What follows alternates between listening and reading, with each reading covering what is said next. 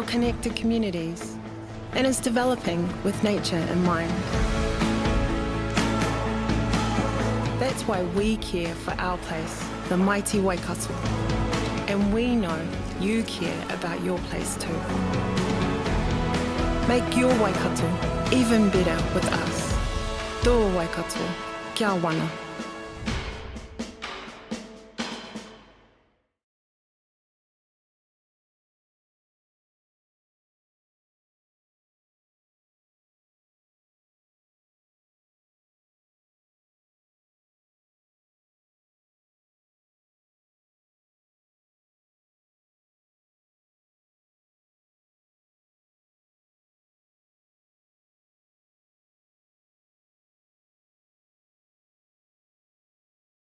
We love where we live. Aroha kauana mātou ki te kāinga. Lots of clean, fresh water, a healthy moana, unique plants and animals, some of which aren't found anywhere else. A region that's adaptable and resilient to challenges like climate change, well-connected communities, and is developing with nature in mind. That's why we care for our place, the mighty Waikato. And we know you care about your place too. Make your Waikato even better with us. Tō Waikato, kia wana.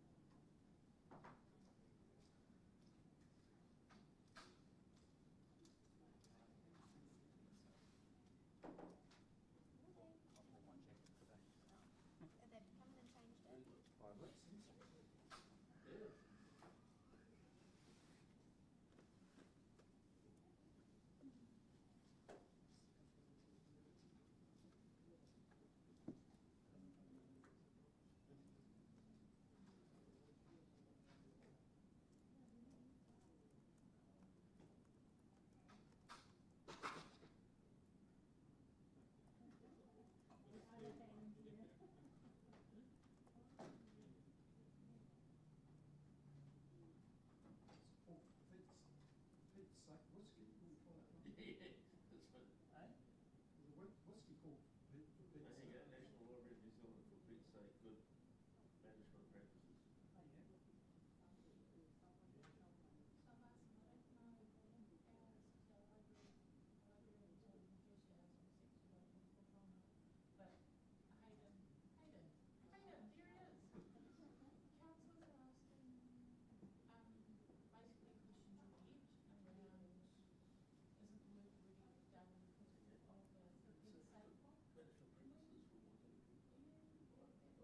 Yeah.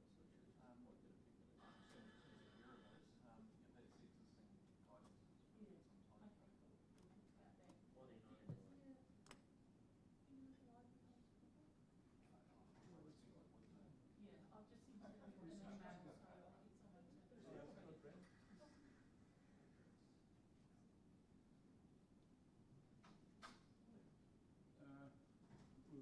Mr. Meeting. Well, he told me he wasn't going to be on today. Oh. Or is it on still? Sorry. Didn't ask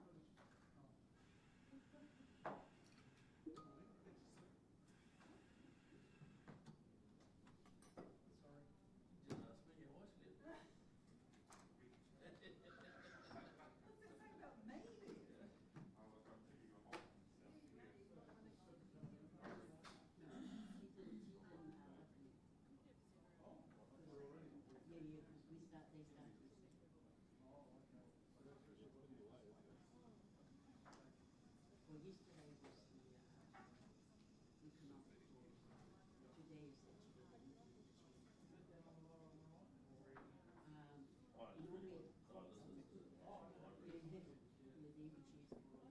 me then? Yeah, because they start this. Well, yesterday was the economic forum. Today is actually the meeting. Normally, the EBG's forum starts today. Thursday, Friday. Yesterday was the economic forum. Yes. So she's planning to join online once the conference is over.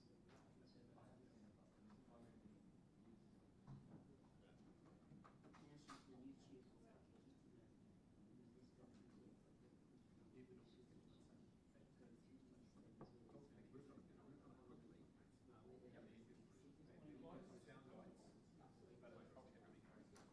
Yep.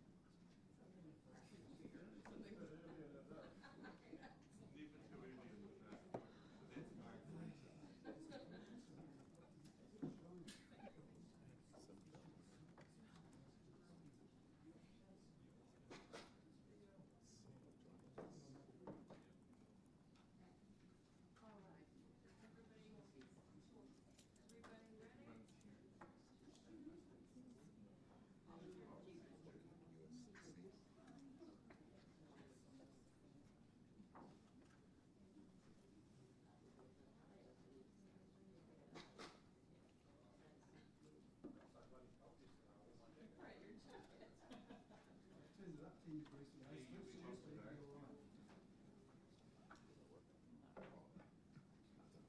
right, councillors.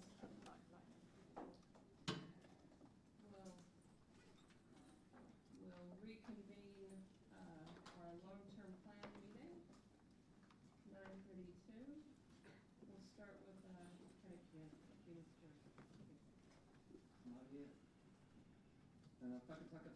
Ki te uru, whakataka taho ki te tonga, kia makinakina ki uta, kia mataratara ki tai, e hi aki ana te atakura, he teo, he huka, he hohu, ti hei mauri ora. Thank you very much. Thank you, staff and councillors, for continuing on with this really important work that's ahead of us. Just giving you a bit of a rundown for today. I do know that everybody would like to see us done today. And the discussion we had at the close of business yesterday was that we would endeavor and continue to work on this, hopefully until we get to a conclusion today. So what we'll do is we'll finish off the presentations for the remaining business cases. Those include the sustainable peatlands, Te Māori, and then we will revisit the biodiversity biosecurity business case. At that point, we'll have a presentation from Janine, our CFO, to run us through what she has heard, and just she's got her master spreadsheet, the oracle of all the machinations that go into coming up with where we're landing this LTP. So we'll get a presentation from her just to walk us through where we might, where we are at this point based on what's been heard in the chamber. At that point, we'll adjourn the meeting and have some further discussions amongst councillors to see our level of comfort and how we can make some progress. After that, we will be going through the infrastructure strategy. We'll be taking care of, there's a few different public transport papers. There's some revenue and finance and rates remission policies to work through. And then we will go through the GOAs just by exception, because there's a few things in those that we need to have conversations about. But that's sort of the plan, just laying it out ahead of you so you know what to expect. All right, so we will start with the sustainable peatlands business case. This is on page 56 in the report. It's item 1415 in the business cases. That's page number 705. Tracy. Thank you, Madam Chair. Dave, if we could just click to the next slide. Thank you. This, thankfully, is the last. Oh, can you just pull it a little bit closer? There we go. Thank you. The last business case from, I guess, our directorate that we have leadership for, but as with all the other directorates, this is a business case that has been put together in consultation across the organisation. We had quite a discussion about this at our December meeting. It was the first time councillors were made aware of the business cases. This is a continuation of work that was started and funded through the 2021-2031 LTP, and part of the refresh of those business cases. You've had a refresh of the healthy waterways, a refresh of the biodiversity biosecurity business case. This is a refresh of the sustainable peat business case. Very mindful, and no, we didn't engineer it for anybody who suspects we may have.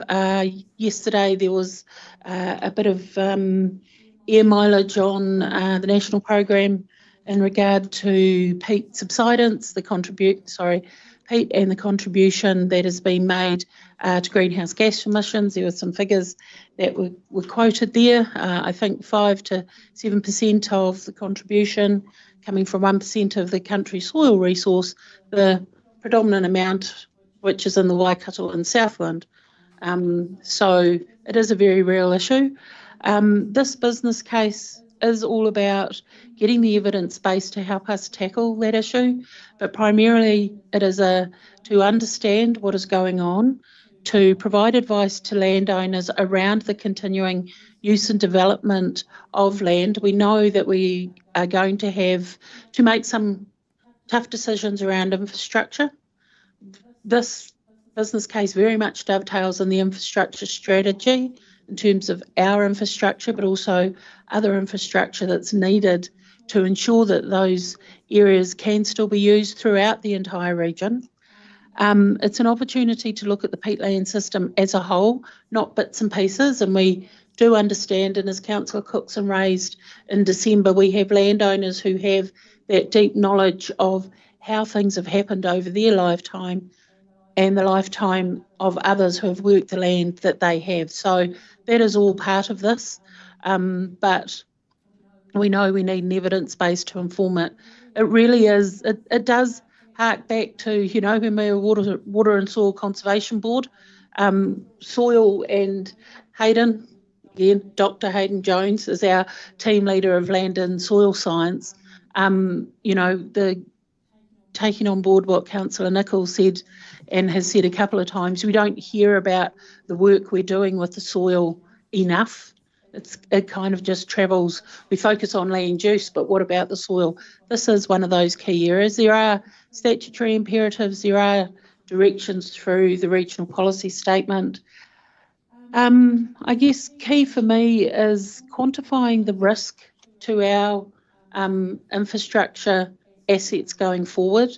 And Councillor Smith yesterday was talking about these assets, all this work we're doing. How do we know any future investment through the infrastructure strategy is in the right place for the right reason, particularly with some of these soils? Really trying to assist our role in understanding the economics of farming and when will it become uneconomic to perhaps farm and use the peatlands, and are there other alternatives? And ultimately to avoid stranded assets. Now, I know I'm the first to say coalition agreements are just coalition agreements. If we look at both the Act and the New Zealand First coalition agreements, they both make reference to farmers and landowners being able to offset against their own on-farm emissions and progress towards working and recognising other forms of carbon sequestration. So this is all part of that. We haven't had any clear guidance from the government on this. I'll be very clear on that. But we do know that on-farm sequestration is part of the National Primary Sector Growth Plan. And we do know that the existing government, the signals we have heard, is support for that. So, Madam Chair, following December, we did go back, we did recast the figures. We had a look, we reduced them and we shifted them out a year.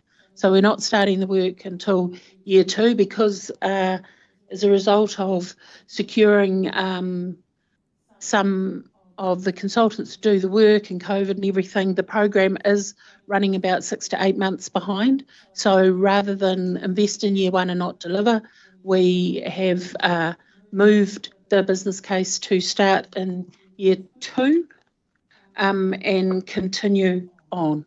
One thing is, and I know councillors have a lot of questions about this, and we've got Hayden here who is the author of the business case to respond to those.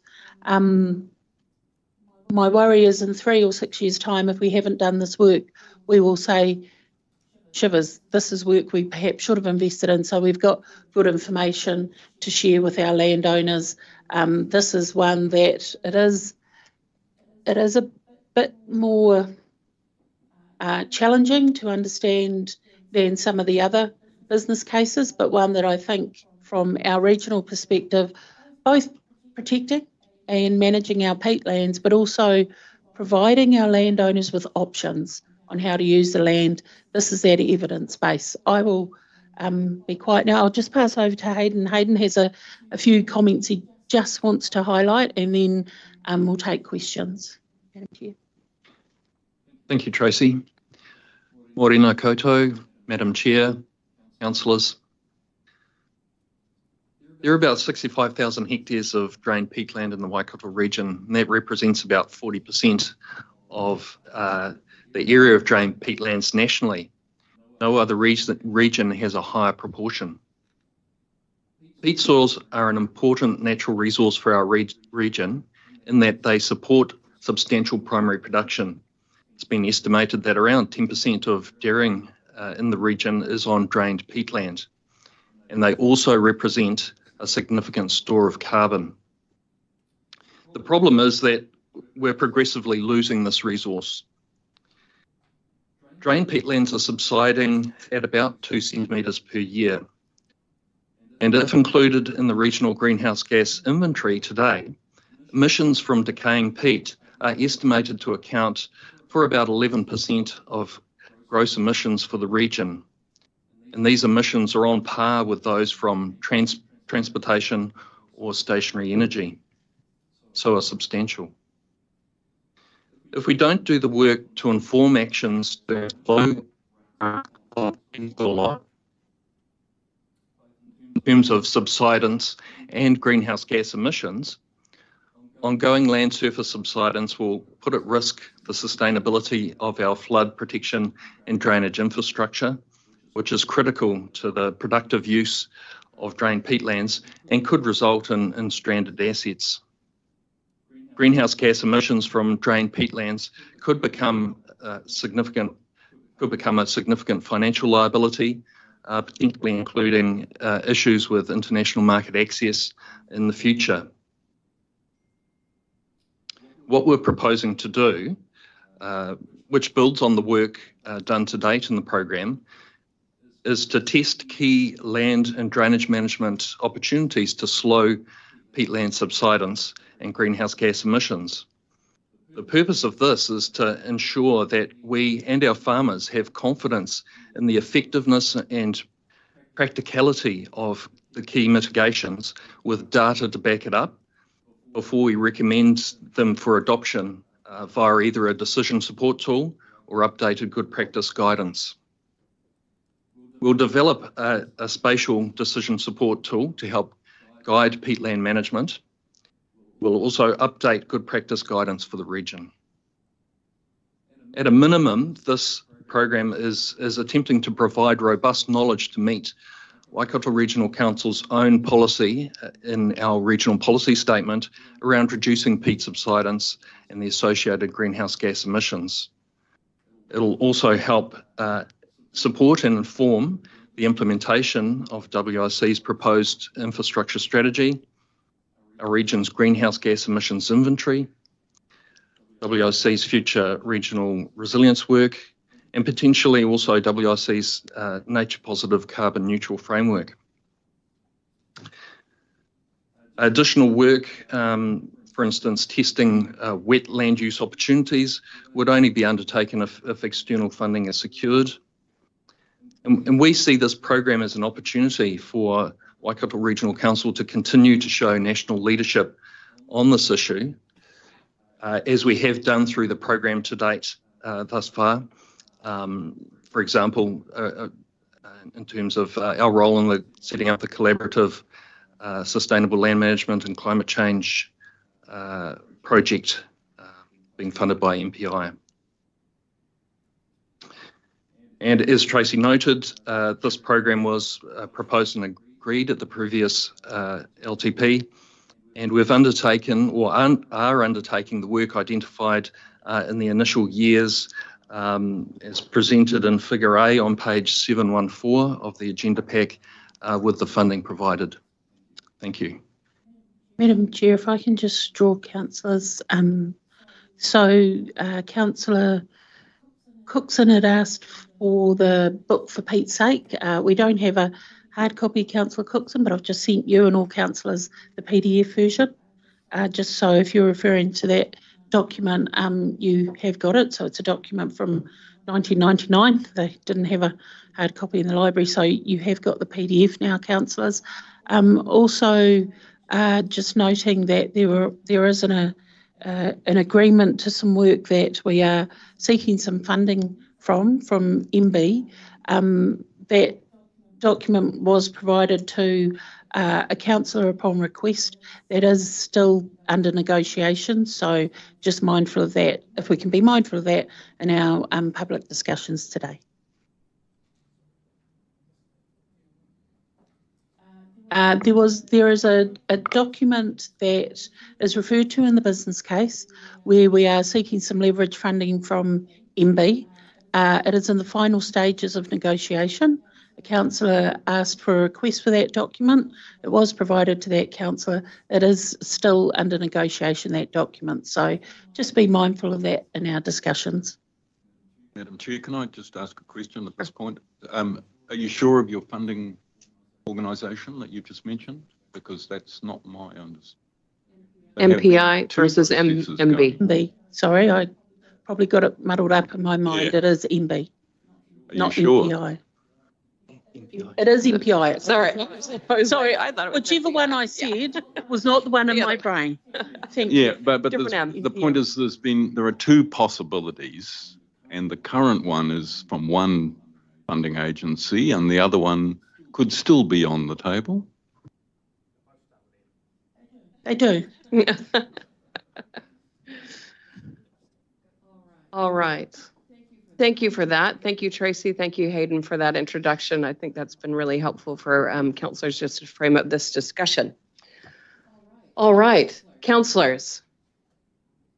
Any questions, points of clarification? Councillor Dunbar-Smith. G'day. The good practice guideline, so you're identifying a problem here in terms of greenhouse gas emissions and shrinkage of peat.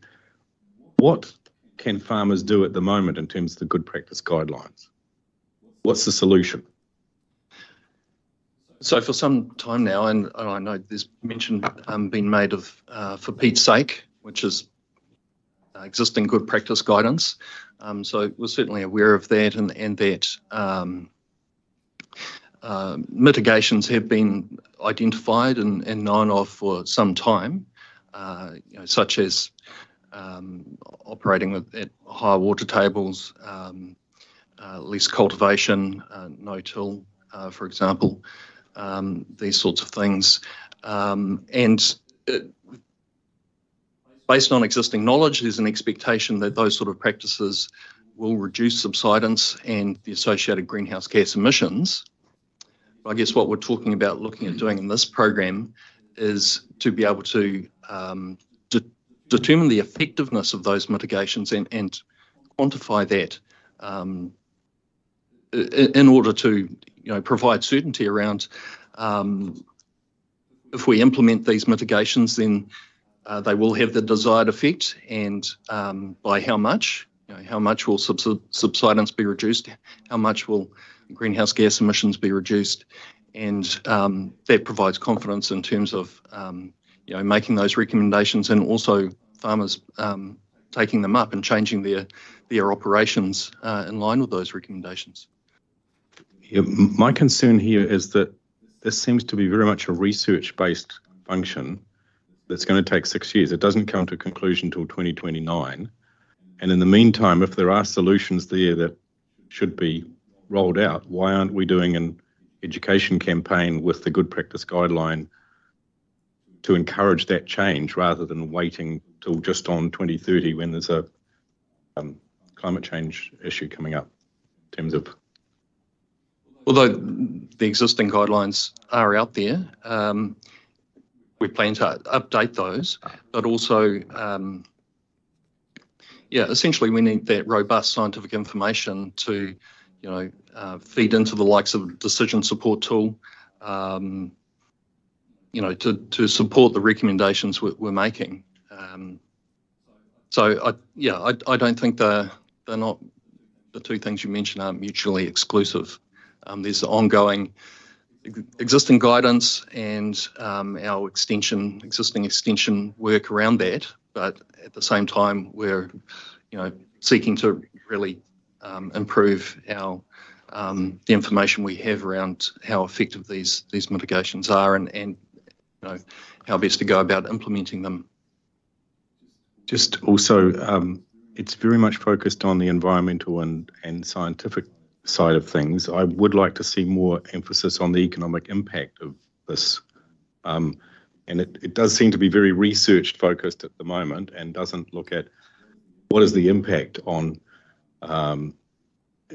effectively 10% of New Zealand's dairying in the Waikato having to change its practices. So implications in terms of social, economic, as well as environmental are factors that will be considered as part of our work. We're getting underway with at the moment in terms of developing a spatial index of vulnerability. So looking at the vulnerability of our various peat areas in terms of their risk to excessive subsidence and mitigations, but also what you mentioned there in terms of impacts of making land management changes or land use change on the social, economic and environmental. That's actually one area that the MPI-funded project will look to address, Objective 4 of that. So that project is, and the funding for it is not for the program we're talking about here. It's aligned, and our work is feeding into that, will feed into that project. It's really about extending what we're doing here to the other regions in New Zealand that have a peat resource and these issues. But yeah, Objective 4 will look at, of the MPI project, we'll look at some modelling, land use, land management modelling to help us understand what the impacts on economics, social side of things of those changes might be, and that information will definitely feed back into our program.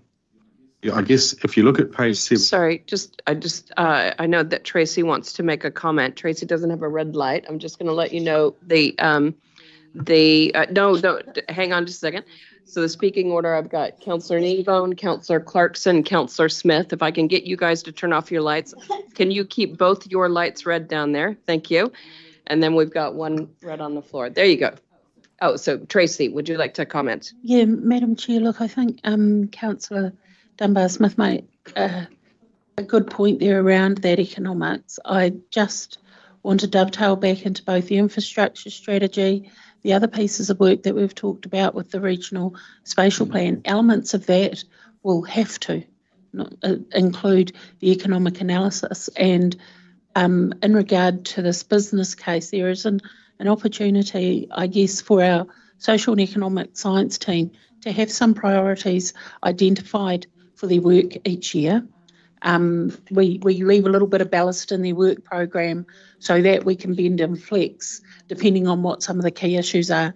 And as Hayden said, as some of the research comes out of this, that is, I think, where we can tandem up the social and economic science team and our economists, and we do have agricultural economists on staff who can start to look at this, because I think, it is both a curse and a blessing of where we are geographically, that we have this nexus of these incredibly productive areas that also happen to be areas that we need to focus on. So I think there is something there where we can actually provide that directive to our in-house team to run alongside this project and do some of that deeper economic analysis that may not be a core part of the project. And that wouldn't be at an extra cost. Just two more points. One is page 740, it's got the timeline for what is proposed. And so basically 2025, we design the experimental work and do the mitigation, but it's not till 2029 or 2030 that we come out with recommendations. So again, it's a research project, and that was one concern. If we're signalling to farmers that there are major issues sitting here, it's 6 years before anything pops out from us. So there is a research component in that, to be able to gather this scientifically robust information, will require some research, but that's not the end point of what we're trying to do. It will take some time because to test and monitor the effects of the key management practices we're looking to test, it's going to take time to monitor those changes occurring out in the field once the the mitigations are put in place in the field. So necessarily that work to gather the robust picture of what's actually changing in terms of subsidence and greenhouse gas emissions in response to those actions needs to occur over a period of time. I don't see a way around shortcutting that. Madam Chair, we're not operating in a vacuum at the moment. And I understand what you're saying, 6 years, then we publish things. We undertook our survey a couple of years ago now, Hayden, and we've been talking with some of the landowners on those findings. So all along the way, there are informal conversations about what can I do better, how can we work together, what can we do. So a lot of that happens, but I do appreciate what you're saying. It looks like we won't have a final product for 6 years for something that we're saying, hey, this looks like we've got a sense of urgency, but we'll hurry up and wait for 6 years. And just last point is, if you get the MPI funding, on page 730, there's a note here. A risk of researching alternative wet land use options is that it may raise significant concerns amongst communities potentially impacted. So it's going to make concerns among the communities, which is why the good practice guideline needs to be out and operational as soon as possible. Yeah. And possibly, yeah. So. Through you, Madam Chair, this is part of that conversation that we are going to have with our communities around the ongoing ability to use land in the way we have always used it. I guess what we are signalling here on that page is that, again, the conversations with the landowners and that engagement is going to be critical before we publish anything, because it will raise concern. There might be alarming information come out, there might not be. We don't know yet. We're not making any calls. We're not going in with any assumptions. But what we did want to signal is there's an element of engagement to this project that we need to get right. Thank you. So this is about establishing the evidence base to inform the conversations we have with anyone, whether it's landowners, whether it's community, whether it's central government. It's about providing us with the evidence to refer to as opposed to what we think might happen. Correct, Madam Chair, and I know some councillors in the previous term, I haven't heard it this term, but in the previous term, councillors said, so this is going to be used to stop people farming. Not at all. It'll be evidence that's used so we can have the right conversation with people who don't quite have the right end of the stick. And if we are going to be making recommendations and working with our landowners, then we need to be sure that it's information we can stand up and speak to with confidence. Councillor Kneebone. Oh, thanks. Look, I'm really supportive of this project and the optimal proposal.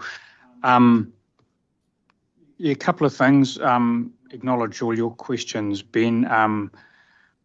To my mind, we know that, my opinion anyway, obviously we need to be looking at these alternative land use options, but I think we have to be realistic, and there's not going to be a significant change of land use in the short term. We'll end up with a whole lot of stranded investments and things like that. So we need to be quite, I guess it's about getting those comms right, as to Ben's point, hey. I have no idea what the uptake is of the likes of all the stuff in the For Pete's Sake booklet, but I'm guessing it's a broadly similar curve to uptake of good farm management practices on hill country as well. You'd have a better idea than I would, Robbie, but it just sort of seems to me there's an opportunity here with the freshwater plan change and farm plans. I mean, we know on those maps which farmers this affects, to perhaps blend something into there to help speed up the uptake of those good land management practices on peat as well, So, yeah, that's kind of where I'm sitting. I don't know whether this book could do with a bit of a refresh or not to help. Just a quick refresh and 1990, last century. to help Understood. help sell it a bit better, you know. But yeah. Yeah. So yeah, supportive. Councillor Clarkson. Yeah, I'm just acknowledging all of the points that have been made. I'm sort of still sitting somewhere in the middle. And I just need some assurance, really, because I'm actually dredging back through my memory. We did get a presentation on the research proposed in a workshop, and we went through it in quite a lot of detail, I thought, and I was probably the person who said I thought that the research looked a bit too academic. And I'm still somewhat concerned about that because, you know, the paradigm that's being used here is one where you're saying things like, oh, we need the evidence base, but you're not being precise about what you mean about the evidence base. I'm imagining you're wanting a better spatial coverage of the evidence, or you're wanting focus in certain parts of the region where the problem may be more critical than others. I mean, it's not just about an evidence base, because the evidence base actually already exists. The evidence base is, you just quoted at the beginning of your introduction, you gave us the average rate of subsidence for the Waikato region. You must have got it from somewhere. So, yeah. So what I'm seeking assurance of, I think, is around the notion of what I would call research by management, as opposed to just data collection to provide an evidence base to document a situation which we know is continuing to degrade. We've got to be way closer to the end of helping landowners who already want to do stuff, actually, and there are a good number of them out there, to get on with it. And that's where I will also make the connection to the Natural Heritage Fund, because one of the things I would like to see in the Natural Heritage Fund would be some recognition of how we might fund people, for example, the people up near Tarahapi who've been proposing retirement of wetland, to re-wet and to even consider other ways of farming, pollutoculture and stuff like that. Because what we have here in front of us is this long chain of interaction between collecting the evidence, developing policy, influencing practice, which I agree with Ben is way too long.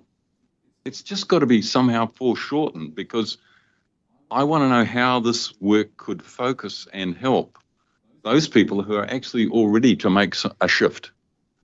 And because it's staring us in the face, we know it's going to affect our infrastructure. We know that if we keep on going the way we currently are, we'll end up like parts of the Netherlands. And in fact, we have parts of the Waikato that are already in that scenario, to be honest. So look, I need that assurance. And when I say research by management, that is actually really getting alongside landowners who are manipulating the farm that they might be on, or trying different sorts of farming practice. And I think that's what you're saying, but I want a direct, affirmation that that's what you mean, because if it ends up being too far down the academic end, it won't deliver for us. And I also want some assurance from you that the way this work interacts with research being undertaken through other funding sources will be absolutely and properly integrated.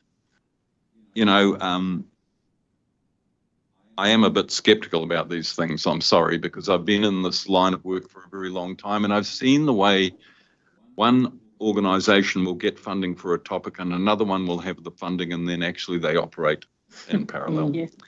So, yeah, look, so I'm in the middle, and I guess I'm concerned about that long wait.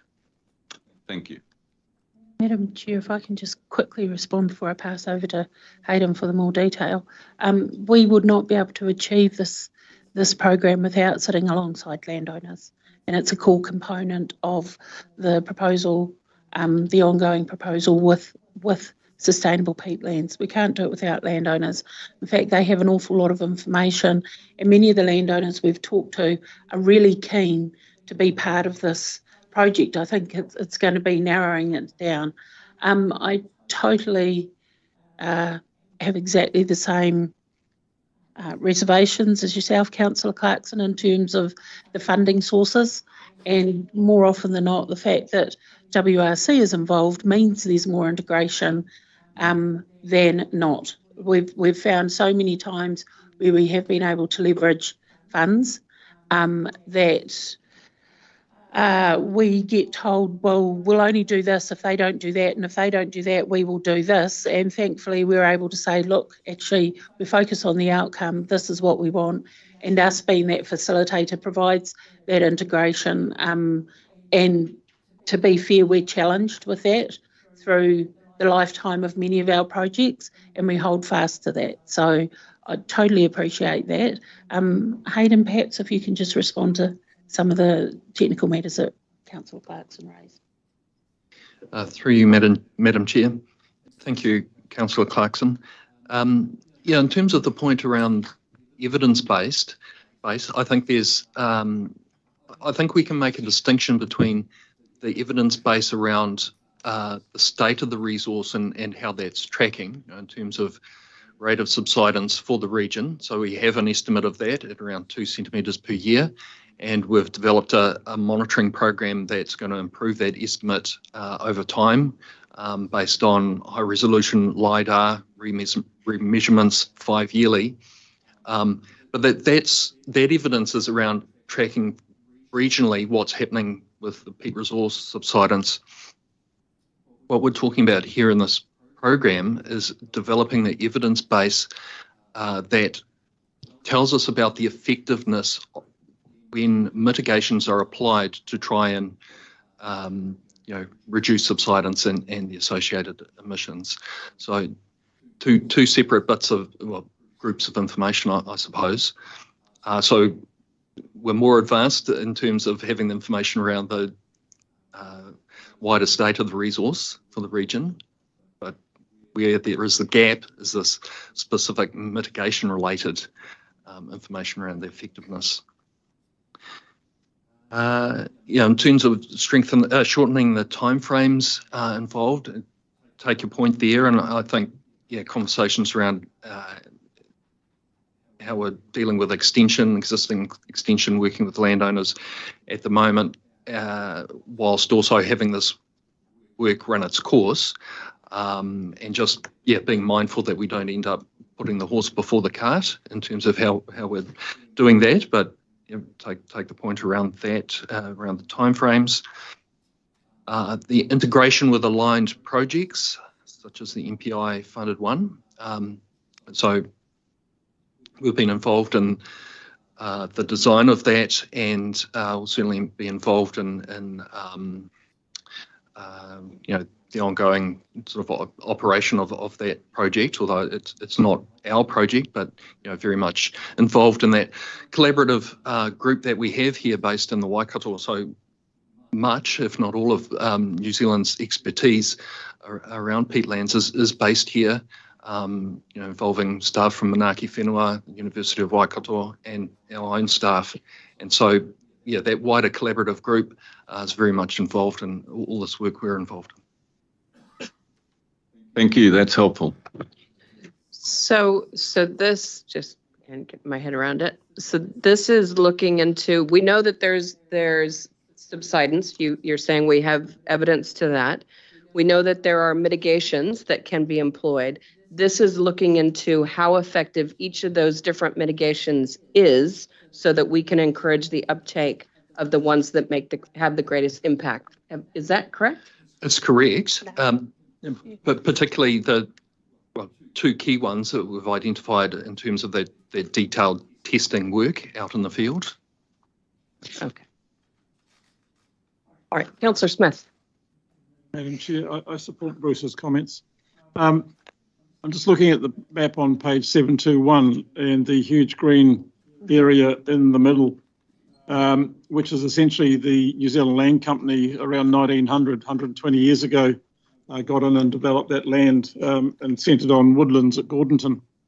That area was within the Central Waikato Drainage District area, which I chaired the committee of up until 4 years ago. It's within the subcommittee area now of Lower Waikato. It's interesting, there are examples there where the peat has shrunk over 6 metres in that 120 years, which is a rate of 50 millimetres a year. It's very easy to take people and show them one particular example, which is phenomenal. And hills or little mounds have appeared that were never there before. So during the time of chairing that committee, we had landowners who continually enlarged their drains, wanting to dewater their land. The committee, using information provided by staff, were adamant against enlarging drains to get the water that was in the enlarged drains away. Basically, if you know a computer system, you can have a cable, but if you have a smaller cable, there's a choke point, but like electricity, I suppose. The same thing was happening with landowners in particular places where they were enlarging drains, but we wouldn't yield and increase the dewatering.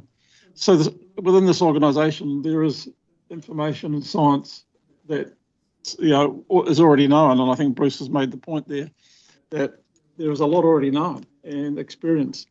So I'm concerned how much more we need to do, but with Pamela's clarification a moment ago, this is about producing best practice, I suppose, is to put it in my words.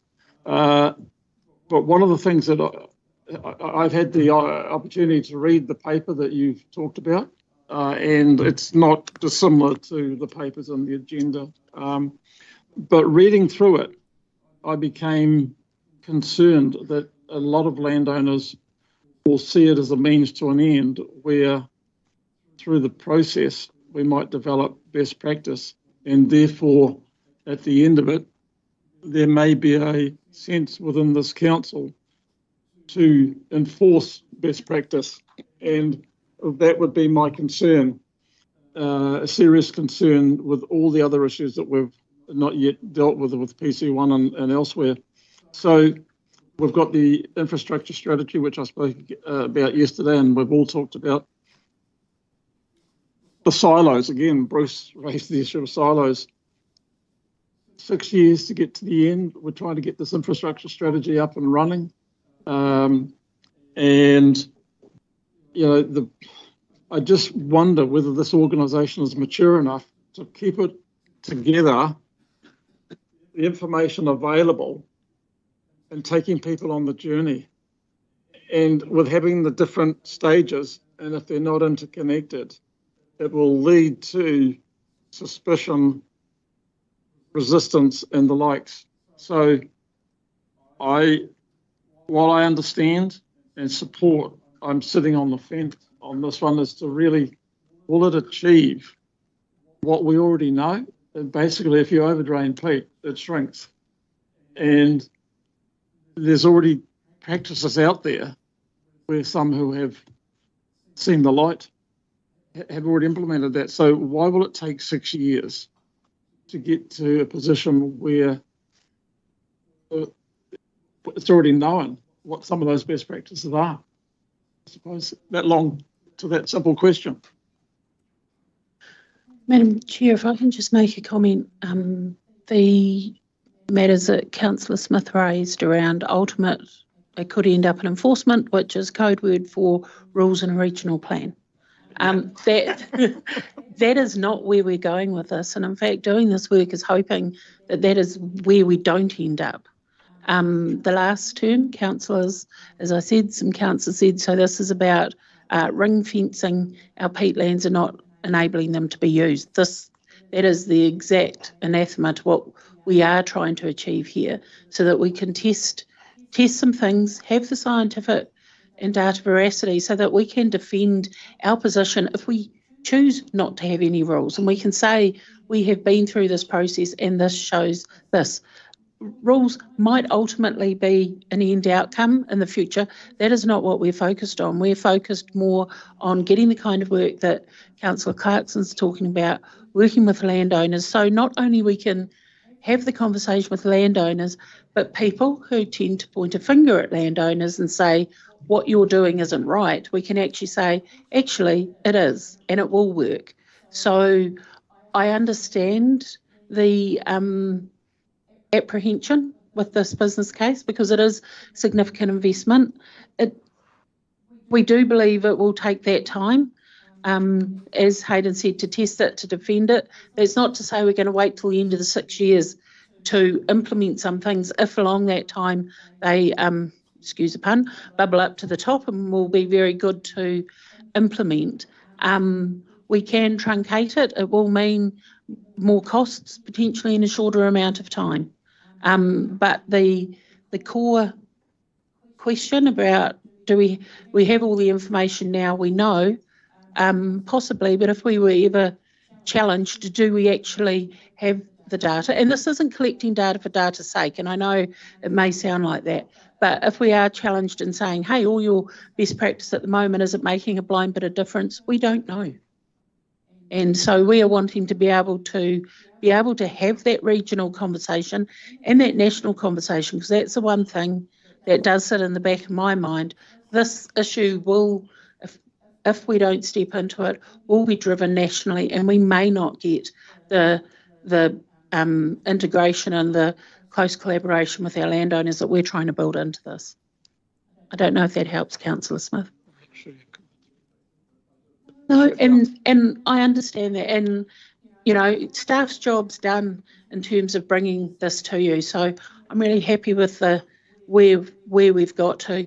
What council decides, council decides. Thank you. Yep. Thank you, Madam Chair. All right, I've got Councillor Graff, Hughes, Marr, and Cookson. Councillor Graff. Thanks. You've already answered a few of the points I was going to ask. Just again, 10% of dairying, was it in the Waikato on peak, or is it nationally? For the Waikato region, I believe. 10% is on peak dairying. That's an estimate that's around. And is there, do you think, is there a long-term desire to move dairying away from peak? Is there a national long-term, is there an international desire? I think it comes back to what Councillor Kneebone said. If there was a desire, it would happen over a 10, 20, 30-year period. There's definitely no desire from any staff in this organisation to make that happen. And the whole purpose of this is to understand what that mix of land uses are going forward, including the present land use. So the thing is, your intent may be good, but this to me seems a little bit like locals maybe being required to fund their own demise in regard to farming, because once this work comes out in 6 years or whatever it is, what's to say the government or international interests get hold of that research, say, look, there it is. It's not looking good. The end of dairying or whatever on peat. That's just what I'm throwing out there. I don't know if that's an interest to the guys who are actually farming. I'd like to hear from them. But I think that's my point. Thank you, Tracy. Questions? Yeah. Madam Chair, that's recognised as a valid point for not only this work, but a lot of the work we do, particularly around water quality and water quantity. People will say, so if you get the data, will you use that against us? No. Thankfully, if we want to implement anything, we need to go through that process so people can. Yeah, so I think what I also had here was that could it be used to justify prohibition of dairying on peat in the future? So it could be used. Yes, is the honest answer. It could also be used to justify the ongoing operation of dairy farming on peat in a particular way, implementing mitigations. through you, Madam Chair, as a scientist in Regional Council, we see our view as providing the information to inform, providing options and the scientifically robust information around those options and so forth to inform decision makers such as yourselves. Councillor Hughes. Thank you, Madam Chair.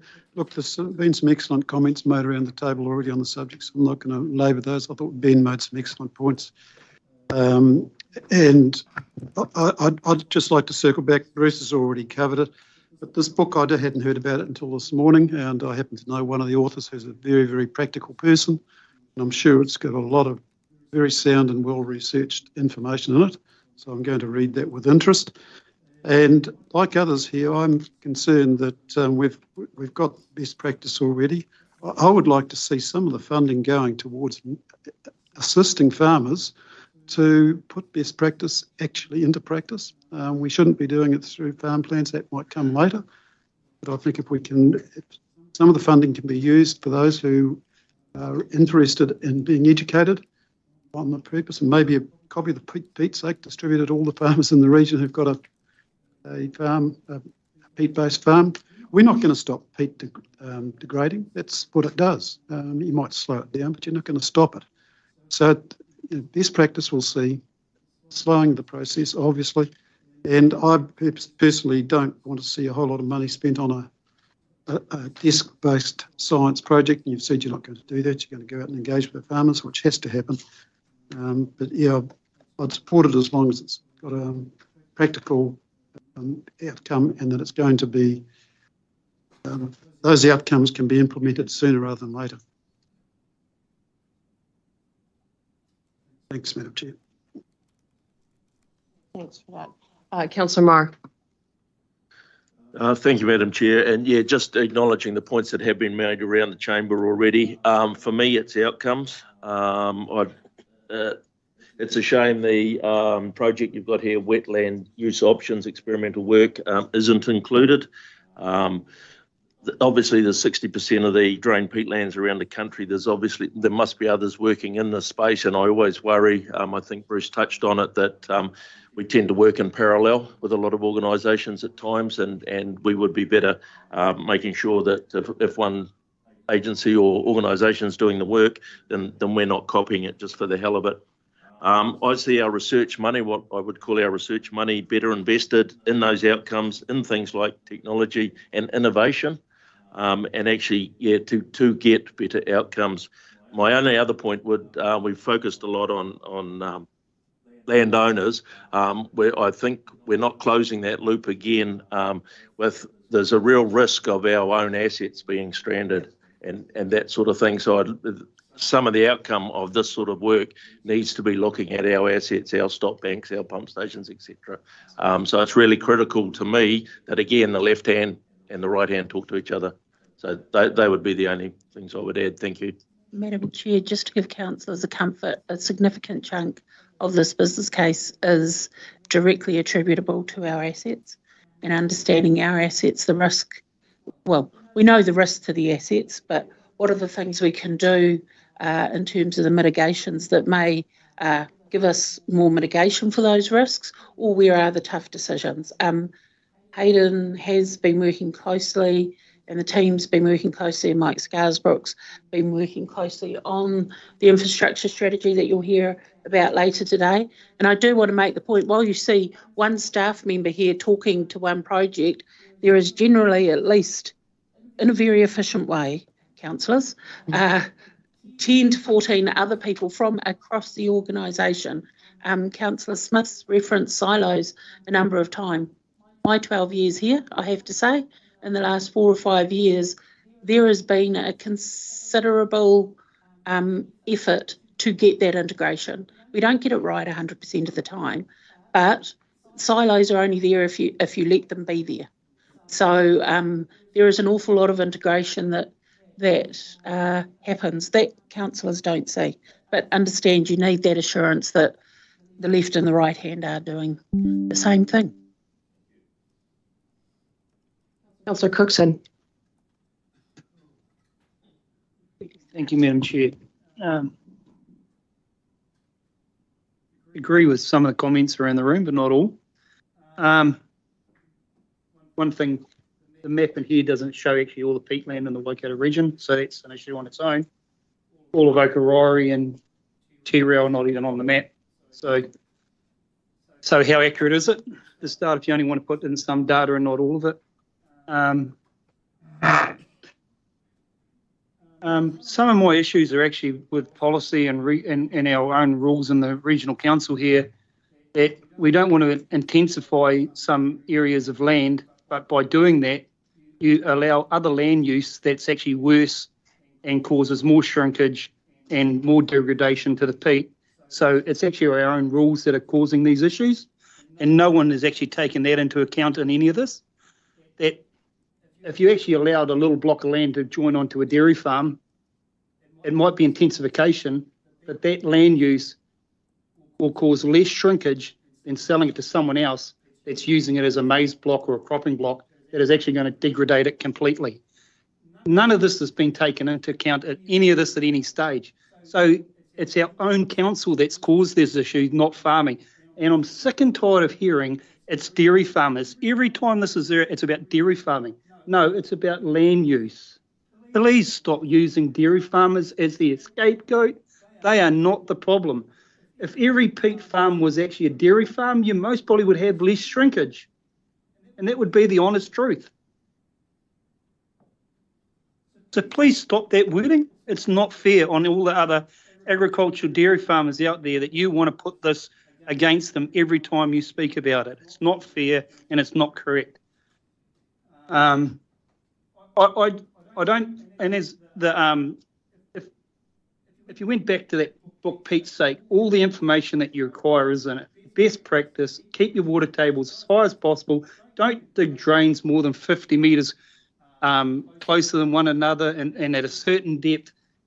All the things are there that you need. That's the best practice. If you stick to that, you will make the environment a better place. I just don't understand why we want to go down this track of investing here, opening up a can of worms and going, now you can't farm because of this and this and this and this and this. That's where this is heading, and I don't agree with it, and I'm not agreeing to supporting it at all. As I said, I don't know how much more you want me to say about it, but I totally disagree with it. I'm not supporting it. Thank you.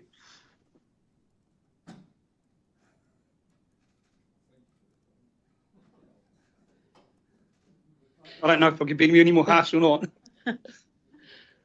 Are you good? Anything else you want to add? I'll come back at another stage if I have to. Have another bite. No. Oh, yeah.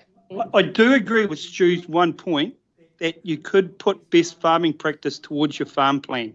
That may help with actually helping things work better in the future, that farmers have a direction of to go to, or how to make their farm management better of how they're managing their farm. But And again, what we're trying to do here with this is determine which of those practices has the greatest level of impact, so that when we're working with farmers to develop these farm environment plans, that we have evidence that backs up the advice and the prioritization that we would suggest. Yes. Be 5 years too late for those of us in the Waipa catchment, Madam Chair. we'll be plowing it up. Councillor Nicol. But for me, a lot of comments that Bruce made, and there are others made that I've agreed with, but I'm going to keep it short. That practical outcome is obviously really important. And for me, you are obviously working with landowners to do these projects, if, should it progress. I want, for any landowner that wants to be part of it, to trial things, to bring about knowledge, to have a good relationship with us, to be able to be part of it. So I hope that, should it happen, that is something that can happen. And I wonder, through things like updating Pete's Sake and being able to have that discussion ongoing, they can get something from us if they were to hear about it and want to engage. Obviously, I think it is worth funding this project to continue on the work from the previous time, because there is that linkage with our assets, and that's why I think it's sensible that we are part of this work, noting that there's other funding sought from elsewhere and that other project that is already happening, which aligns with this project, and these things need to talk to each other. The last, I think that's most of the points that I needed to make, yeah, but mindful that the spotlight will stay on this or increase on this, so it's something we need to know about. Councillor Kneebone. Oh, it's just cogitating. It's a bit of a shame that presentation we had from Dave Campbell and co from the university a year or two ago, we couldn't have it now because there's a whole bunch of stuff in there that I wished I could remember. But I suppose for me, Robbie, one of the things, and Ben was saying to me before we started the meeting, I'm really concerned that if we don't do a bit more research, this really crude analysis of how much drain peat is contributing to greenhouse gas emissions is just going to be applied across the board to everyone. Now, as you've acknowledged, some people are doing a really good job of managing their water tables to minimise peat shrinkage. Other guys are no doubt doing a crap job, and there'll be a whole bunch in the middle. Everyone's going to get tarred with the same brush if we don't understand a bit more about what we're doing, is kind of how I see it, and so because to me, if it was really clear in everyone's minds, then the laggards would all be doing the right thing, but they're not, so I'm still really supportive. I think we need to push ahead with this, Madam Chair. Councillor Smith. Yeah, just a question, and it may be seen as a pedantic question, but the reality is I do hope our work supervisors and the drainage staff that we have, who have got incredible experience and knowledge, who have been really into this stuff, actually part of this. They're the guys who are actually doing it now, supporting the farmers. Councillor Dunbar-Smith. Yeah, just very briefly. So I think the message coming through is we want something practical and something soon. And I'd like to see some kind of timeline before the end of this year where the good practice guide is actually circulated to farmers and is proposed to be included in farm plans, and so that's done sooner so that people can actually work on it. And the second suggestion was picking up from something Bruce has said, is if we are putting money more into the Natural Heritage Fund, whether there's a subcategory that is specifically for people doing work on peat within their farms, so that you're getting actual community buy-in to this project, that you can study that as well, and it's much more cost effective. So just a thought. Madam Chair, if I can just respond to really, really great suggestions. The first one, happy to bring something back. I mean, I am loath to send this document to all the farmers because, there needs to be a program developed as to why, and communication, because it will be, okay, we're all being tarred with the same brush. So I think there's something there we can definitely work up for council around how do we get this front and centre again. Mindful if there's work going on central government that we are sending the right messages before some of those messages come down. So Madam Chair, happy to take that away and bring that back through the appropriate committee, whichever one that may be, so council can understand that. And we can do that within existing work programs. We don't need to have a big conversation about what that'll look like, but we will have to have conversations with our comms team who can help us through that. So I think that's entirely doable, and that's a quick one we can make happen. If this additional investment is supported by council, then there is also some communications into the work that we're doing here and why. If it's not, then we can still have communications about what our ongoing work is across the organisation in the different parts that we touch those landowners out there. In regard to the Natural Heritage Fund, Patrick sitting behind me, he's the gentleman to talk to and respond about that matter. Councillor Smith, did you have if this is supported, please you come through to the subcommittees, Definitely. Those landowners, they're right in the middle of this peat stuff. Yes, Thank definitely. you. Right. Thank you very much for that. Really appreciate the collective commentary around the table on this particular item. I think it leads us to a better outcome should council choose to support this in the whole. I think you've heard very clear guidance around the practicality, around the timeliness, around the need to, while we're researching, ensure that we're having the right conversations to enable farmers to make the right decisions around their own land use. And I'm reflecting on Councillor Clarkson's comment about using the Natural Heritage Fund to incentivize change, and Councillor Cookson, you've mentioned that as well. Can we utilize funding to enable farmers to perhaps retire aspects of their farm, put it back into a wetland, and can we build the recognition of the value that provides to our region into the way we operate? So thank you very much, everybody. I really appreciate that discussion. Madam Chair, can I just ask a question around process? So there's been some suggestions about a more outcome-based research project from a few of the councillors and that sort of thing. How would, or is there a direction that something like that will come back to us as part of this process, or no? I'm just not quite sure if we wanted to tinker with it. So, Madam Chair, is there an ability? Just what usually happens is here's a business case. If council endorses it, that's the foundation that staff set upon making happen. We have noted, both Hayden and I have got pretty comprehensive notes, so we know where, if it was to be supported, where we need to focus more on. I think also because this is a topic that council has shown a higher degree of interest than perhaps some of the other business cases you've heard me blurb on about, that this can come back through a committee so that it is reported back to council, so you do get that oversight and understanding. And what we can do is bring it back to, and we'll have a conversation about the most relevant committee where you can see those changes made in the business case if it's supported. Thank you.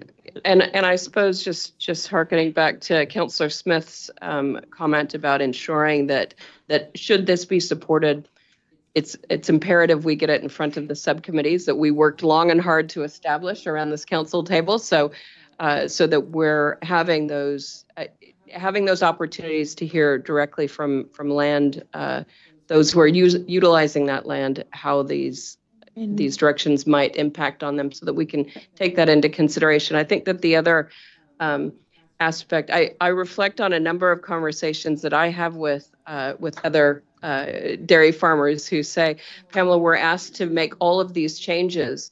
I can't afford to make all the changes at the same time. Help me understand which one I need to pick first. And I think that that's what I'm taking from the commentary I've heard from yourself, Hayden, and you, Tracy, today, is that that's what this program is trying to do. It's trying to help farmers identify which practices are going to be the most impactful in mitigating some of the issues that are before us. So as long as that's what is the outcome, that we're very clear with farmers that if you choose A, B, and C, it's a much better investment than, X, Y, Z. Thank that you, would be Madam Chair. helpful. That sums it up really far more eloquently, I think, than we've done in the last few minutes. One thing I do want to say in respect to the subcommittees, that goes without saying that we'll be talking to them. But coming back to my comment I made yesterday, there's a lot of things that are happening in this LTP. What I would be suggesting is when the subcommittees meet at the most opportune time, there is a presentation of what is in the entire LTP, what they can expect to see, and where they can see their place in it. That, of course, is something that Greg and his team will do, but we are more than happy to tootle along to any of those. Well, and that's how we illustrate the integration of all of the work streams that we do. Yes. Yeah. Madam Chair, Greg and I talked on this subject this morning, and the first Waikato one is on the 1st of March, and the Hauraki one is on the 16th of March, and they will be LTP focused. If Greg wants to add to that. So you've got the timeline you need to be ready. Now, Councillor Downard, I did have a note. Did you want to make a comment? Just, isn't there any other agencies that are doing this research? You know, we've got Waikato University Associate Professor David Campbell doing a lot on it. You know, are we 2.447 million over 5 years? You know, I agree with Bruce that I think we could put it to more better use, because I believe that that information's already out there. You know, a lot of work has been done on this, especially I think it was presented to the Labor government that it needs to be looked at, because it's something like if the true carbon dioxide that's coming out of peatlands is 3 to 4 times what, half to a third of what cars and trucks produce, and more than what coal and gas electricity uses. So I think it is a big thing that a lot of research is going to go into this from other agencies. So that's my 2 cents worth. I just like to put it into like the heritage and. Thanks for that.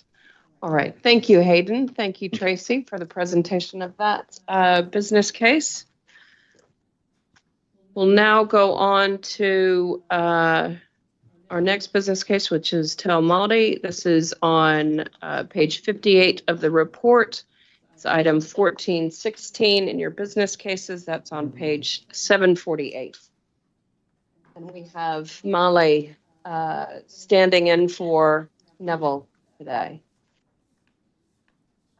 Welcome, Male.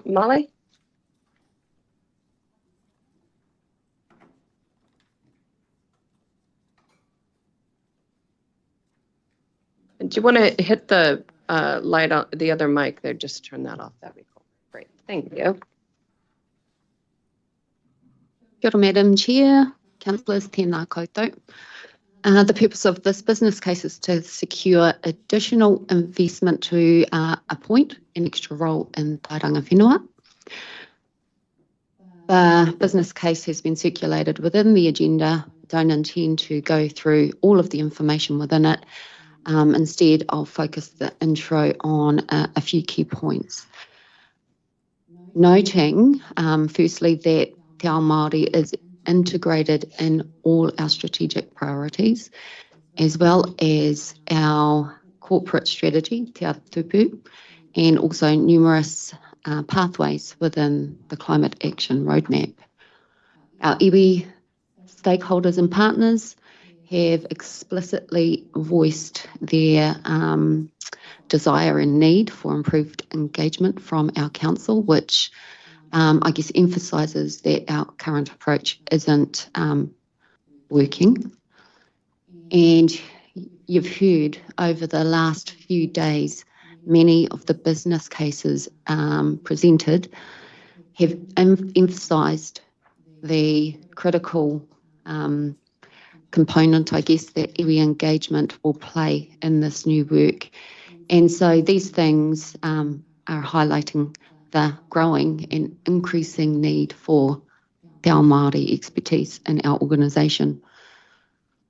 High-level summaries of all of the business cases were previously provided to Council, and during that workshop, Council expressed an interest in this business case, but also specific detail on a number of things. And so within the business case, we've also included information about the effectiveness of joint management agreements, how iwi partnerships are currently structured and resourced, key performance indicators in this area, the current level of internal resourcing, iwi capacity funding, and also how the additional resource will transform our approach. And just on this last point, the additional resource sought will enable a strategic shift and reallocation of senior advisors within Tauranga Whenua from currently disciplined focused roles to support specific directorates instead in a holistic manner. And this is very much inspired by the business partner model, which a number of other corporate functions across the organisation have. employed or implemented within the areas. This move to this model will not only optimise our service delivery, but it will also maintain the centralised Te Ao Māori expertise under tairanga whenua, which is really important to ensure there's accountability, visibility, consistency and cohesiveness across the organisation. And so just lastly, Dave, moving to the second and last slide on this topic, the additional resourcing that is sought is 150K on an annual basis. 105K, sorry. That's it. Over to you, Madam Chair. All right. Any questions? Any further clarification? Overall support? Sorry. Councillor Marr. Yeah, hi Marley. Just excuse my ignorance, discipline focused and the change in that. Can you just blow that up a bit for me, please? Yeah, currently each of the senior advisors hold responsibility for discipline-focused matters like iwi engagement, strategy and policy, and cultural competency. So those functions are performed by individuals within the team. However, what we're proposing here is that individuals within the team are able to advise on all three of these disciplines in a holistic manner with support directly to directorates as opposed to across the organisation. And can you give me confidence in we reoccurringly hear that our iwi engagement isn't working. So one more person's going to make that much difference? Additional resource will certainly assist because at the moment we lack capacity within the team to get involved in all of the iwi engagement that is happening across the organisation in the manner that we would like to. At the moment, it is currently focused largely on providing advice. What we would like to do more of is implementation. And so that is going along with our staff to iwi engagement opportunities and getting involved in a more meaningful way. Thank you. Cheers. All right. Speaking order, I've got Councillor Clarkson, Graf, Strange, and Mahuta. Councillor Graf. Oh, sorry. Right. Councillor Clarkson. It's all fine. Yeah. So I'm really interested in the concept of that integration and a more holistic approach. And I just wanted to draw your attention to the biodiversity biosecurity proposal that came into us and the element in it relating to restoration on Māori-owned land. And as it's currently been proposed, essentially it's not been allocated funding. I just wanted to know, is there a problem here with people being spread too thinly? It's sort of the same issue that Warren raised, but particularly, where do you see that element of biodiversity, biosecurity interacting or being integrated with this proposal?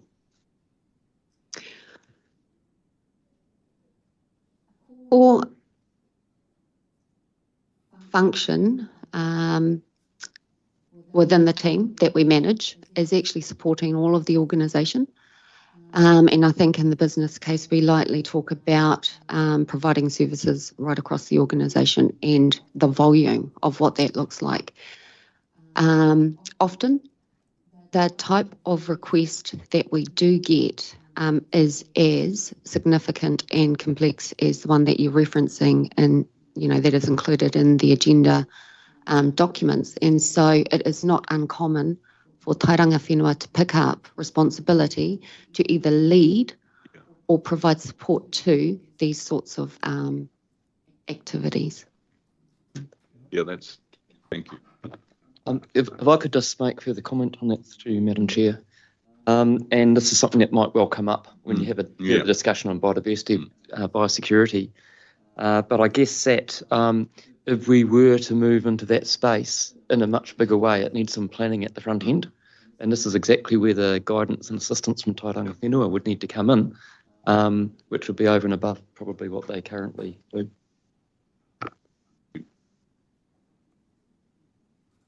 Councillor Graf. Hi, Marley. How many members or team members are currently in the TRW? We currently have 6.5 FTE within the team, and so that includes myself, a coordinator, and a number of advisors. And this new role would have a dedicated purpose, or is it just part of everyone working in together? The new role is a kai tohu or a senior advisor, and that senior advisor will bolster the number of senior advisors that we have. We currently have 3. That will bolster to 4, and that will assist us to then move to the optimised service model where the seniors are supporting directorates, specific directorates, in a holistic manner in a senior advisor capacity. It will enable them to, in the first instance, connect directly with senior leadership teams within our directorates, understand what the needs of those areas of the business are, and can contribute in a really meaningful and significant way into planning, in the first instance, the work that is most important in these areas and how we might be able to create the most impact for that particular area of the business, as well as followed by, I guess, implementing the work required and supporting the work in those areas.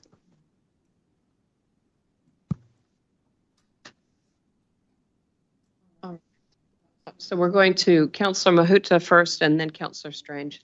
Councillor Mahuta?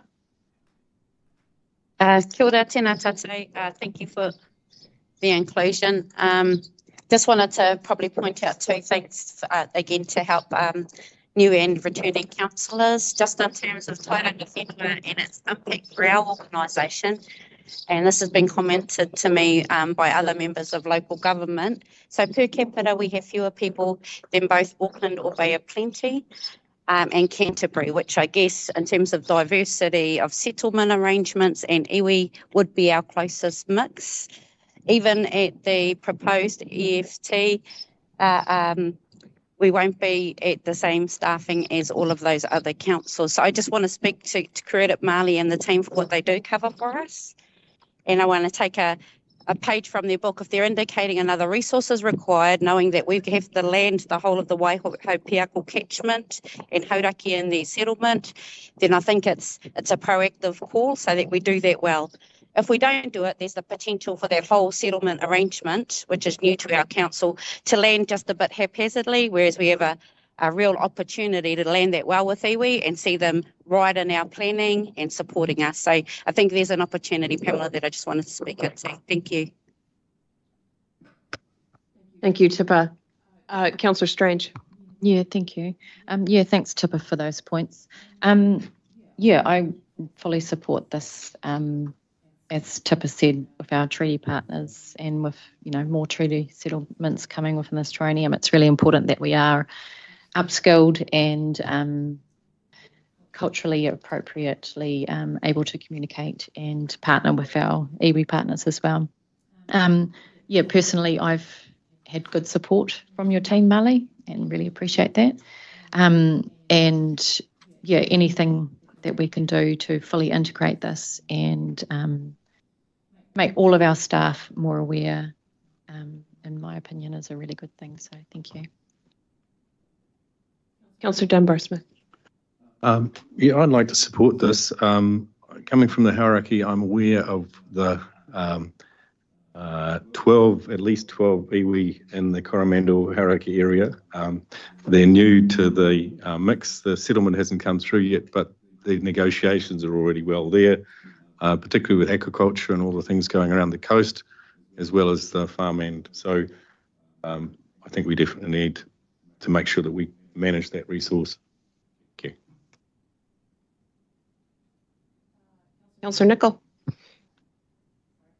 Yeah, thank you, Tipper, and Ben, agree with those comments. The thing I really liked about this was the business partner model. Just from conversations I've heard here and there, this would resolve the concern I had, because I can see how staff in a directorate will be able to build a real relationship with a member of your team or two, and ask all those questions in a really comfortable way and so forth, which can be hard when there's each time you're doing something slightly different, a different member to go to. So since the business partner model works well in HR and health and safety and environmental side of things, it just seems such an obvious solution for, like I said, resolving some of those concerns I had. And that this is really good. Thank you. Councillor Kneebone. Yeah, no, I'm supportive. Thanks, Marley, Madam Chair. Thanks for that, and I agree with the points that have been made, particularly in terms of support in the Haraki settlement area. And I reflect on the business case we just heard around utilization of peat land, and one of the biggest owners in the Waihaupēako is Māori, right? So, so I think that ensuring that we've got the appropriate level of support as we have some of these more difficult conversations, I think that that's really imperative in terms of us being able to make positive progress with those conversations. Councillor Hodge.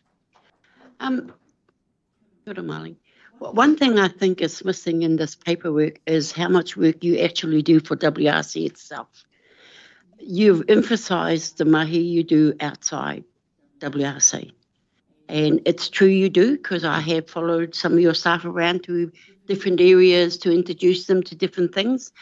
What you haven't emphasised in here is what you actually do within WRC itself to ensure that the Māori cultural te ao Māori view is seen by all of the council. So all I'm saying is that they do a lot of work within WRC as well as outside. And Tipper and I, as Māori councillors, we have been following them since we started. So they've done a great job, and te tautoko au ki tō rei. Oh, Councillor Clarkson. Yeah, I just wanted to make clear my inferred support before is real. I agree. I support this one. Awesome. I love that level of clarity we're all getting to as we move through these. Those first few ones were a little bit, we weren't quite as strong on our support or otherwise. So I like how we're picking that up. It makes it much more easy to model some of the implications of these decisions that may be before us. So thank you for that. I know. All right. Okay. Is that the last of the business cases? No, right. Biosecurity, biodiversity. This is the revisit. This is 2.0. Sorry, do we want to have a 10-minute break before we get into this? Sorry. Okay. We'll adjourn the meeting. It's 11 o'clock. We'll adjourn and reconvene at 10 past.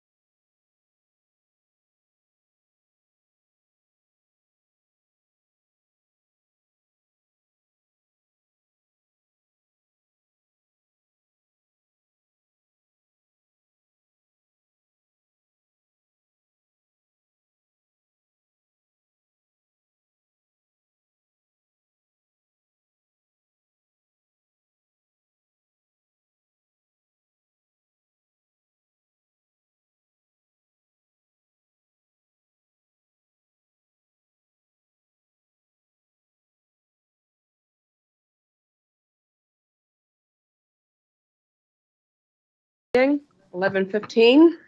Okay, so now we are going back to the biodiversity, biosecurity business case.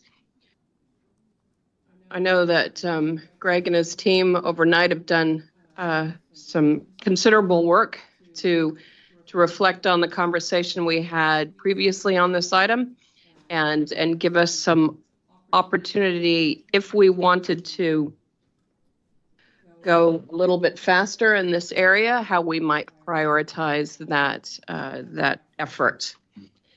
So we are back on page 40 of the report, item 14.4 in the business cases. That's page 411. Over to you, Greg. Thank you, Madam Chair, Morena councillors. Yes, so, and I'd also refer councillors to page 429 of your agenda, which provides a bit of a more detailed breakdown across the basic and better options that were presented to you. So what we heard a couple of days ago was certainly a very strong message that the recommendation around the basic option wasn't enough and that council is interested in doing more and moving faster.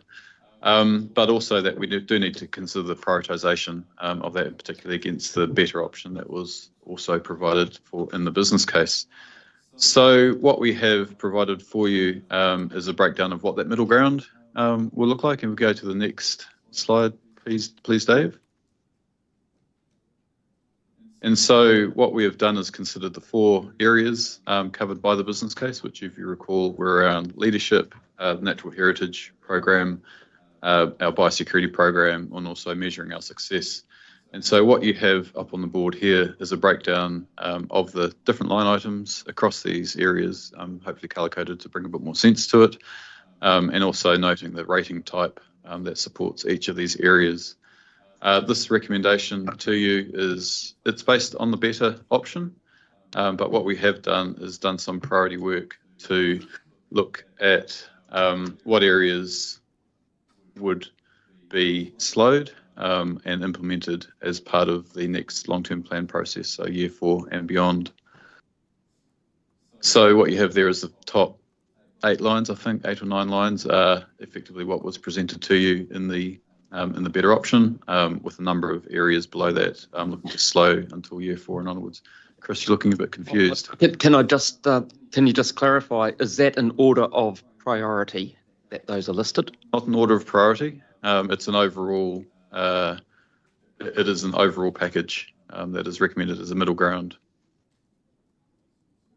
A middle ground between basic and better. Basic and better. Correct. So you've gone through, you listened to what councillor said the other day, and you've looked at the better aspects and said, well, okay, if we can't do all of that, here's the bits that we think will have the most impact. Correct. Speaking to your question, Chris, the lower priority elements are the last 6, and you'll see what those involve is a slow investment out to years 3 and 4 in 2 sections. Yeah. Okay, and the one section ends where? The first section? Wilding Pines. At Wilding Pines. Correct. Okay. Madam Chair, just to clarify, this is based on the cost of the work to be done as opposed to balancing that against any increase in the natural heritage targeted rate at this stage. This will be the additional revenue that will be required over and above the basic option. Right, so with that, we haven't got the natural heritage rate under consideration with this at the moment. There are budget areas again that will be funded by the Natural Heritage Fund. Those are the green areas you can see up there. At the current level or an increased level? They will require an increased level. So for example, with the 3rd line there, recommendation is an additional 267,000 to support the Natural Heritage Fund. Again, can I just get some clarity, just so everybody's on the same page, Greg? That's not above the current year's funding. This is in addition to the basic package that was considered yesterday, where councillors thought, if we did more, what would it look like? What would staff recommendations be for priority? And how much would it be in addition to what you were considering yesterday? So these are all in addition to, yeah. So, sorry, can I just seek clarification? So, because I thought there was quite a strong message for the better option, but we've come, I don't recall asking for an in-between the basic and the better. Yes, and I'd be useful to get rid of this middle ground terminology. What has happened, and I just want to check, Patrick, we've gone in and we've taken the basic option, looked at the better option and prioritised from a staff point of view. So you can go down, and if you went down to the bottom, you'd have the lot of the better option. That's right. So the entire better option is up on the slide. There is some rephasing essentially in those bottom items, but the entire business case is still intact. The better option. Yeah, but it's just been rephased. Really, those last ones are rephased. Yep.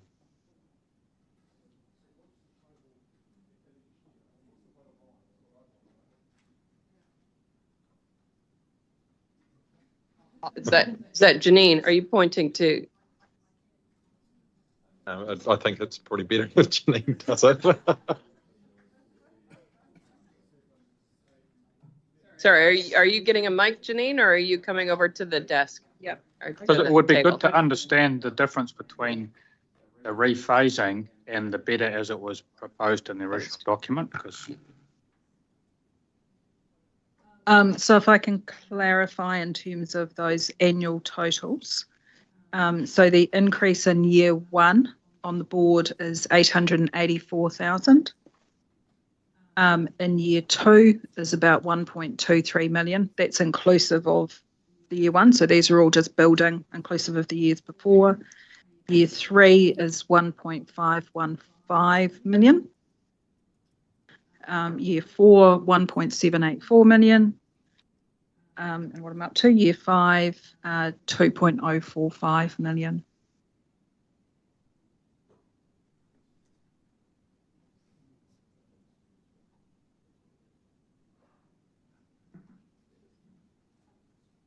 I have a question, just to answer Stu's question.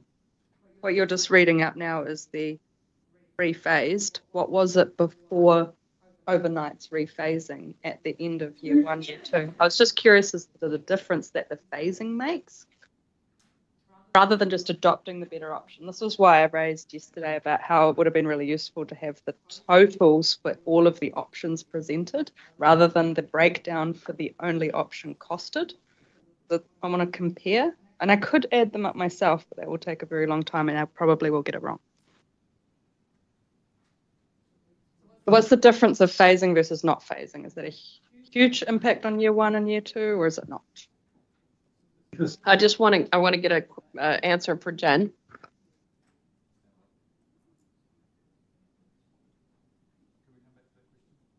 Yeah, happy to come back. So, sorry, I've got Councillor Dunbar-Smith, Councillor Clarkson, and Councillor Smith. Yeah. Okay, Councillor Dunbar-Smith.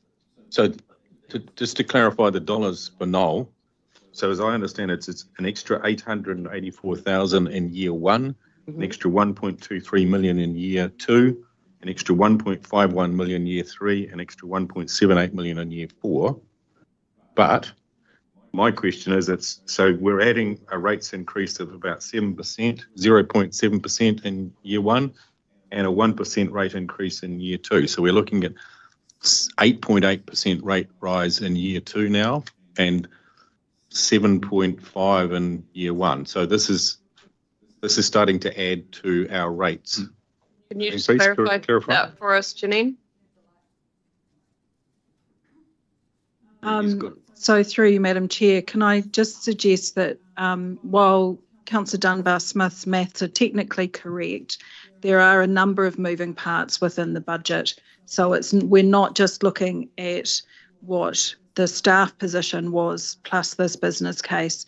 There are options for offsets in different places throughout the budget, which I guess was the Chair's intent of once we get through the business cases, let's regroup and see where it's sitting from an overall position, and then we can come back to a conversation following that. I guess I can give some councillors some assurance that with some of the options that are available for trade-offs or different funding mechanisms, that we're not a million miles away from where we started the meeting with the staff recommendation.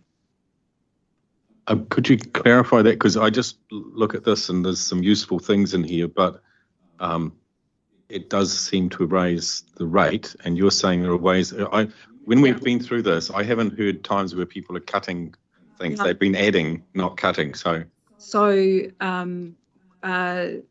Director May had presented on day one of the meeting around a rephasing of the policy program, which took That was the freshwater. the freshwater policy, which took $400,000 out of year one.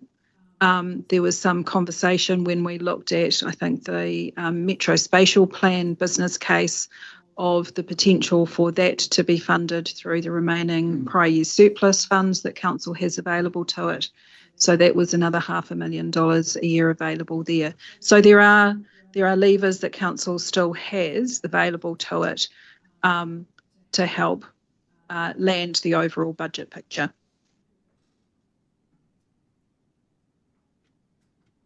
And so that's that, as Janine is saying, that's why I'm keen for us to look at this.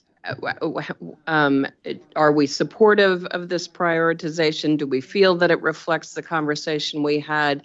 Is it the priorities that sit with councillors, just so that we can either endorse this as, at this stage, something we would seriously like to consider, so that then we can, as Janine says, revisit the impact of the discussions we've had to date on that overall budget, because everything does come from different pots of money, and I don't know, it's magic in the Excel spreadsheet. I don't quite know how it happens, but somehow it does. Formulas. All right, so I've got Councillor Clarkson, Councillor Smith, Councillor Hughes, and Councillor Nebo. Councillor Clarkson. So I am also interested in the answer to the question Jennifer raised. That's really important to see that, because then we're in a position to make a comparison. But on the whole, what I'm looking at is way better. Absolutely, it is better. I'm also really pleased because, I mean, this is the experts in those areas telling us the priorities. I mean, I've got some ideas of my own, but I do prefer to hear the range of opinion coming from the staff. The practicality of one item, you'll know exactly which one I'm going to talk about. What does that mean for year one of collective impact? Does that mean that it's $22,000 for year one? That's correct. Well, I've got a problem with that because that is just, actually, I can't see that is going to maintain the faith with the people who've put a lot of effort in already. So that, apart from that, I'm always happy, there's a broad range of expertise that has contributed the prioritisation. And to me, it does look pretty good. I can see why, for example, Tier 3 would be left at this stage. Tier 3, because I've actually even got some concerns about why we would want Tier 3 when we haven't got the information from Tier 1 and haven't done anything in Tier 2. Tier 3, I mean, it's just jargon, really, to be honest. Tier 3 is like, if you've got a particularly focused problem you want an answer to, you would probably commission a small piece of work to find the answer rather than talking about this terminology, Tier 3 monitoring. So, on the whole, I'm happy, but I would like to see that comparison of the better option as it was originally removed, if you know what I mean.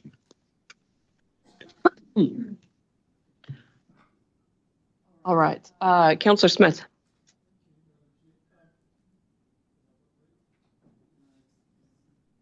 Thank you. I support this. It's better. Without getting into the better and basic. It is what we asked for yesterday. Now, having said that, I would ask you not to prejudge it and saying it's another % or 0.7. We'll get to the exercise, and the Excel spreadsheet is, for those who haven't done it before, is what it's all about. Is that you start to say, well, our preference is this better option, in the biosecurity. But to do that, we'll kick the 100,000 out of the housing accord because this is more important to us. That's when we do the horse trading. What we should be saying to ourselves is this what we really prefer? And then wait till the spreadsheet discussions and say, okay, that's what we prefer, but can we afford it? It's not really now to get into this, do we support this? And yeah, that's for me, and I absolutely support this. Thank you. Well, and again, this isn't just the better A, it's the phasing of the better. And all of that also feeds into what comes out of the magic spreadsheet. So yeah, I certainly endorse Councillor Smith's recommendation that right now we just need to say, do we have, we didn't have a level of comfort yesterday. Do we now have a level of comfort around the table? Councillor Hughes. Okay, in terms of what's up there, I support the natural heritage. The rest of it, I'd rather revert back to what we had yesterday. And I'd just like to caution councillors about this using offsets from previous years' surpluses. I would much rather see us be open and transparent in our disclosure to ratepayers, because what we're doing is diverting a surplus, which is money we've taken off ratepayers from the previous year or previous years because of cost savings and whatever we've done. I believe that should be communicated to ratepayers, and then the fact that we're using that for these purposes be also disclosed to them openly and transparently. Otherwise, we're fooling ourselves because all we're doing is kicking the can down the road, and I'm not in favour of that. I think we need absolute clarity and transparency for our ratepayers. So just to be clear, we're not proposing prior year surplus on these items. What Janine was talking about is other items that we might use private. And I agree with you, absolutely. I just wanted to clarify that that's not the proposal here for prior year surplus. Okay. Can I have clarity on that, please? And that the way I've seen that prior year surpluses are fixed term, finite terms. They're not an ongoing commitment to continue. Operational type. Yeah, so that's why, and I have no problem with that use of the money for that, but I agree with you that we should be open about the use of that money in that way. All right. Councillor Kneebone. Yeah, support the comments about transparency. Look, I'm pretty grumpy about the collective impact being postponed. It's going, I don't know how many years it's going to end up by the time we get something meaningful happening in year 3. It'll be nearly 5 years since we first floated the concept with some of our stakeholders. So that's crazy, eh? Yeah. So really grumpy about that. I want to see that cranking properly in year 1, please. The Natural Heritage Partnership Program, this is 267 in addition to what's currently there now? Yeah, okay. So noting my comments, I'll support this, yeah. If I could just ask Patrick about the collective impact, it's been raised twice now. Can you, if $0 there, it looks like we're doing nothing in year 1. Can you just clarify what the intent is with what's up there? And just on another point, can we clarify if the Natural Heritage Program, the 267K that was just referred to, is that on top of what is now or on top of a basic option from next year, which may or may not be different? Can you just clarify it so everyone's on the same page? Sure. So on the Natural Heritage rate, that is on top of the basic option. So that's boosting, because we did talk about the opportunity to boost the natural heritage targeted rate. Yep. So and that was 100K in year 3 it started at. So it was not much of a boost in the first 3 years. I mean, it wasn't much in the basic, but this is building on it. So that's the natural heritage. What about the collective impact? Can we just get some clarity on? So this was, if I heard correctly, it was the 22,000 that was proposed in the basic remains there. The 0 is there because there was no addition to the 22. But can we get some clarity on what will be achieved? Year 1. what would be achieved with the 22 and what, yeah, just that right there. Okay, just, sorry, clarifying the natural heritage rate. It was so the basic option was 100 100K in year 2 and 200 in year 3. So those are additional to those two figures. On the collective impact, 22 is not in the basic. That is our baseline budget from the annual plan. So there was nothing inside the basic option for collective impact, and this was purely what was in the business case. But I do take the point that zero is not going to push it along very far in year 1. So, but again, it's 22. The plans that are in place already have that funded at 22,000. Right. Okay. So, yeah, so I mean, 22 is not going to do much. And just, I guess, just recalling Jen's point yesterday about the inflationary potential of the Natural Heritage Partnership Program, can I suggest that that 267 should then start growing in line with CPI or something like CPI that? or something, because otherwise we're going to be back in exactly the same place. Yeah. And that CPI doesn't, and we know that community interest in doing this stuff is growing one hell of a lot faster than CPI. All right. Councillor Graf. Well, thanks. Yes, so this is core business, and it's much more robust. So I fully support this and encourage others to look at trimming stuff that's not core business. So, but this is, we need to be looking like we're doing something in this area. So, fully supported. Thanks. Councillor Nicol.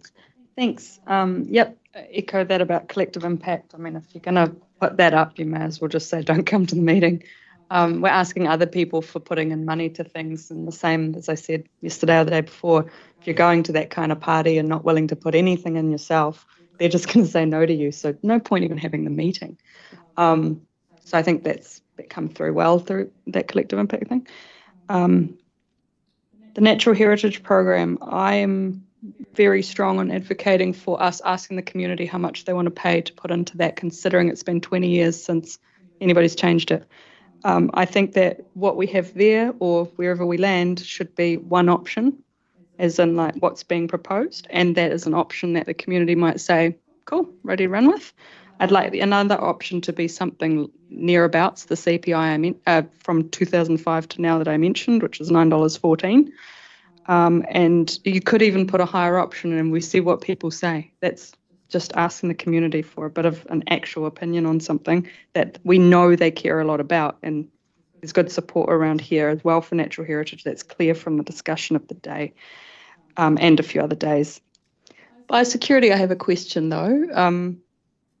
The clam and the kalupa situations that have come along in the past year that we've been made aware of it, have we got money in that row, in the right row, to be able to respond when we become clearer on what our part is to respond for both of them? Excellent question. Because time is of the essence with biosecurity. I don't want to wait for an annual plan for you to have to come to us. Yeah. So for kalupa, so that's the seaweed that's on our coast and Northland's coast. There is nothing in the budget for that. We're not even at the phase of understanding what long-term management would look like for that pest.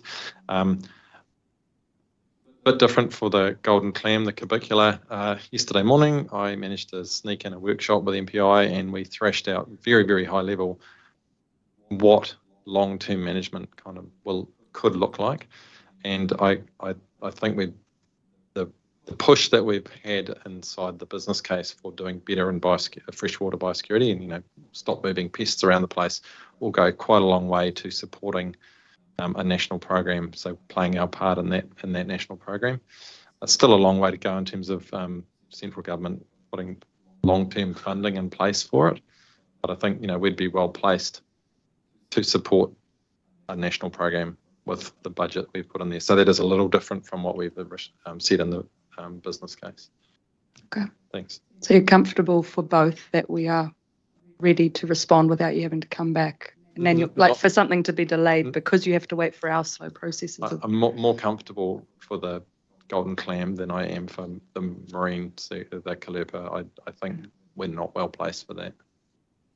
I would just propose, Mr. CE, that we are well placed for it, considering the huge threat that it poses. I mean, 50% reduction in biodiversity in our coastal environment, which is what's happened elsewhere where this has really taken off, is not something that we want to be too slow to address, considering we're just putting, I would think, a whole lot of money into monitoring our coastal environment, etc. And we know we've always underinvested in it. So I'm just saying, be ready. Please. Thank you. And so, Patrick, you and your team have put a lot of thought into what's the priority in biodiversity and biosecurity. And the question's been raised, have we put enough into responding to biosecurity threats? And I know the question's also been raised, are we putting enough monitoring and surveillance into biosecurity? Are you, I suppose, and have we got it the right priority and what you think is in this table? So. Noting we might not spend it, considering, national plans come through when they come through. Just wouldn't want us to hold up good work. I think we're feeling pretty comfortable around the priorities and the freshwater biosecurity program. That's a pretty big increase in the program from what it is at the moment. So we're feeling pretty comfortable that would really put this region in a good place around freshwater biosecurity. Marine, this proposal was to implement a pathway management plan to support a national framework, not to deal with a seaweed that we have no idea how to manage. And, Northland, as example, has got $1 million to try and eradicate it from certain places from MPI. They're developing lots of tools. We're not in that position, but again, that's MPI funding. So I think for marine, I don't know if I'd want to put anything else in there at the moment. Maybe we'll be ready in the submission to provide some guidance around where we're going with that program. We'll just have a consideration for that, the submission, or obviously we do have prior year surplus, which for an emergency like that. Thank you. The very last one was the restoration support for freshwater lakes and wetlands, because we've had a lot of talk about restoring wetlands and such. I was just going to ask about the fact pushing that out again. Is that really necessary? Just trying to get you to convince me. And that was my last question. Thanks. We've already got quite a comprehensive program, supporting both the Waipa and Waikato Peat Lakes Accords, and a lot of work supporting the River Authority and MFE and Jobs for Nature projects. So that's already a very big program. So this little bit of additional, can be faced. I think it would be really nice to have it now because it's a big program, but I think we've already got a lot going on in that space. I think the team, although they'd love it, are comfortable with phasing like it is. Okay. Well, and thanks to the team for putting up the answer to my previous question. We can now discuss on. Thank you. But yeah, my main point was about the Natural Heritage Program and asking the community for what they're willing to pay for it. Thank you. And just building on that question around the Natural Heritage Partnership Program. So the basic option that we started with, it says it equated to a 50-cent increase in year 2 and a $1 increase in year 3, $1.50 in year 4. That's an increase on what is our current $5.80. Yes. So with the new proposal, what does that equate to an increase in that rate? $2.10. So we go from $5.80 to $2. $7.90 plus GST. So $9. $9 plus just. Am I correct? Sorry, what? $7.90. Oh, sorry. God, my math. Far out. Plus just. Yeah, sorry, plus just. So. $7.90 plus just. Okay. So I just wanted to put it in the context of your original ask of bringing that in line. Councillor Hughes. Thanks, Madam Chair. Really just picking up on the point that Jen raised about Paloopa, and Patrick mentioned it. There's already 2 regional councillors, you'd be aware, that are dealing with this, and I understand they've had significant central government funding to assist with it. They're developing eradication programs. There's no guarantees that they're going to work at the moment, but all I can do is encourage you. I'm sure you will be keeping in touch with them and following. If we have to deal with it, use their best practice, but there's no, and as I understand, it's no guaranteed cure at the moment. No, that's right. And just, I guess, for councillors' information, we are working with Ngāti Hei to look at what are some options in the near future to help manage the immediate impacts. Councillor Marr.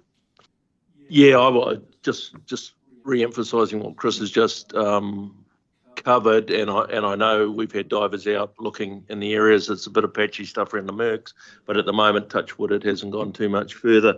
I just a comment of Jen's. I have real concern going out to people asking how much they want to pay. I find that process doesn't work because you tend to ask someone how much they want to pay and they'll say nothing or very little. So I would be very interested in how the question would be posed. That's all. I don't think we will get a positive outcome out of it. I am interested though in so what's being proposed if this is adopted. Now it's bringing it in line with the inflation adjusted figure that's been put before us. There's a suggestion of indexing that to CPI. How, if there was a view of council to support that, how does that where does that sit? Is that a policy setting that would have to be triggered there, or what? So through the chair, I guess just to clarify that while the rate hasn't increased, the revenue from the rate has increased year on year through property growth in the region. So there's a bit of inflation proofing, I guess, that happens through that. But in addition to that, I guess all from the rate setting or budget setting process, we've been managing the budget to say this needs to equate to $5.80 per property. We would just manage that through growth plus a CPI assumption underneath it. So right. Okay. So if that was the desire of council, we would build that in somehow, so that it's not a subjective thing. It's no. This is the direction that this council would like to see that particular targeted rate go, in recognition that more and more there are groups that are doing this work and asking for support, and we recognize that those groups doing that work is part of our core business and is often some of the most visible work this council does for a lot of people. So just wanting to check that's just while I've sort of got the mic, maybe just if I can respond to the feedback around how we consult around this. So we'll cover it off in more detail. I'm sort of throwing some words into a PowerPoint to bring back to you and around consultation, and Wendy's crafting stories beside me. The words that I've sort of got there at the moment is around checking the pace of the increased investment in this space. So this is what council is going out with. This results in this increase, but what is the pace over which our communities want us to increase investment in this space, noting the need that we've needed to be cognizant of the going faster with what can the communities afford to pay. So sort of crafting some words to that effect. Councillor Graff. We've got Councillor Graff, Councillor Dunbar-Smith, and Councillor Cookson. Dave, can we just pop back to the previous slide? Just wanted to look at Wilding Pines. Is that a big issue on the private land, or is it more of dock country we're talking about there? Where are the Wildings? Okay, so I've told you the speaking order. Robbie and Ben, can I get you to turn off your mic so we can get a mic back down there? All right, thank you. Yeah, there's a lot on private land on the Coromandel Peninsula. So yeah, we've mapped them all on the Coromandel, and it's there is a lot on public conservation land as well, but there is an awful lot on. This is this is directly to manage on the private. Yeah, yeah. So MPI funding that we've had previously is kind of tenure neutral, and they try and hit the highest priority. We would probably focus more on supporting private landowners, and DOC would then have to partner with us. With MPI, they fund anything. So yeah, try and mash it together, but we support the private landowners as a priority. Thanks. Just wondered about that. Thanks. Thanks for that. Councillor Dunbar-Smith. Yeah, I was just checking up for your marine biosecurity and the basic option. It looks like you're getting an extra staff member. Is that right? You'll have people on the ground for delivering those programs. Yes, it is. Yeah. In these, how many more are there additional staff compared with the basic option? So how many is going to have OPEX available, and how much is actually staffing? Come back to that in a minute. So the better option is not necessarily additional staff on the ground. It's additional operational budget. In all of those? No, for marine. Oh, no, I understood the marine one. Across the whole program, Greg. So, for example, in the Natural Heritage funding program, there's an additional staff member, I understand, is involved within that cost. So, do you want to come back to hurdle that up? I mean, I can quickly talk it through if it's helpful. Mm-hmm. Yeah. So freshwater and marine both an extra staff member. Maintain the current staffing. So 3 staffing for Kauri, none for wildings. Yes, I'll miss out the rephase stuff because that's for another LTP. Except for there's a biosecurity science support as a little bit of OPEX and a staff member, and a mix of permanent staff and fixed term for the tier 1 and tier 2. And the top 2 are staff members. The collective impact and the regional biodiversity coordinator are both a staff member. So were we already, with collective impact, were we already getting a staff member? Oh, sorry, the collective impact is not one. Sorry, that's just. It's not a staff member. No, it's not a staff member. Sorry about that. Okay. All right. Where are we at? Councillor Cookson.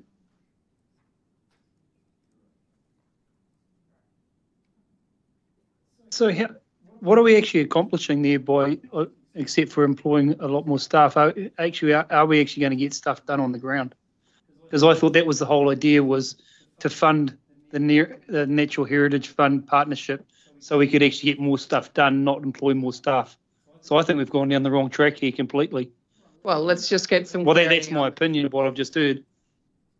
So for the Natural Heritage Partnership Program, what we've heard from all our community groups is they love having our staff on tap. So we employ technical experts that they basically are on speed dial with all the groups, and we really support them to do better and bigger things, as well as deliver the outcomes on the ground.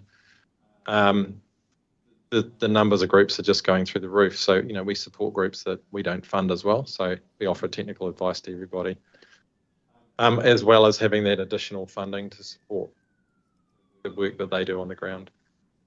So I'm sure that everybody loves to have our staff on tap, but just for clarity, most of the groups that we're working with they're small groups of volunteers, they're smaller organizations, and our staff are helping them through the application process. Is that right? That's a minor part of the role. It's more like how do they implement best practice? How do they set up trapping networks? Right. How do they do their outcome monitoring for how many Kiwis they're doing? So it's across the full breadth, as well as strategic planning, because some of the groups are actually getting quite big. Strategic planning, all sorts of advice. Right. Okay. So we're helping to ensure that when we make an investment in a group, that they have the capability, the capacity, and the knowledge to deliver on the outcomes that we're looking for, right? That's the support. Okay. Excuse me, Madam Chair, Yeah. just through you, just for clarity about probably when Patrick raced through what that was. I think that, so the question was, I think originally, from going from the basic to the better, how many additional staff were involved in that? I think that's I couldn't quite add it up as you went. Was it an additional 6 or an additional 9 roles? So the basic option is an additional 6 FTE ultimately with full implementation. The better option was an additional 15, so an additional 9 FTE over and above the 6. So I just wanted to get very clear so that the answer to the question, and I understand from when that went through, one of those was in the, you can correct me where I'm wrong, Janine, I'm just trying to sum it to make sure everyone's on the same page. One was in that upper natural heritage program with a bunch of cash that goes with it, an additional cash that goes with it. What I think I heard is where there are 3 staff and additional staff in the Cody protection program, and I think there are 1 or 2 others. I didn't quite catch them, but you might want to correct me if I've got that wrong, Patrick. You went through it pretty quick, and I didn't know if people could catch it. Greg's numbers, you're right.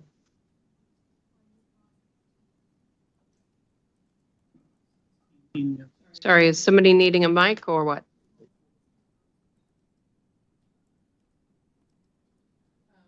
Okay, so speaking order, I mean, you hold your mic there. And then we've got Councillor Clarkson, Dunbar Smith, and Graff. So Janine, are you needing a mic, or is Greg needing a mic? Who needs a mic? You good? Okay, good. So through you, Madam Chair, so the basic option was 6 FTE. The original better option was 15 FTE. So an additional 9 above basic. Of those 9 with this rephased approach, so 4 FTE of those 9 are rephased. So it's 11. Out to you, and from year 4 and beyond, that's when you have the additional 4 FTE coming. Right. Yep. 3 years with 11. Correct. And then another 4 after. Another 4 in years 4, 5, and 6, etc. From year 4 onwards. From year 4 on. Okay.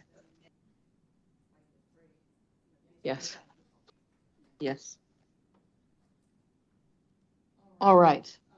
Councillor Cookson, do you have, additional commentary? Yeah, well, I'm really struggling how we're going to get more done by doing that, because I've been speaking to iwi and the Hauraki, and all they want is actually the money so then they can go and do the work, not put more people in front of them, so the cost of doing things becomes more expensive. So I don't think this is the right direction at all to go in, to tell you the truth. And no one came back with what I asked for when I asked the question. Was I wanted to make sure that the money was staying within catchments, and if it wasn't staying within catchments, it would be measured that catchments then would have a equity to bring back to make sure they were spent in their own catchments originally, and none of that was actually mentioned in any of that discussion. So a whole lot of what I asked for has been missing. Thank you.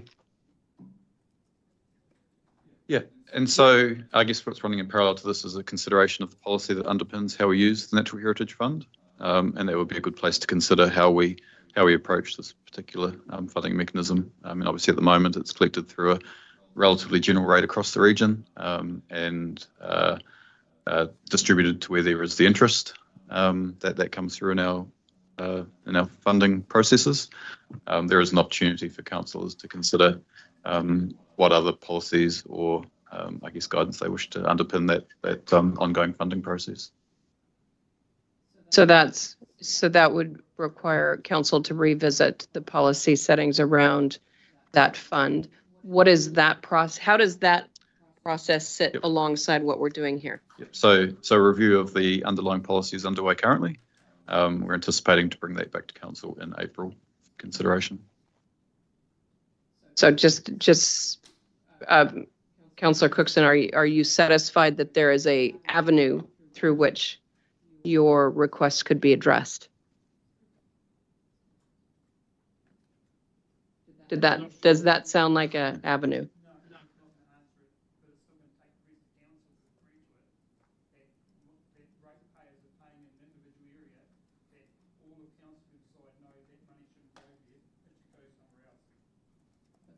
But that's how council decisions are made, though.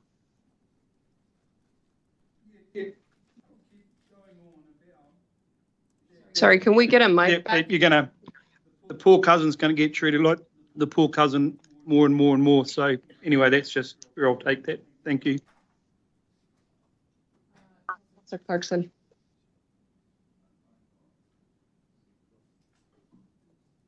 Thank you. I think I can help Councillor Cookson a little here. The point is that the review of the Natural Heritage Program provides an opportunity to think about the criteria and the way that they're applied. And I do agree with what he said the other day, which was about there does need to be some thought given to the way the funding is dispersed across the region. And I'm sure that that can be built into the part of the process of the review.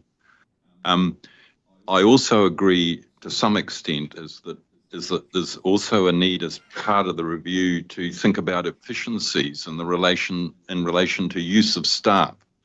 And one common way that is undertaken is to look at the scale at which the funding is being applied. If it's going to huge numbers of very small projects, there's a huge cost of administration and all the other things, and then the interactions that are needed from, the council staff and providing advice and all that sort of stuff.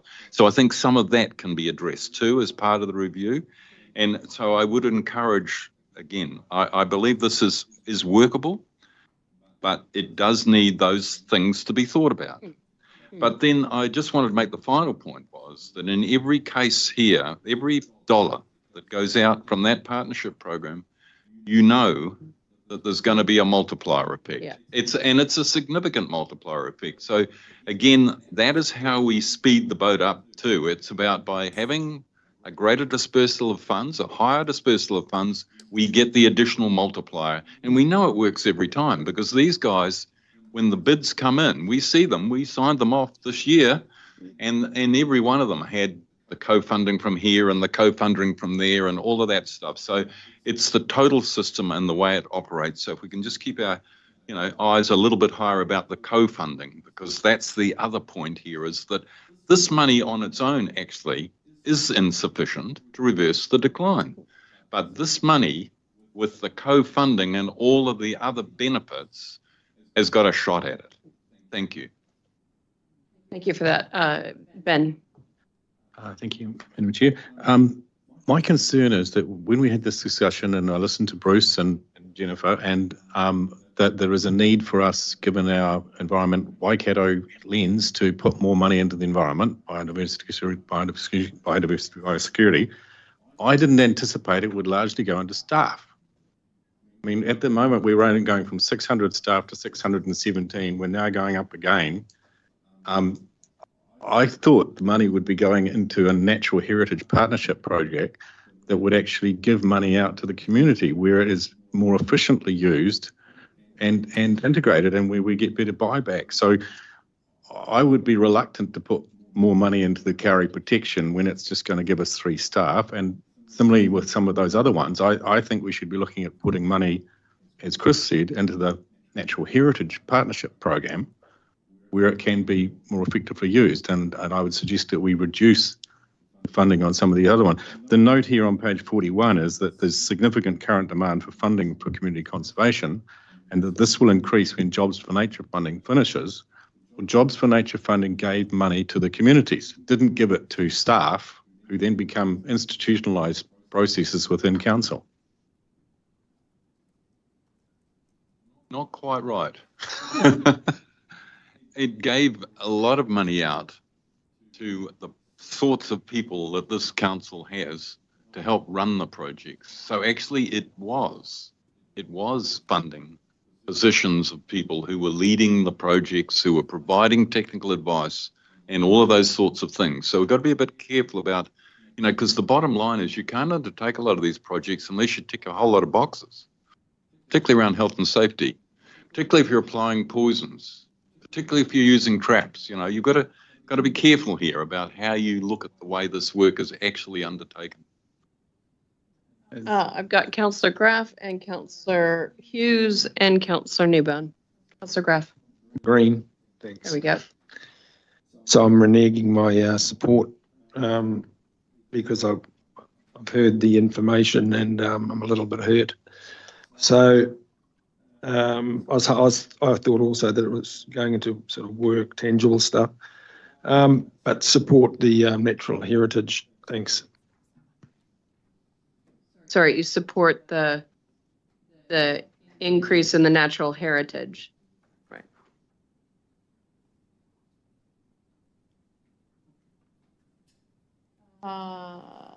Councillor Hughes.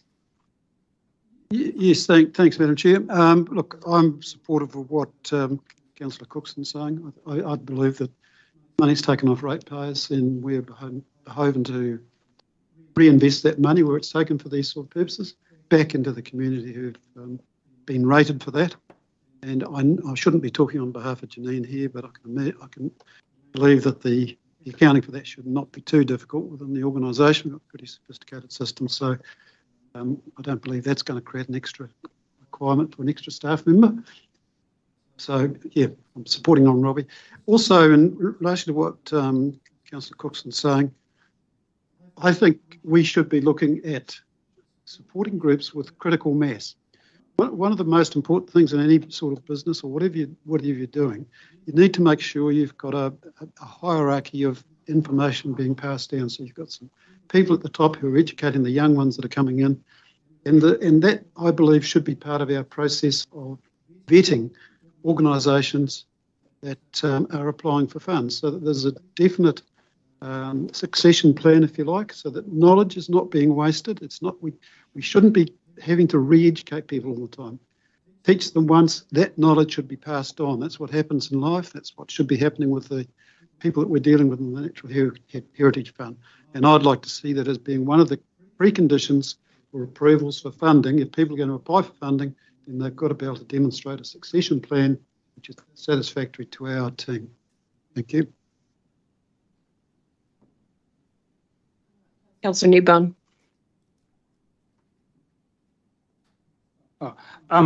Yeah, no, I agree with what you were saying there about demonstrating accountability, Chris. It's important, and I was just cogitating on Ben's concerns. And just FYI, when the council first started its, I think they called it Clean Streams, 15 plus years ago, a whole bunch of money was dished out, and we didn't have the staff in place to follow up, and tens of thousands of trees died, and we went back a few years later, and despite all those good intentions, there's a whole bunch of trees that never made it, simply because we didn't put the support around those landowners to help them with the knowledge and information and advice on how to do it. So the point I'm trying to make is every project's a bit different, but we need to make sure that we can't just give money out to landowners without some sort of accountability process, because it's ratepayers' money, and we've got to make sure that it's being used wisely, etc., etc. I'm really confident that this organisation's of an age now that our staff really know what they're doing in that space, and they're really cognisant of getting that part of the equation right. I'm also confident that this review, the Natural Heritage Fund, will help us more equitably apply the funds that we collect, and just, look, I said this yesterday, but just to remind people, the lion's share of the biosecurity rate comes out of Hamilton City. The lion's share of the expenditure is out on the rural provinces. So, you need to be really careful when you're saying money from a certain area should only be spent in a certain area, because our biosecurity program would tip over if we applied that principle, So every situation's a bit different, but yeah.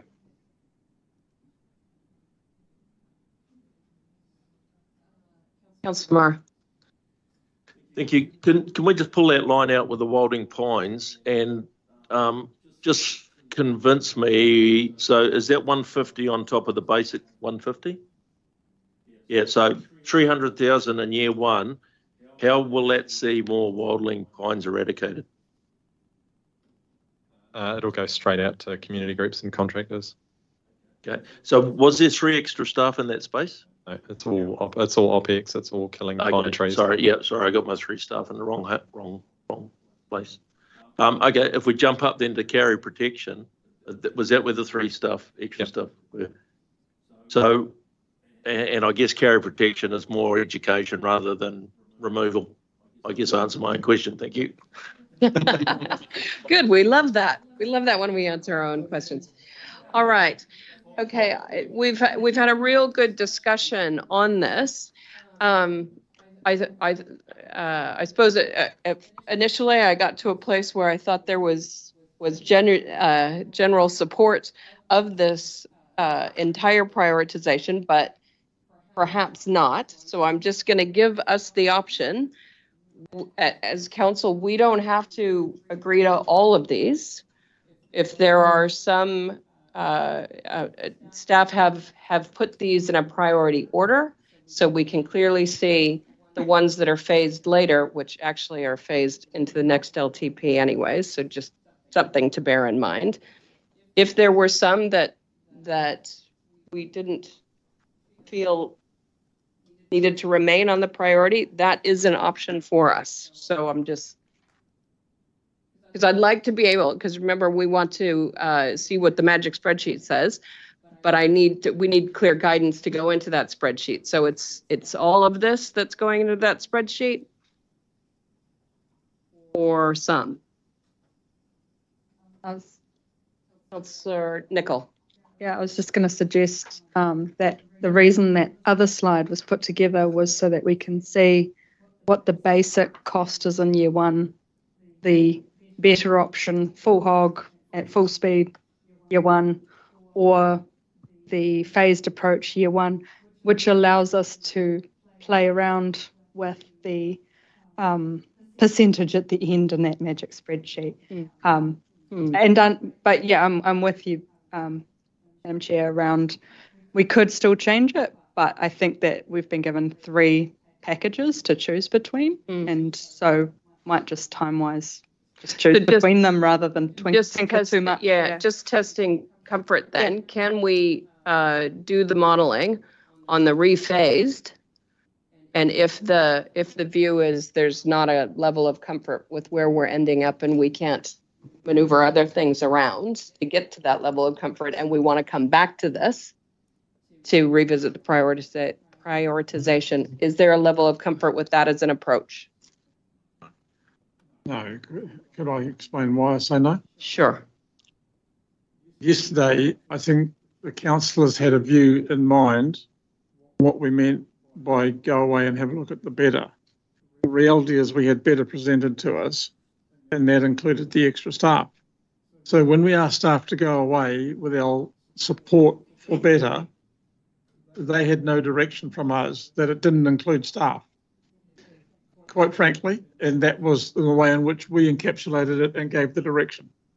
So that it didn't. So in our minds, we were looking at directing resources to go to the community, not to put extra staff in, but the better. Better included extra staff.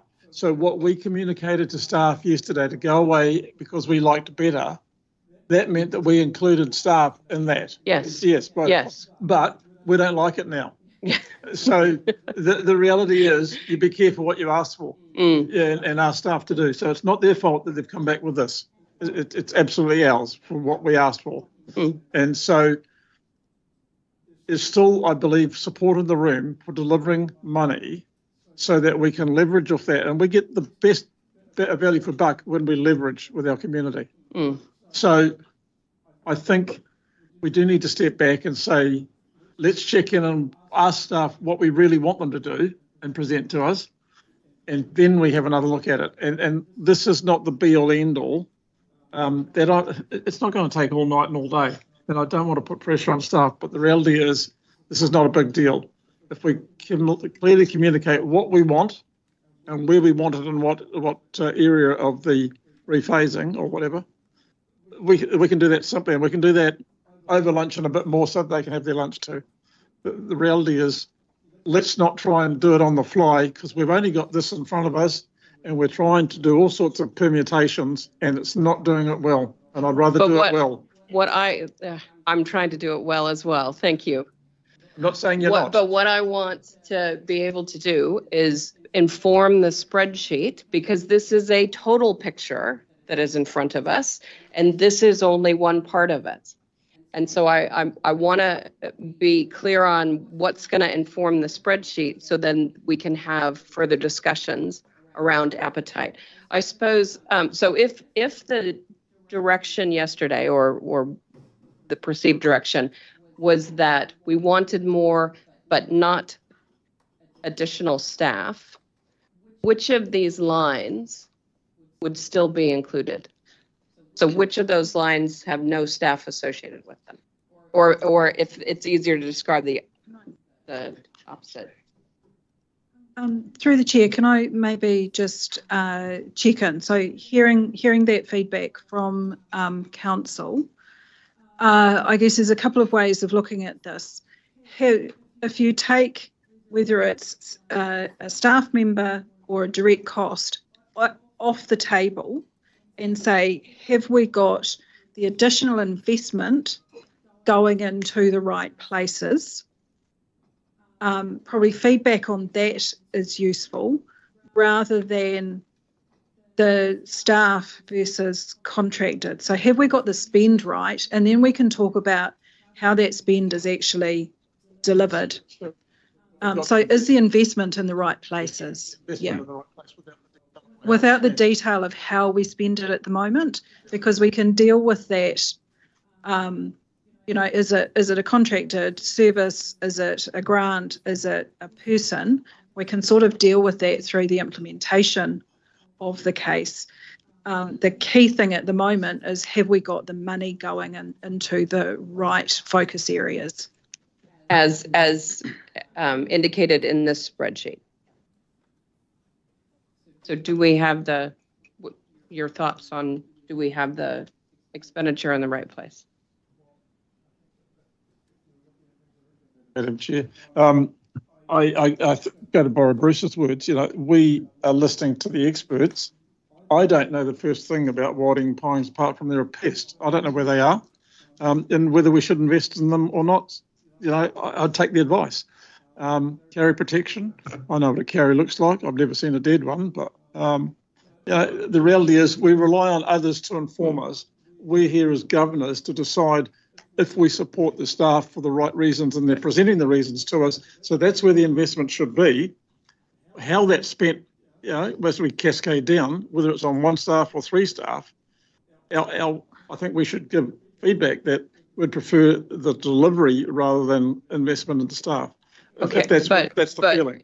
So it seemed as though you didn't feel that we had the right information in front of us to be able to further our deliberation on this.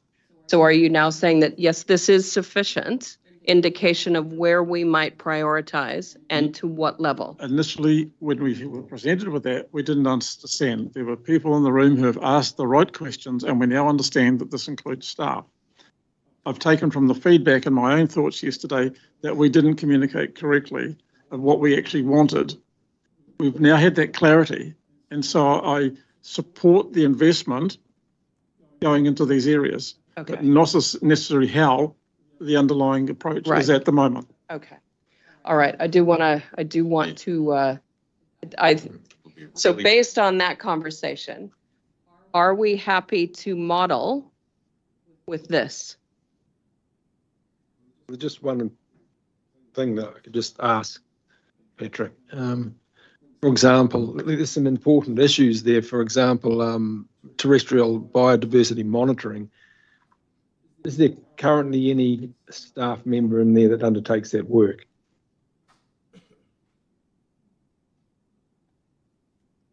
Tracy's shaking her head. It's a no. No. So then we have identified an area that is important, that hasn't been addressed, and it's been missed for many years. So I'm sort of getting thrown around like a turbulent boat. But the thing is, we need to really just quickly whip down and say, like Kauri dieback, docks onto that, isn't it? I mean, Well, I'll retract that then. All right, I do. But what I'm getting to is, what are we replicating? What's important? And there's a couple of things that probably are important, and we need to identify that first, and then. Okay, so I'm gonna, yes? Just wanted to add that I would be supportive of more money going to the Natural Heritage Partnership Program rather than 3 additional staff for carry protection when we've already got some staff doing carry protection. So if you've got your basic better modified, I would actually put in there money to Natural Heritage Partnership Program, which is what we were discussing, the idea of money goes out from here to support the community, not to build an extra staff. So what I would like us to do now is run through the spreadsheet with this in its entirety, because we need to look at this package alongside all of the other packages we have discussed to date and see where it's all lining up. Now, if we do that and we're not comfortable, that's when we can get into, okay, well, we might take some out of this, we might put a bit more into that sort of thing. Okay, so that's what I'd like us to do now. Councillor Marr? Yeah, we just need to be cognizant that this is on top of the basic package. Yes. So just as long as everyone is yeah, no, I understand that, but it's not, collective impact in year 1 is not 0. It's 22K. Yeah. So it's just, I know you keep looking at that and you lose. I know, you what's lose already in perspective. basic. Yeah. Yeah. Yeah. All right. Okay. Thank you. I think we've gotten the level of clarity that's going to allow us to move to the next step, knowing that we have not yet made any decisions on any of this. Just saw something. So saying, does what you're going to model have collective impact actually have a figure in it for you? At 22, no? Yes. Janine has got you've got the. That's baseline budget, not in the basic. There's no additional funding in the basic for collective impact. Okay, in year 1, but I think we've just heard a few voices on it and thought, had we changed that or had we not changed that? Thank you. Okay. Yes, we can, but I'd like us to get to the later. So we need something. We need the magic spreadsheet in front of us.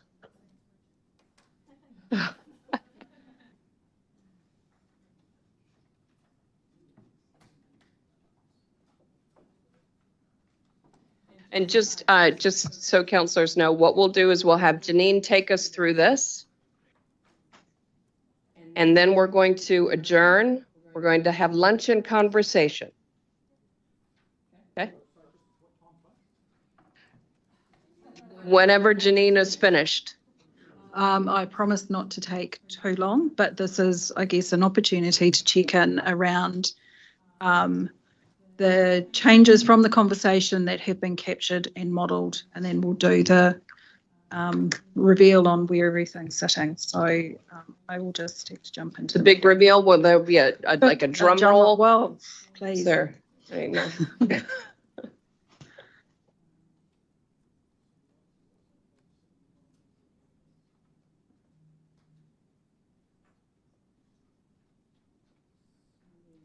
One. This is just everything that is in there. Those will be discussed later because this is the bulk of the outcome. These business cases are the bulk of the outcome. Yeah. Yeah.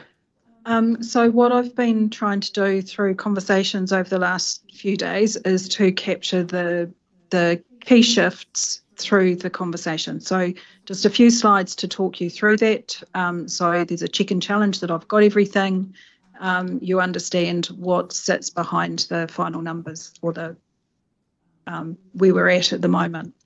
So the first point is just around that revised phasing of the freshwater policy review that Tracy presented. So that has given us some reductions in costs over the first 3 years, with that expenditure moving out to years 4 and 5.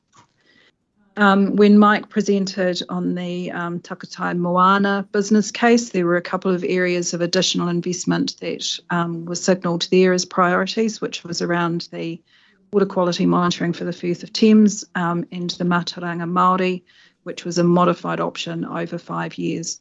So the numbers that are up there are what's included in the revised budget provision that was against those 2 line items. In terms of understanding and adapting to natural hazard risk, Council had signalled the need for future investment beyond those first 3 years. We talked about effectively moving to that ideal case from year 4 onwards. So with an additional cost of $718,000 for effectively years 4, 5 and 6, and then reducing down to $642,000 beyond that. So no impact in the first 3 years, but trying to signal that direction beyond that coming through. In terms of a strategic spatial focus, there was conversation around extending expenditure through to year 4. And so that is at the moment for an additional 2 years at $250,000 per annum as a direct cost. Tracy had noted a couple of roles for the first 2 years, but transitioning into just some expenditure for those 2 years. I guess a reduction in rates revenue that is included in here, as I had indicated, the Metro Spatial Plan business case is one of those quite strategic initiatives, and it is time-bound. So what I have included in the modelling is the assumption that that could be funded through some of the remaining prior year surplus funds. So it's about $1.76 million. $500,000, give or take, per annum over those first 3 years. So you can see how there's a couple of things there that are giving you headroom to consider those other areas of investment. Councillor Marr, I think, had asked the question in terms of the impact of the repeal of the Natural and Built Environment Act around some of the regulatory revenue, I think around the marine area. Brent, is that right? Permitted activities, yeah. So that had been included in the budget, and so we have pulled that out, which will result in a $100,000 increase in rates. Biodiversity and biosecurity business case. So these are the numbers that have just been discussed. So increasing investment beyond the basic option to a rephased better option. That's just as per the latest discussion. One that is still a little bit of a moving feast is in relation to the funding partnership opportunities. So I think we've had clear feedback around the cessation of the Regional Development Fund. The budget at the moment provides for annual funding of $750,000 for Te Waka, and that is currently assumed to be funded from the general rate. Noting that any funding would be contingent on further accountability measures being agreed in relation to that funding. But we still need to consider that funding level, a variety of views around the table in terms of what that should be. Also for what period of time. At the moment, that is an ongoing contribution, as assumed, and from what source of revenue. And this may well be a consultation topic for you. At the moment, as I say, it's assumed to be through the general rate. There is that option around a targeted rate on business, or there has also been some discussion around utilisation of that Regional Development Fund reserve, the funds that remain from there, which aligns quite nicely and from an economic development perspective. So, oh yes, got to the big numbers. So the table at the top are the rates increases that we had in the council agenda when we set off on this journey on Tuesday morning. And then the numbers at the bottom are based on all of those changes where we now sit. In the row down the bottom is the movement. So while we have moved some deck chairs around, the overall position is pretty steady state from where we started. Noting that we have addressed, particularly in year 4, some of that decline in the rates revenue that we're showing in there by adding in some of these areas of new investment beyond there. But then we still continue to bob around sort of the no rates increase from there on out. And just for those that like a picture, I guess the grey columns are just the representation of this in terms of per the council agenda, the proposed budget or the draft budget position as we are currently sitting, and the orange line being the 10% limit on the increase in rates. We'll go back to that table there, maybe with the numbers.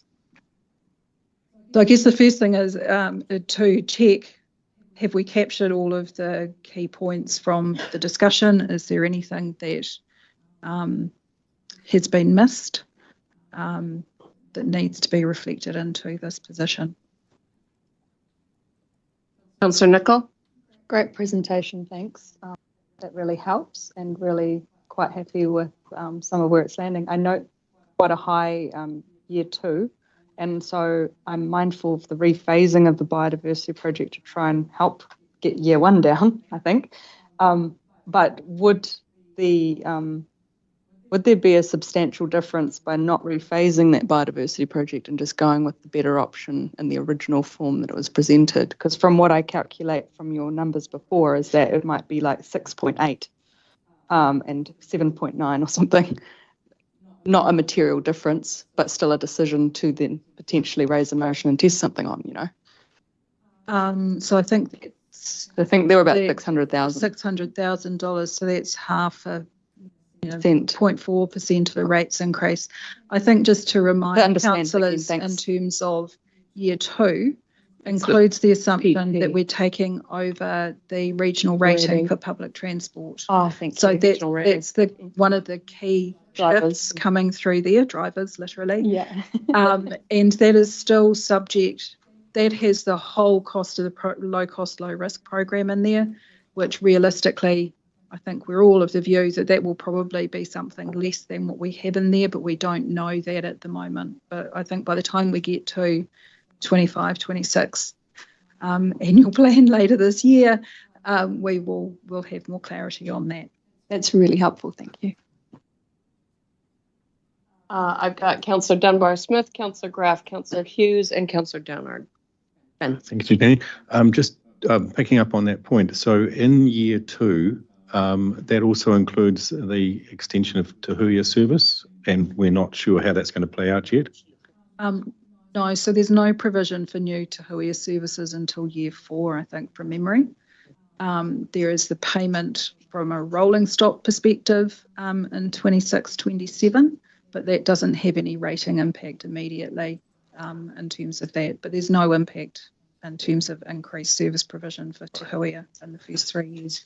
So what you've shown us is a lot of reductions or shifting forward. So is most of that increase in year 2 coming from the biodiversity biosecurity?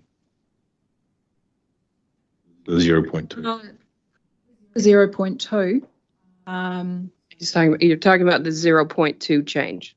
You're not talking about the overall. No, well, I'm just saying that there's a significant reduction in some of those projects is what you went through. So the one we're adding most on is biodiversity biosecurity. Yeah, so sort of taken out 400,000, I think, from the policy program, 500 or 600 from the assumption that the Metro Spatial Plan will be funded through the prior year surplus, and then you're adding in about 1.2 million around the biodiversity biosecurity.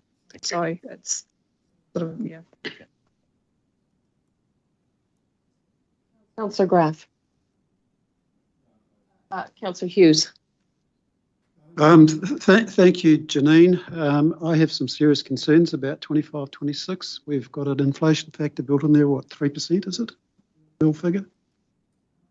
About 2.6, 2.7. Less than 3%. There will be an expectation from our ratepayers that we will be closely aligned with inflation, our cost adjustments, I would expect.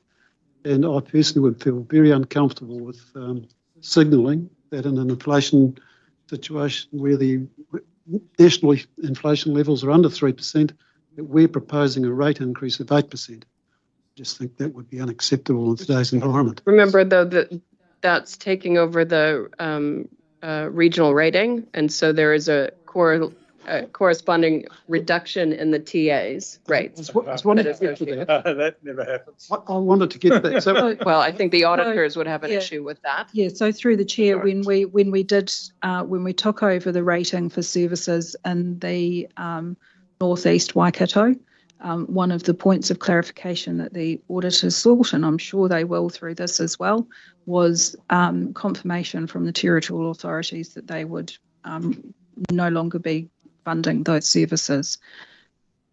So we will need to address that through engagement with those territorial authority partners and through the consultation period. Greatest respect on. Sorry, no, we'll continue on. So I would like to see the impact, on year 2 of this adjustment for the territorial authorities' contribution. So really what we're looking at there, taking that into account, is 14.7% over the next 2 years, which if we're in a much reduced inflation environment, I think is too high. I don't think this year is unreasonable given where we're sitting with inflation. Year 2 for me is too high.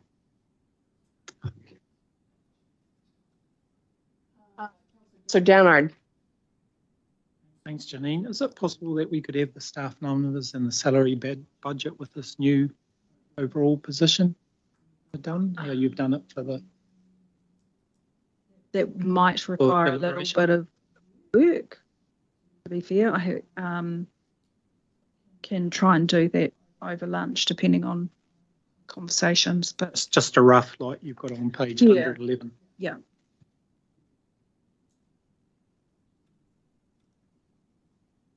Sorry, I think the key new role is probably around that biosecurity, biodiversity area. Just going to the point about the offset with increased rating for transport and the corresponding decrease.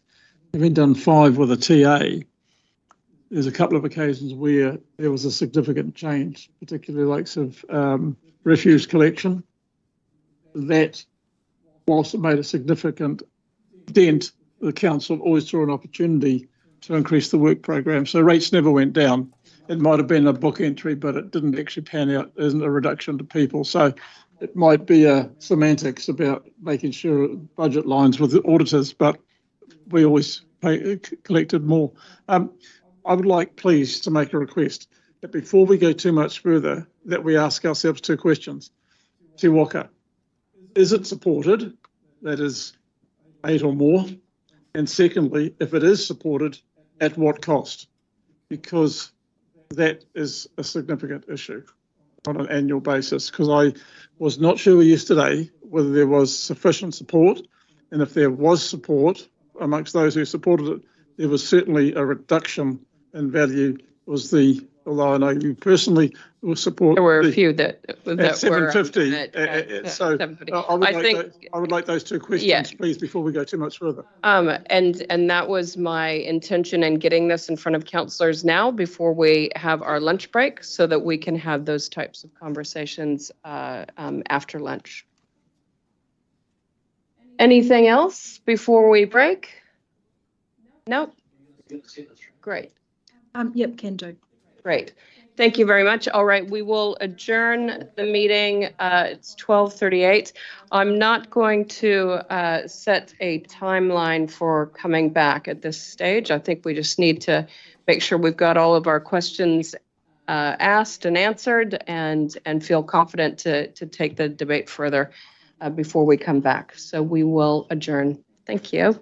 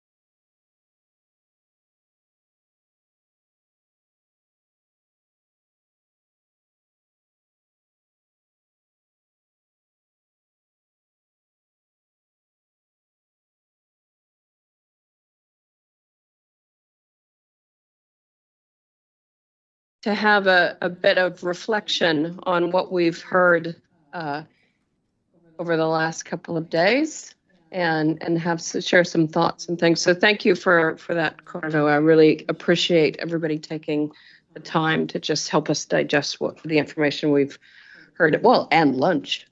There was digesting of lunch as well. So we will reconvene the meeting. It's 2:07. All right. Where to now? Who's leading me through this next bit? Infrastructure strategy. Infrastructure strategy.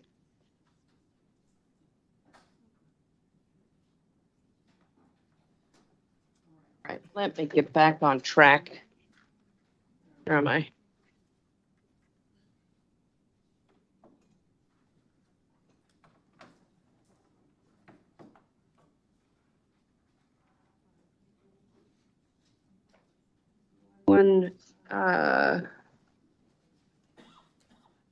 Somebody help me? 189. Page 189.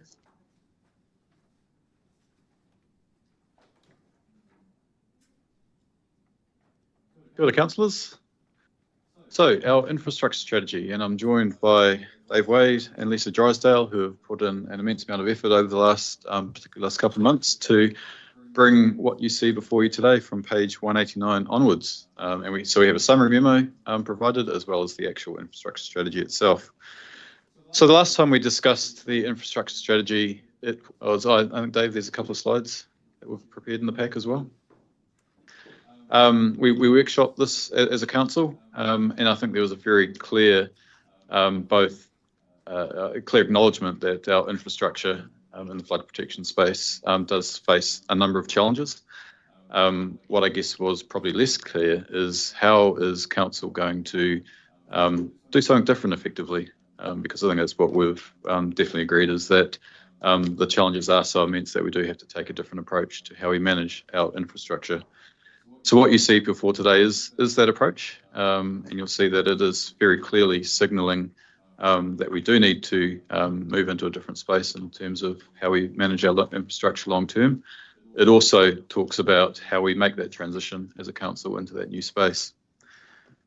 A couple of features before I hand over to Dave and Lisa to take you through a couple of details. It is very much about integration. It is very much about an organisational response to our infrastructural challenges.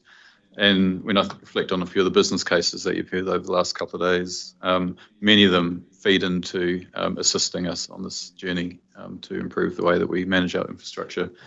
Our funding review, sustainable peatlands, a strategic spatial focus, understanding our natural hazards, and whangamarina waikari options are a few of those business cases that are part of this. So very much about a full organisation response. And I guess the word I've heard over the last few days as well has been around integration and making sure that all of our programs are working together for those common strategic goals.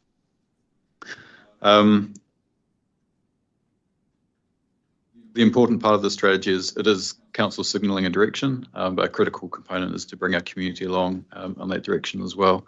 Certainly some of the discussions that we have had with certain parts of the community, particular schemes that have an interest, are certainly showing an appetite to have these discussions.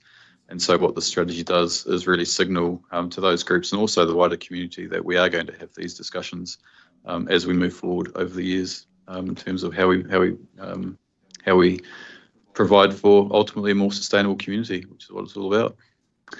So with that, I'll pass over to Dave and Lisa to highlight a few key points and look forward to the discussion. Do you have those slides, Dave? 8.5. You got the first slide, Dave?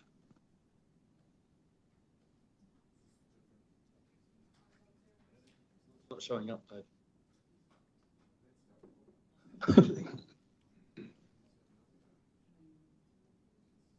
Today.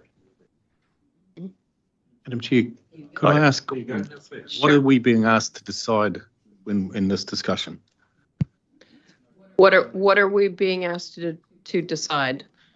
So the request today is to ask council to adopt the infrastructure strategy for inclusion in the long-term plan for consultation.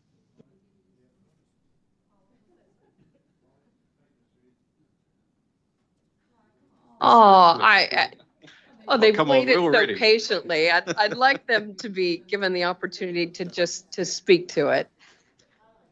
But I love the enthusiasm. That's fantastic. Yes.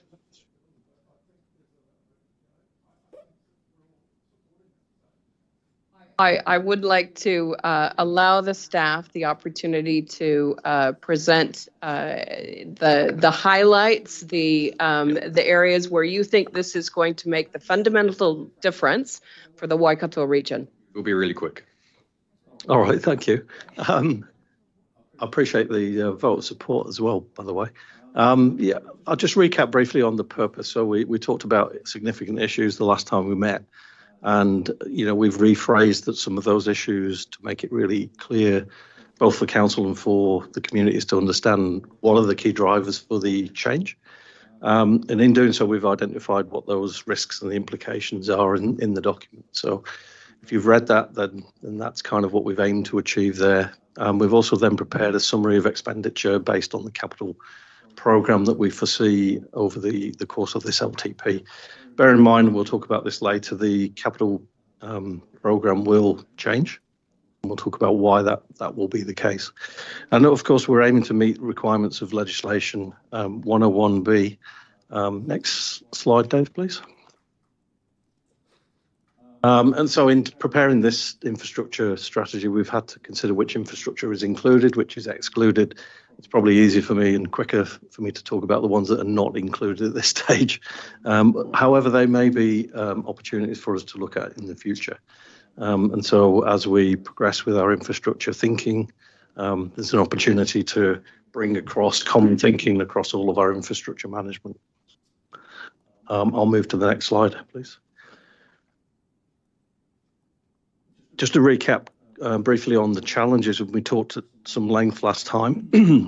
Obviously, we've got drivers like legislation, which we know about, and the morphology, what's happening, out on the land, the ability for communities and council to fund these activities. And Greg's talked to some of the other programs that will dovetail in and support, in particular, the funding policy revision that we're proposing.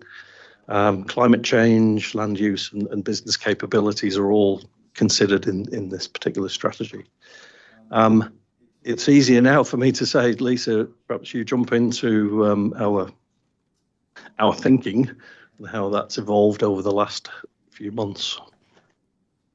And I have to say, the staff have been really excited since the meeting that you guys had with Dave in September to actually start to go, what can we do differently and how do we weave the different pieces of work that science and integrated catchment management and finance and comms do so that we could actually change the direction of what we're doing. And I guess that is where the next slide, please, was really the how do we weave this together so that it becomes a program across council on doing this. And it's been brilliant, the conversations with the regional resilience work, with what was happening with some of the different business cases to go, how can we do this? How can we do something different to drive what we're doing differently going forward? So that focus on how can we layer those different risks so that we can go, even though everything might be okay in this area now, we have to start thinking about what we're doing differently in the future for those areas. And then the other one going, how do we look at these areas where we know we have performance issues and start having conversations around levels of service, community resilience, doing that with the district councils, doing that with the local communities. Yes, so again, as we power through this, next slide, please. And I guess this was a key, the pie chart's just showing this is a journey. It's not saying we're going to change everything on the 1st of July, but we move from doing the same thing that we've been doing since 1989 when we first got created as a council, and we start changing our direction and how we're doing this so that we can start to implement green solutions rather than always having to build concrete infrastructure every time to deal with the flood risks that our region faces. So again, it's for us, it was that being able to acknowledge the work that, again, we can do in this space and we want to do in this space, and we've been able to use some of the shovel-ready money over the last few years to show that it can be done. And now it's how do we make this part of our base principles of what we do as a council. Okay, we can move on to the next slide as we... do we want to talk to those 4 pathways? No, you're okay? No, we'll just move on as we save them time. And I guess, again, this was also, as we were writing this and we had the various groups involved, that recognition that we can't do this by ourselves. This is going to be a collaborative response with our iwi partners, with the other councils on what we do, and especially with the landowners, because this is their livelihoods that we're talking about out there. So it's critical that we all do this as much as we can together, rather than us just trying to implement something that's been going on for a long time. One of the exciting things has been the discussions with the universities and various groups around what research projects could we do in collaboration going into the future to work on this. And if we go 3 years ago, people weren't necessarily interested, and as much as I hate to say it, the flooding in Auckland and or the Hawke's Bay and even on the Coromandel in our own areas and across the Hauraki Plains has really helped people go, yes, this is real, and yes, we should be doing something. So I always look for the silver lining, and for me that is great that it's helped people understand what risk our communities really face out there. So next slide, please. So for us, again, with your endorsement of this change in the focus of the infrastructure strategy, we look at next 3 years, the key pieces of work that we'll be doing is, again, that review of funding is critical, because we need to ask ourselves, if we're going to go for non-infrastructure, different types of solutions, should it really be paid for by the targeted ratepayers, or is this a region-wide, improvement? So should this be funded differently? For us, that's a critical question, to have openly with everyone. And then the next one is, where should the levels of service be sustained as they are, and where should they change? Because we already know that we've got 13 drainage areas where they've now been urbanised. Should we hand those areas over to the local district councils and city council, right? Why are we still managing something that's now an urban asset? And then that last one around methodologies of how we have this conversation with the community is critical, because what is the condition of the assets and the asset base that we have? As Lisa said, we have a large asset base. It's about $1.1 billion worth of assets. The issue for us now is to say, well, is that the asset base we're going to continue to maintain? And the recommendation in this infrastructure strategy is that will probably be less. And in terms of making the decision in which infrastructure we retire or replace, we need to change our thinking around what are the options. It's not just a like-for-like replacement anymore. It will be priority focused on nature-based solutions.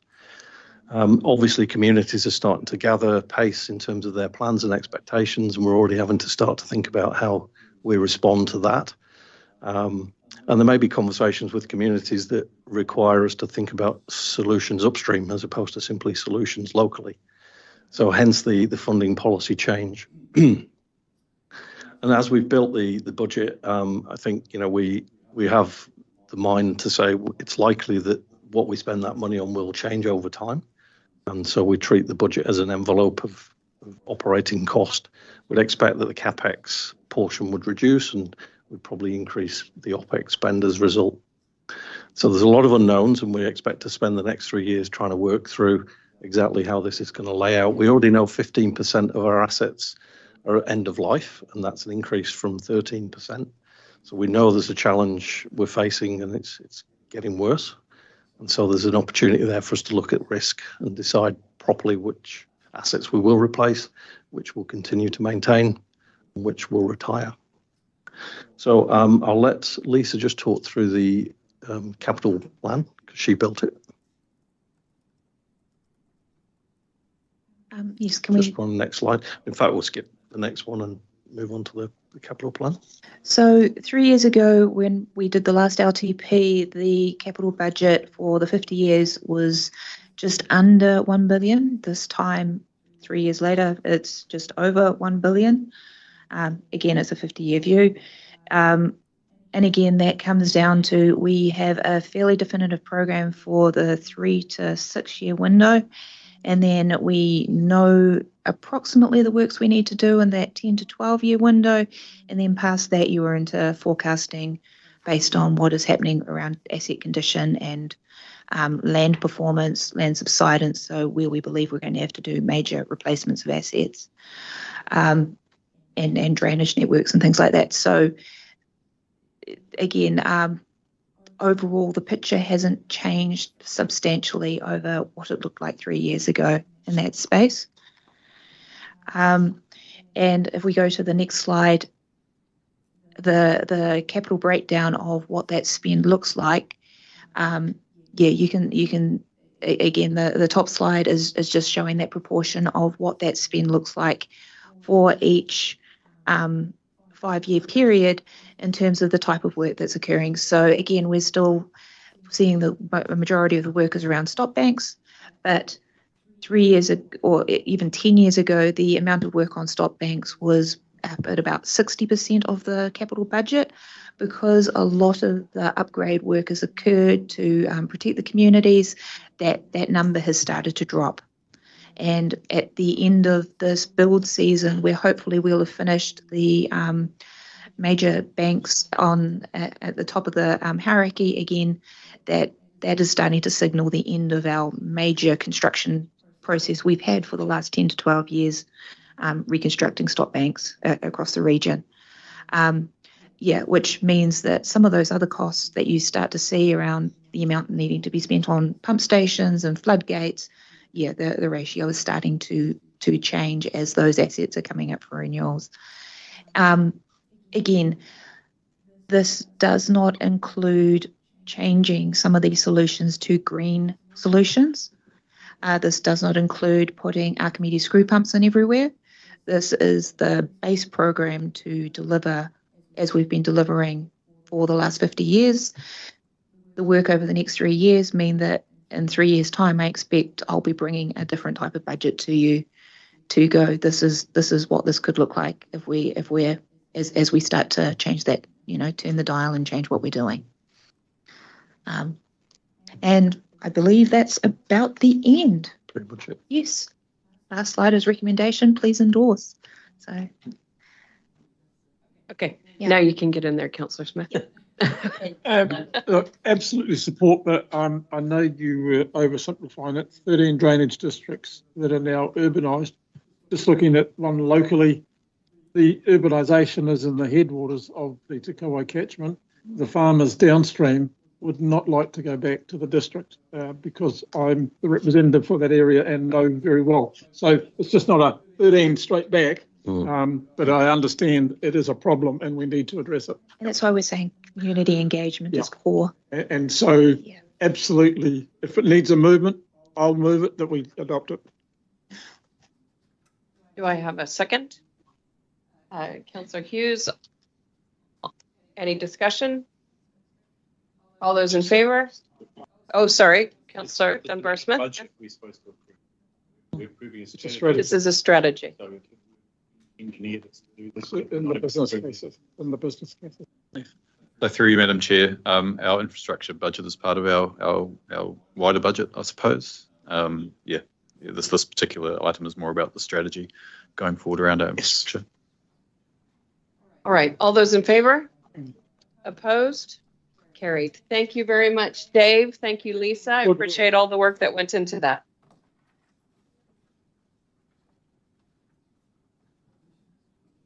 That was easy, Madam Chair.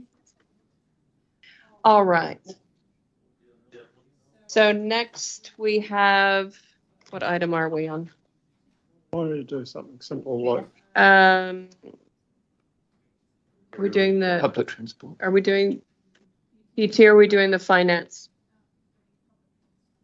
Public transport. So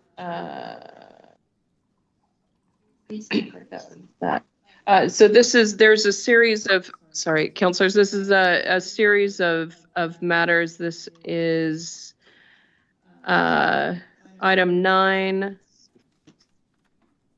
item 10, and item 11, all in relation to public transport. So we're starting with item 9. This is on page 228. 228 in your agenda. Bill, Sarah, and Vincent. Yes, thanks, councillors. I hear you play. So we've got 3 topics to discuss with you today, and Sarah and Vince will be presenting them. The first is the public transport special events funding. I'm assuming that taking the paper is read, so I'm happy to go to questions if that's okay. So this is in relation to the special events funding. Oh, sorry. What do we have first? No, sorry.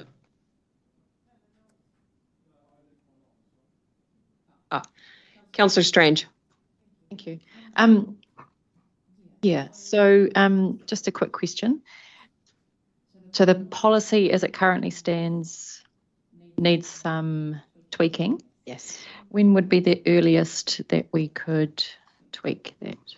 Oh, so the plan based on that paper is that we would tweak that prior to this LTP being approved, and we can get that to RTC for the April committee.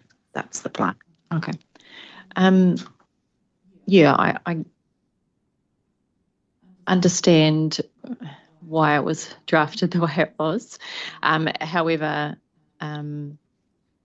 yeah, based on the 2 options up there, and in the interest of perhaps saving some budget for other PT things that we want to do, option B would be my preferred, possibly with the proviso of instead of the 90, which would be fully allocated, maybe extending that to 100k, allowing for other smaller bespoke events that might be more community minded, that might only need a small vehicle or smaller transport solution to make it more accessible, that they could maybe apply to that fund as well. Yep. And to give you an idea, we do run smaller shuttles for some of the rugby events, and they only cost us about $200 to $300 to run for a very brief period to get people around. So that's, you know, probably useful to have for some of those smaller events. Okay. Yeah, so if we could change that to 100, and then I'm happy to move option. Yeah. So we've got a mover and Councillor Strange and a second and Councillor Dunbar-Smith. We've got questions. Councillor Smith? Yeah, how much does field days cost the council? Because that is an organisation that's been around for 50 odd years now. It charges $30 a person, $100,000 per person, $3 million in ticket sales, plus all the incredibly expensive site fees, billions of dollars every year. And I know they've invested into the sites, but they are essentially a commercial organisation who needs to get off their butt and either include it in the sale of the tickets or whatever. I appreciate the congestion and the service it provides, but I think they should be contributing and we shouldn't be providing it at no cost. So if there is a subsidy from field days, I'd like to hear about it. But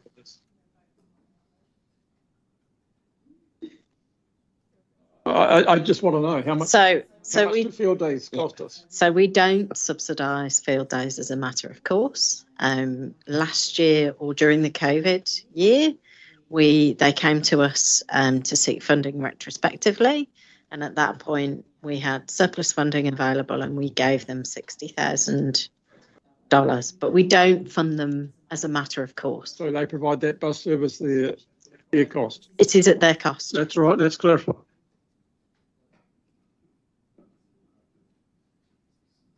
Sorry, can I? Sorry, Mike. Is this, we've got Councillor Graff, and then I'll come to you, Councillor. Not just a question, I may be missing the point. There's only two options. Is there an option not to fund any of these events? Yes, there was one put forward. Oh, was it? But it wasn't the recommended option. Okay.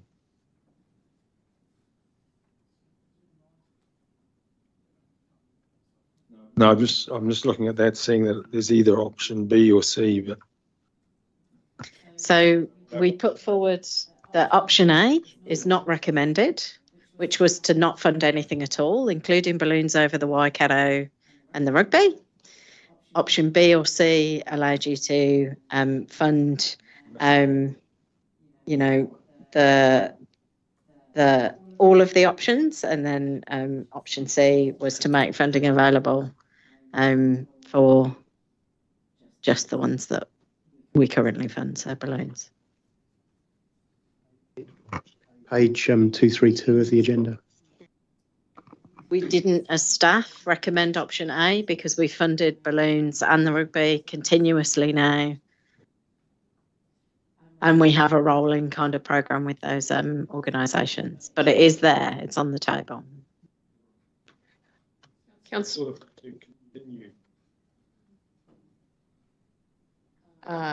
Hughes. Thanks, Madam Chair. Firstly, I'd like to disclose a conflict of interest or potential. I'm a life member of the Field Day Society, so I'm not going to be talking in favour of them, but I am aware that they will be putting a submission in for funding. So. All right, any further comments or questions on this? If not, we'll put it to the vote. All those in favour? Opposed? Carried. All right, so now item 10. Am I correct? Item 10, which is the public transport fares increase and changes to Community Connect concession. This is on page 234 of your agenda. Vincent. Thank you, Chair and Council members. So with your permission, can I just take the report as read? And I'll run through a couple of slides, or is that okay? Or just to sum up from the report, at the council workshop last year, November last year, staff presented a paper on fare increase. I think we discussed the importance and the need to ensure fare levels are reviewed to meet the growing costs of public transport. The staff took the council through three different fare increase options: 10%, 20%, and 50%. And I think at the end of the workshop, there's a general comfort for council to endorse 20% increase to fares for the next LTP, from the start of the next LTP. Since then, the government has announced the changes to funding for Community Connect. This means that we'll no longer receive Community Connect funding from 30th of April this year, and this will have implication to our fare system. In order to continue the Community Connect concessions, this will require councils to find another $1.7 million per annum, which is not recommended by staff, as it is not financially sustainable without any subsidies from the government. To enable the transition of the Community Connect removal, sorry, can you move down to the slides where we've got two options?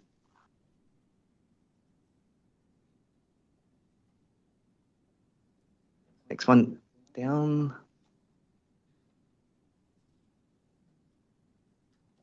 The changes. Okay, so the next slide, yep. So Staff have come up with 2 options, and effectively those options will be recommending council to increase fare by 20%. And for concession, we're suggesting revert back to what council had previously adopted. This means the community concession for use and trial will be removed, but we will still retain the concession for community service car holder, as this will continue to be funded by the government.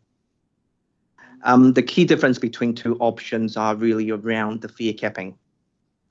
So for option 1, which is what council previously adopted, so the weekly fare cap for adult will be 9 times of the standard B-car fare, and under 18 will be 7.5. And for option 2, the adult will be the same, but under 18 will be lowering the cap rate to 6.5 times. So our staff recommendation is option 2.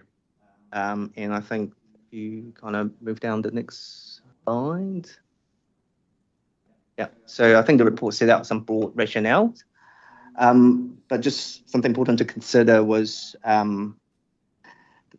option 2 is close to what council had previously adopted. In I guess Community Connect concession is more like a limited time gift, but shouldn't be seen as a norm, as it wasn't adopted by council in terms of the fare policies, nor it was budgeted for. So it's probably something for council to consider.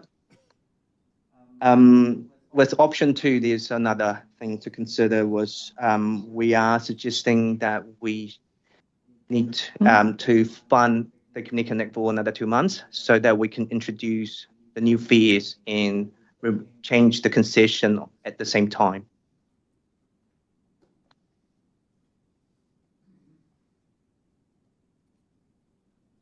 Yep. We're done. Question. Councillor Strange. Yeah, thank you.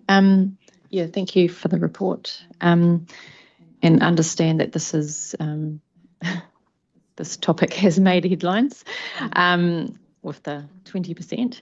However, in the years since we set these fares, they haven't increased at all. So in real terms, if it had kept up, it's probably more likely a 3% increase in real terms that we're looking at, and a 40 cent, if you go in real money terms, increase. I think where the previous government stepped in and provided a lot of financial incentives for PT was really useful post-COVID to get us back on track to pre-COVID patronage levels, which we really appreciated as a region and went a long way to getting us back there. As much as we don't like to increase cost with the adverse effect that might have on some people's ability to pay and use PT, we do need to be financially prudent as well. So, yeah, I see the rationale by increasing PT fares, and I agree that option 2 with the youth fare capping to be at 6.5 is a fair way to go, seeing as youth, you know, that's a lot of our school kids within Hamilton, which if parents then have to drive kids to school, that increases congestion, et cetera, So you really like that nuance there with the option 2. So yeah, happy to move option 2 in support of it. Thank you. Question. Councillor Smith. Thank you. How often do we increase the fares? Where I'm going to go to is, do we index them every year with inflation so that no doubt the costs of bill increases to the council from the bus companies that raises each year, no doubt, throughout the contract, and maybe fluctuations through diesel and all that sort of stuff. I don't know if there's exceptions. So do we hold the fares for years and years and then finally put them up, or are we looking at indexing them, or should we if we don't? The model that we followed over the last 6 years has not been to increase them annually, but to hold them and then come, as we are doing here, come to you with an LTP discussion. We'd welcome the opportunity to have the ability to review them annually. We don't have a policy that supports that at the moment. So that is a potential action from this conversation, that we put in place the ability for us to reflect them based on not so much the operators' escalation rates, but the national escalation rates that are set by Waka Kotahi. So I'm prepared to second this if that is built into the resolution, and ask the mover to build that in. Is happy with that? Yes, I'm happy. I did have that in mind to say as well, but I forgot. So thanks for raising that, Noel. So shall we, where are we adding that as a point point D, or is this another point, or is this another number? It's an action, separate. So somebody want to give me some words here? And further, that staff will bring forward to council a policy that allows the annual review and increase of fares.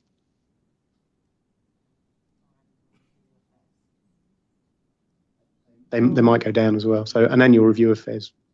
Yes. Due to annual review of fares. Is that sufficient direction? Yeah, that allows for an annual increase in fare. With the view to increase. Well, annual review. Yeah, but that just reviewing it doesn't mean to say, allows us to increase as well. Yeah. Yeah. If that's inferred, well, I'm happy with that. Can I just check with staff, is that the case? I think the request was for an annual indexation against some cost of living increase or something, as opposed to, can we just clarify, if you do a review, does that mean you've got to go through a process of committee, then council approval? I guess that depends what council signs off as the policy. You may delegate that to the organisation, or you may wish to put it through the Regional Transport Committee and up through council. That'd be your call. But we can draft the policy however you would. I want the simplest process. That council can just say, yeah, it's gone up, we need to move it. Whether we go up the whole lot, or whether we just need to have an annual oversight, because if we wait 3 years or 6 years, it's too long. Understand. So what we're asking for in this point is a policy to be brought forward to this council so that we can ensure a process along the lines of what you're suggesting. Thank you. Or are we actually suggesting that there's a process that at the annual plan time they can bring forward a review, so that each year at annual plan, otherwise this is just a review that the policy they've got to bring back to us again. Okay, so does the wording need to change to reflect that? Just check it. Yeah, Janine, you might like to just check the wording as reflecting that.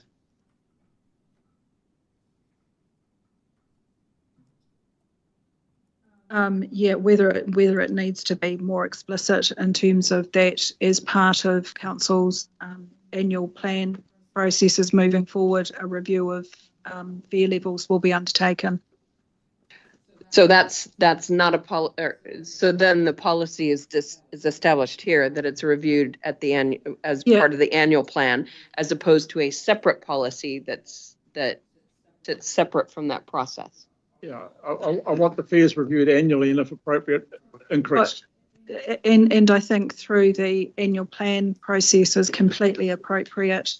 It'll put some structure around it and have it considered as part of the whole around service delivery and how those costs are recovered. So if we can embed it within that process, I'm not sure what else we would need from a policy perspective other than ensuring that it's part of the annual plan process. Yeah. But whether Phil has something particular in mind from a policy position, or just getting to a place where we make sure that we're reviewing them annually. Yeah.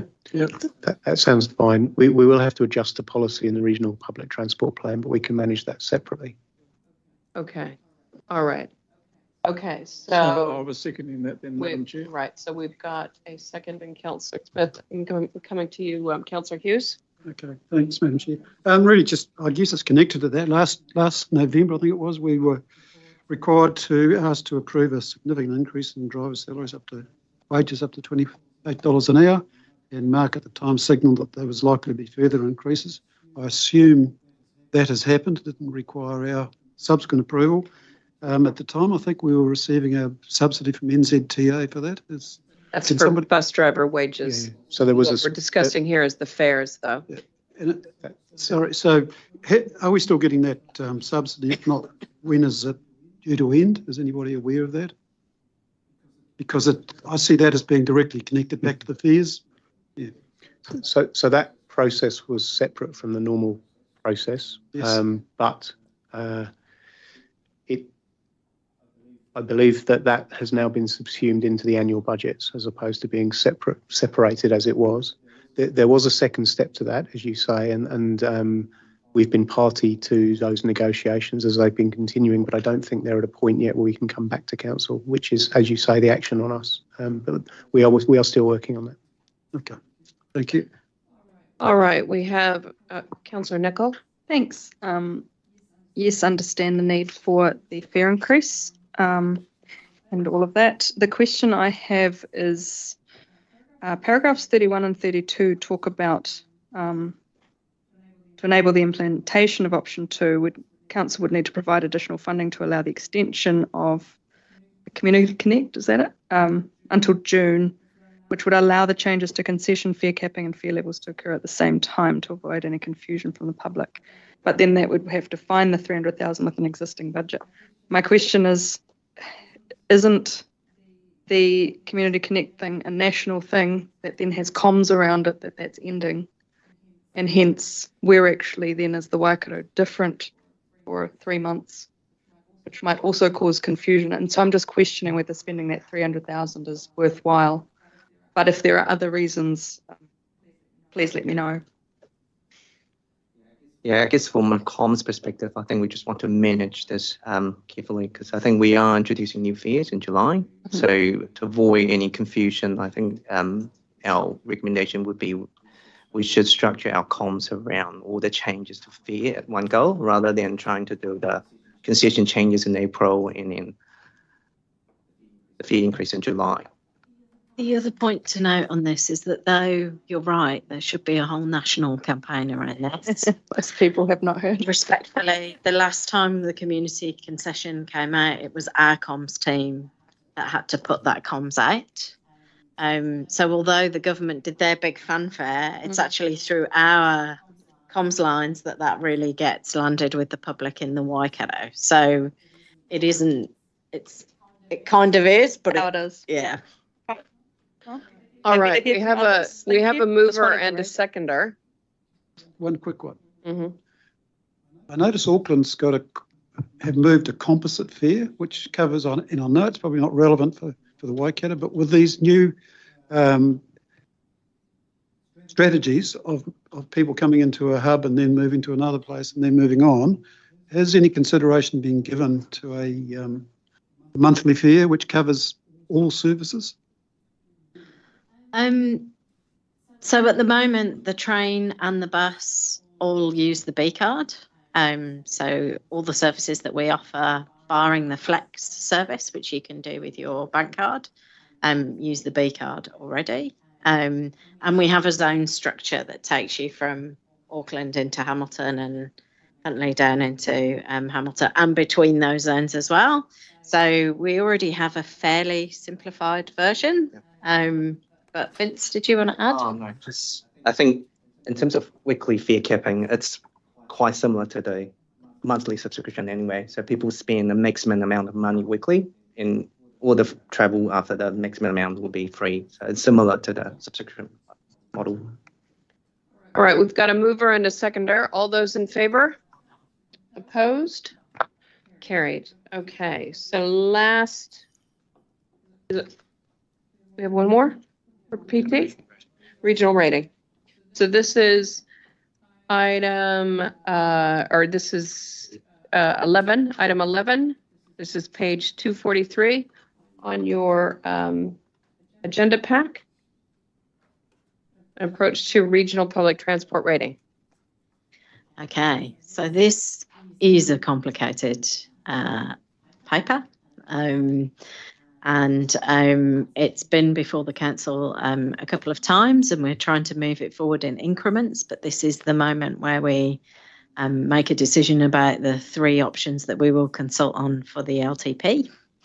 And really, before getting into questions, I really want to stress and highlight the benefit of this to both us as a regional council, but also to the people we serve through PT.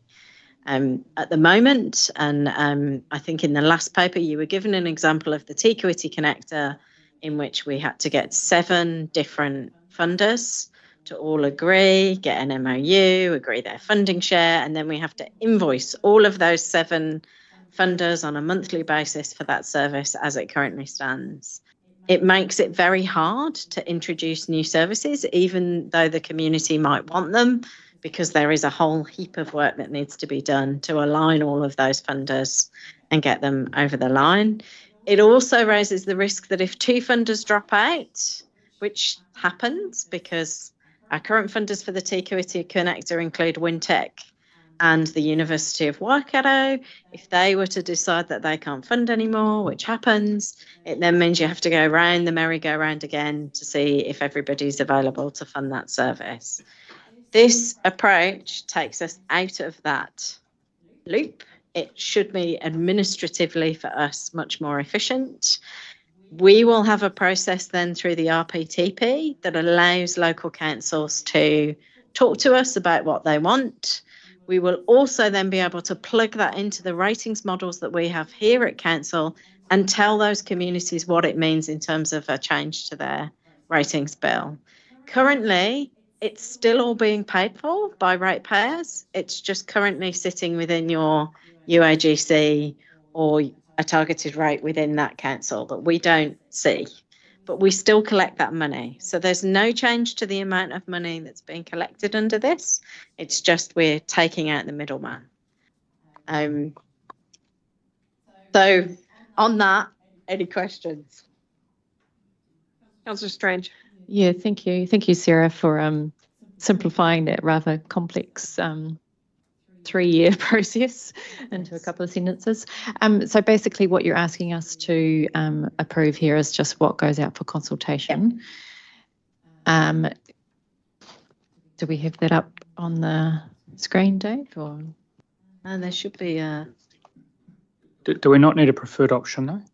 There is a preferred option. Yeah. The preferred option is option 2, which is to move to the metro regionalised approach, which separates out the metro area specifically, and it allocates the cost through the metro, and it allocates the metro area services to the metro. Everything outside of the metro can be allocated either through looking at the entire route or by TLA. The reason for that is we have to reflect both the level of service but also the wider benefit that comes from that. So when you think about this, it's worthwhile thinking about the fact that we get a significant amount of people that commute in from the periphery of Hamilton, from Cambridge and TA. Some of those people benefit from the fact that Hamilton is less congested as a result of the PT services that operate in that area. So we're trying to bring that in line, but we also want to acknowledge that if you live in Hauraki or if you live in TCDC, your level of service is not a Hamilton level of service. And therefore, you shouldn't be paying the same amount. You should be paying towards this level of service that you get. So that's how this is structured. And the Metro is given this special kind of area, and that boundary is to be determined over the next year and will be carefully stepped through with those TLAs, because it will make quite a big difference which side of the boundary you're on in that metro area. But that's why year 2 implementation is our preferred as well, because we also don't know what's going to happen with funding as per yesterday government GPS, but also because we really need to step through where these boundaries are in our preferred option 2, so that people are really comfortable with, yep, it's fair that that person's paying towards the metro and these people are not paying towards the metro. That will affect Waipart and Waikato and Matamata in particular. Outside of those areas, you'll be paying by your TLA.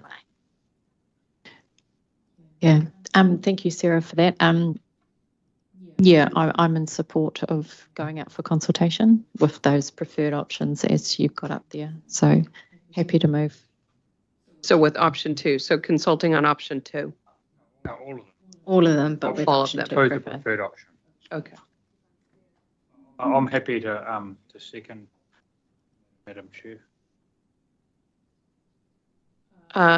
Councillor Dunbar-Smith. Two things. Page 251 sets out very clearly the difference. For example, if you're Hauraki TCDC, you're paying 34 cents. If you're in the metro, you're paying $26. So it gives an idea of what's there. It might be useful to include that in the consultation process so that people get an idea of what they're speaking about. Otherwise, it's just words. And also, do we indicate when we're consulting what the preferred option is? Because otherwise it's terribly confusing even for councillors. The plan is to say our preferred option is this and this is why. So the comms team and I and the ratings team will work on how we really dig that out, because you're right, it is quite complicated.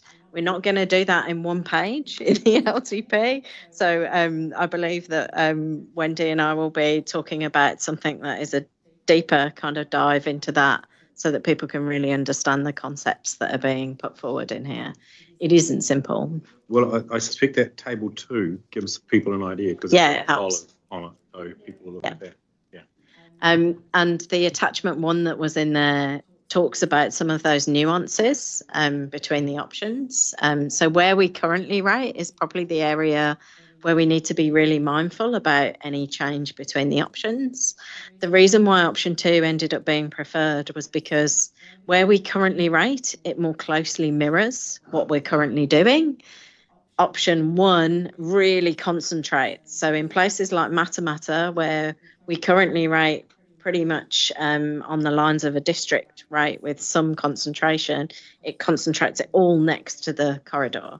So if you're lucky enough, or depending on how big your rate's bill is, unfortunate enough to be next to a bus stop, under option 1, you would pay a lot of money, even though, you know, you're not necessarily catching the bus. So it's really more of a concentration.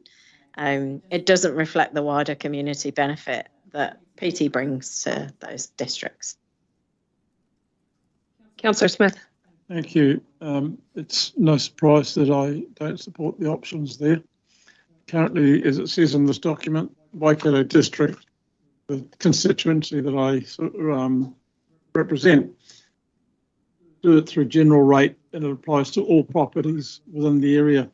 And if we use some of the rationale that's been put before us at times, if we all support public transport, then those of us who have to drive to get somewhere to get on a bus or go to a urban centre should have less traffic on the road to get to where we want to go. So I don't support those options. I support looking at a region-wide rate across all, because that supports, if you accept the arguments put forward by those in this space, turning the arguments back on themselves, the reality is,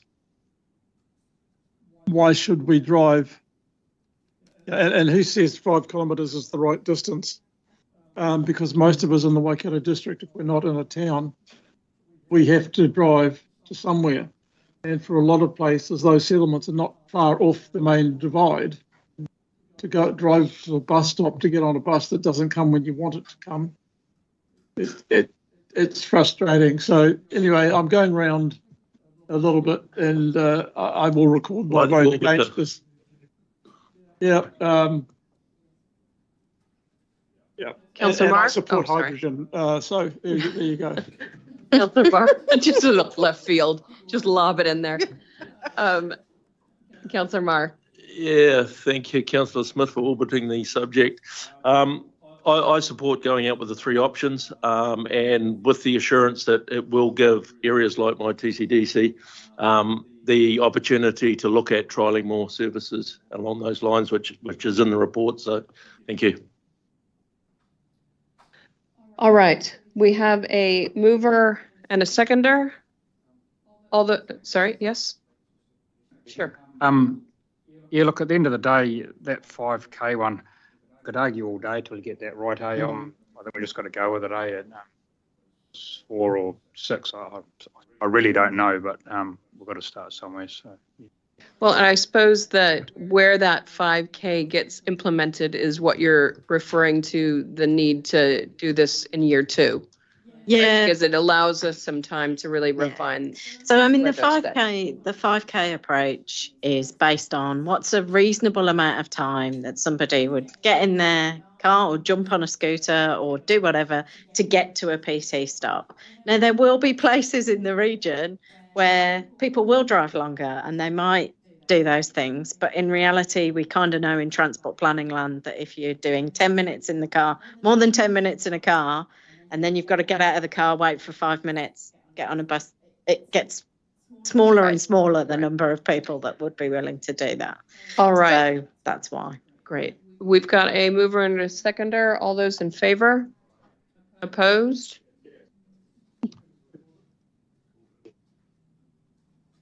Carried. Carried. All right. Next, we have the Revenue and Financing Policy Review.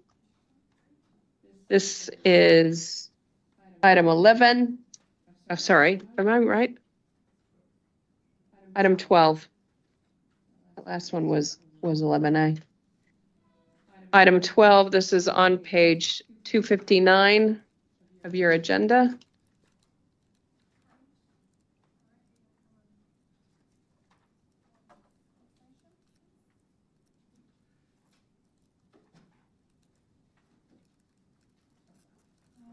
Thank you, Madam Chair. So this report presents the revised revenue and financing policy. Obviously, this is the policy that guides how council funds the activities that it undertakes.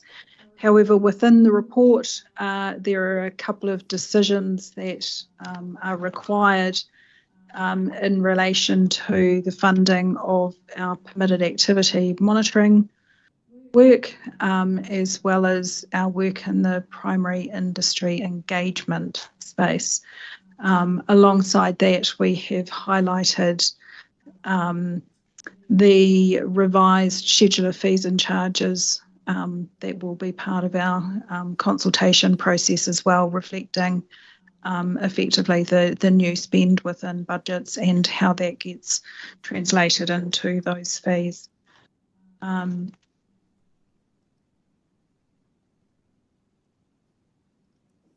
So, Dave, if perhaps we just want to work through onto the next slide. So this is around the permitted activity monitoring rating. So recommendation that rate, which is currently applied to properties greater than 2 hectares, actually the basis of application moves to those properties 20 hectares and greater. And that also a 20% general rate contribution is applied to that program of work. At the moment, that's fully funded through the permitted activity targeted rate.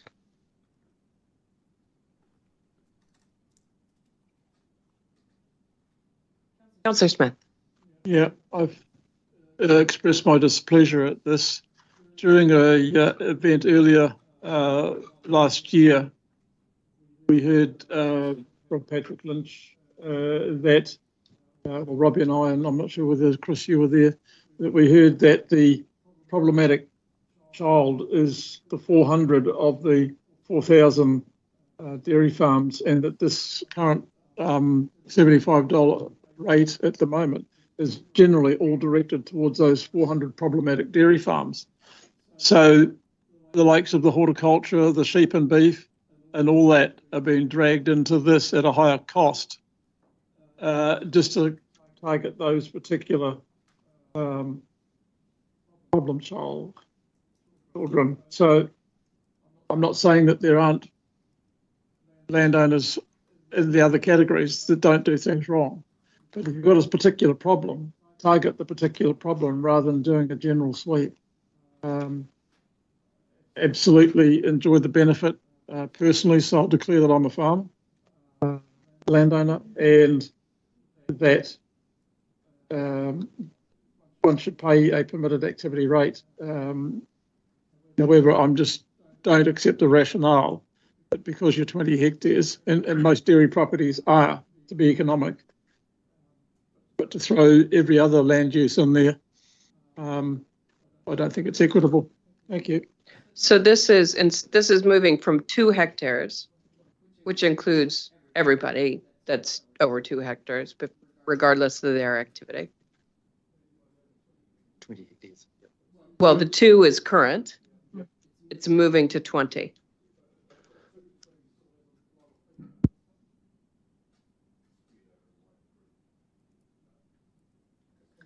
Can we have some clarification on some of yeah. the challenges we've got here? Because I think Yes. Ben could I just need to, okay, I've got, speaking order, I've got Councillor Kneebone and Councillor Downard. So if I can get you to, there you go. Let's get a mic for Brent. There we go. Yes, so councillors, the current situation is it's charged for everybody over 2 hectares. And for the very reason that you've identified, councillor, work isn't occurring on properties over in that 2 hectare to 20 hectare space today. Where we do go out to in those spaces, it's generally remember this is the proactive monitoring space. We go out to properties between 2 and 20 hectares where we are reacting to issues, which is our incident response area. So we still address issues on those properties, but it's the proactive monitoring. So that's the work to date. Now, you'll all know that the National Environmental Standard has put in place rules that we need to implement that are permitted activity rules, which are properties above 20 hectares. Plan Change 1 has rules that are becoming operative from hopefully the middle of next year when the plan gets approved for properties above 20 hectares.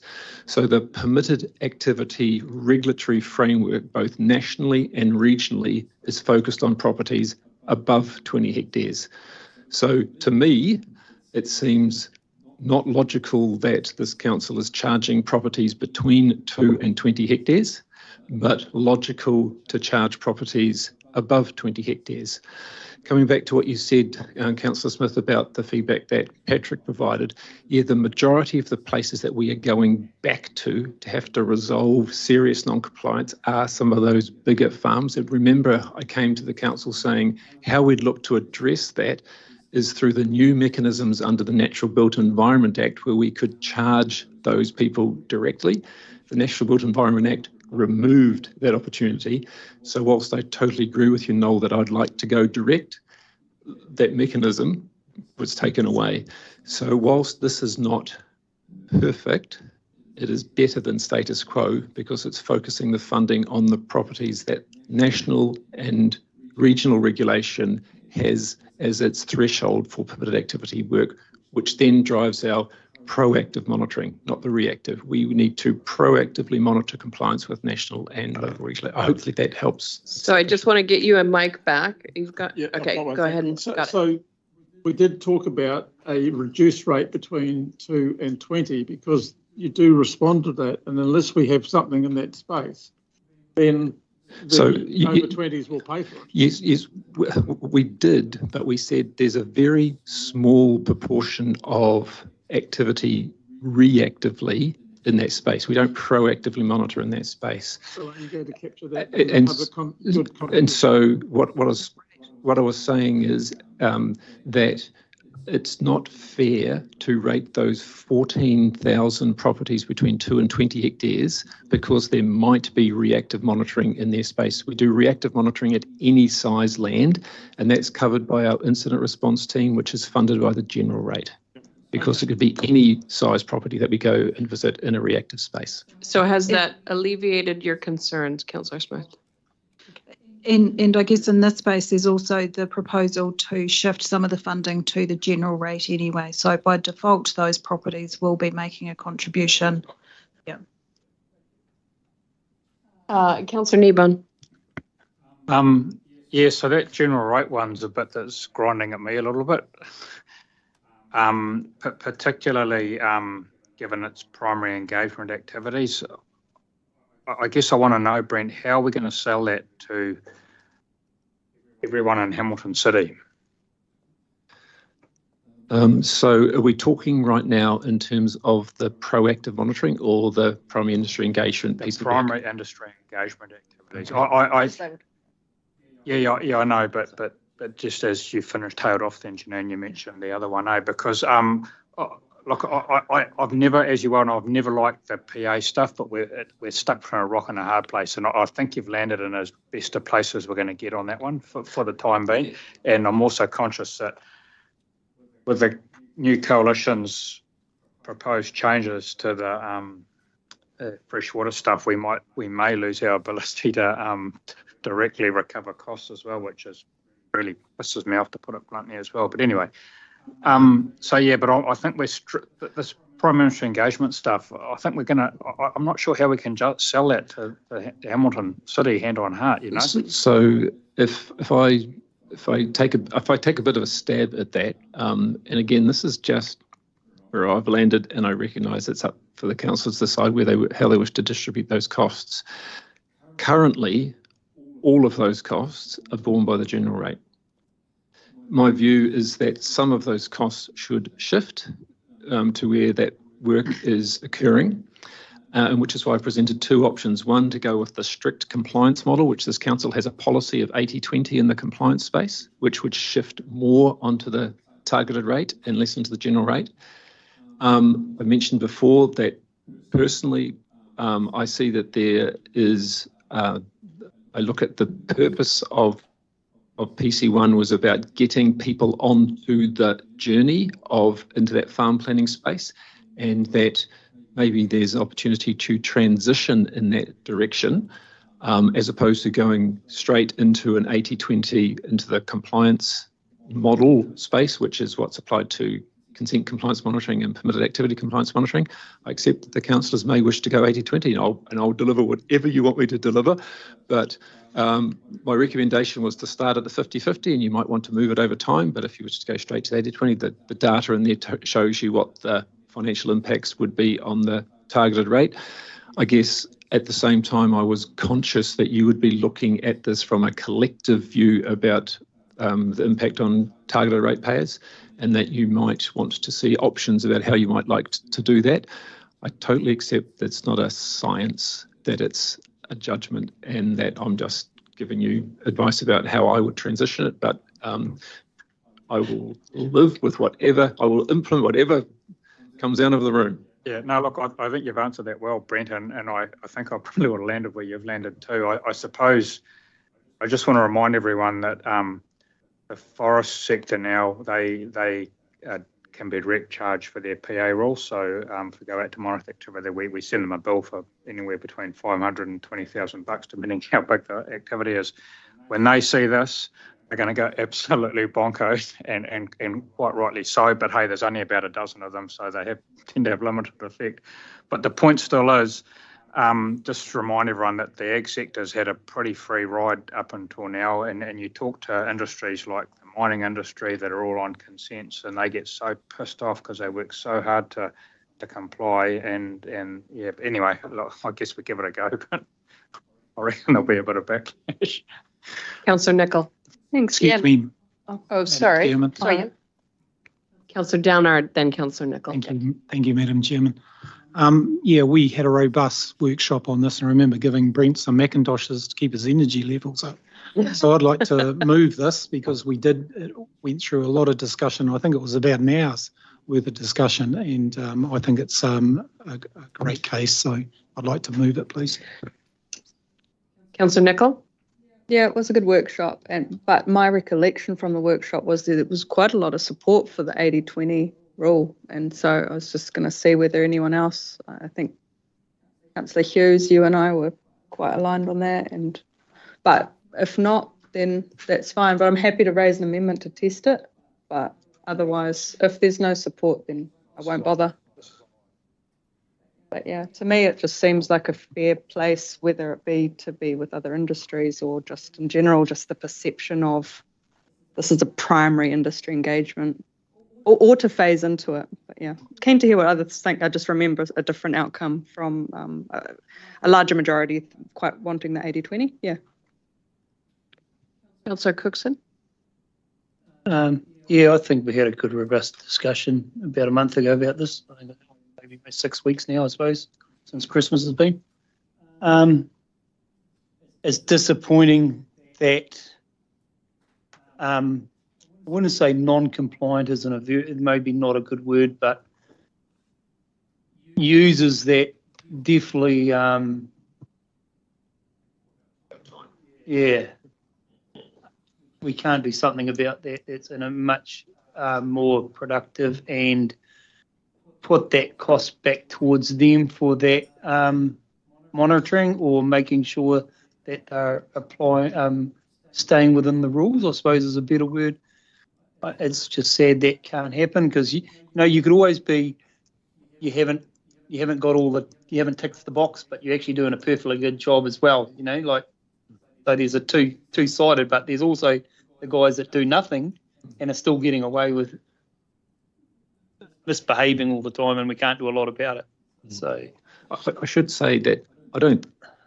Whilst the MBEA has gone, my personal understanding, and I guess no ministers are holding to my personal understanding, it's quite supported, and so it may well come back in future, but it's just out, and whilst the MBEA is out and they do a revision of the RMA.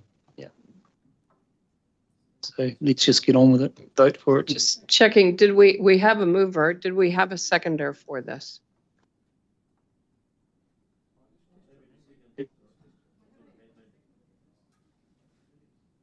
Okay, so we've got Councillor Mars a second.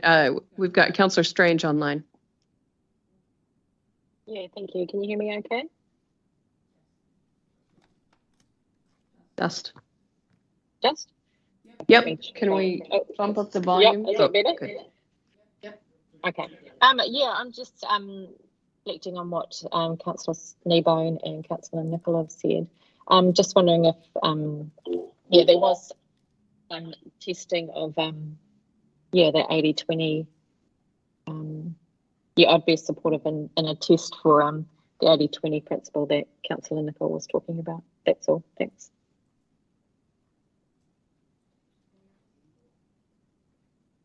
Is there any? I'm just looking around the room.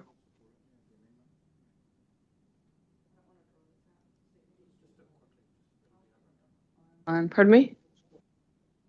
Well, I'm looking around. Okay, so move an amendment, same resolution, just changing 80-20 for general rate being 20% and 80 to the target rate. Thanks. Yeah, I'll second it.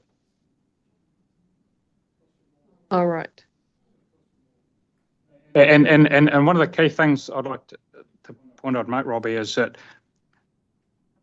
the more you sheet home the true cost to the cockies, the more likely they're going to lean on their neighbours that aren't doing what they should be doing, those 400 people. But hey. Yeah. We're changing. Anyway, let's test it and get on with it. Keep moving. So I think, Madam Chair, the suggestion is that item 5, is it? That the 50% be changed to 80-20. Wait a minute. Item 5 is just the species. It's item. I'm only speaking to one of them.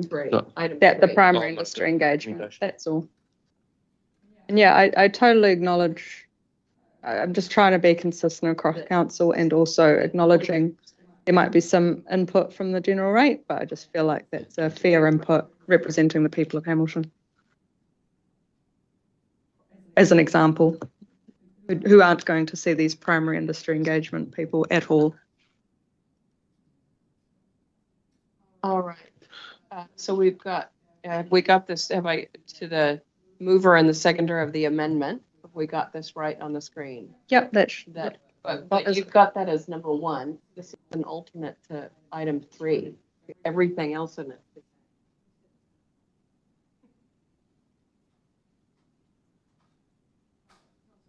Just what's the rating impact for the general rate on the difference? So That's set out in the report. Yeah. In sections 31, there's a 50-50 funding split. So that would be rates increase of approximately $99, including GST for properties that are 20 hectares or greater, and a decrease in the general rate of $886. That's at the 50-50.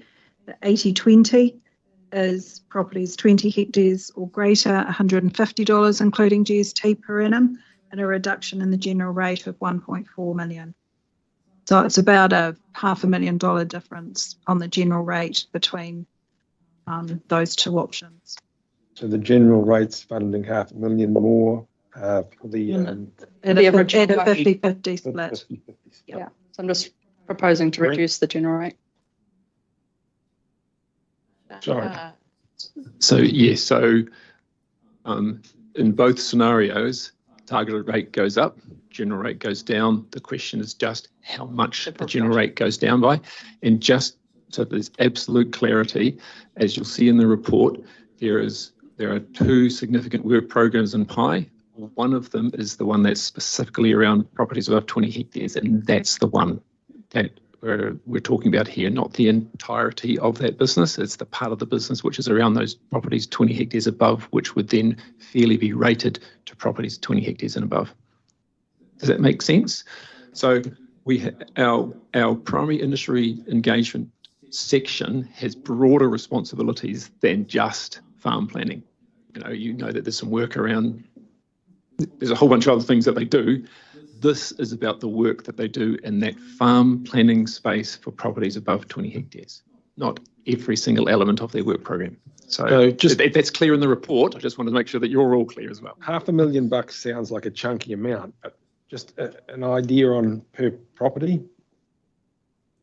So Janine answered that question a second ago, which was on the per property for the general rate. Oh, what does $500,000 mean?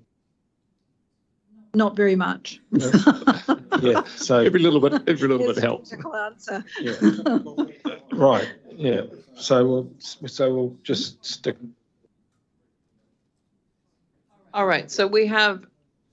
One Yes, last thing. Councillor Dunbar. Item number 35 is an alternative you've recommended, that you start with 50-50 and increase over time to 80-20 within 3 years.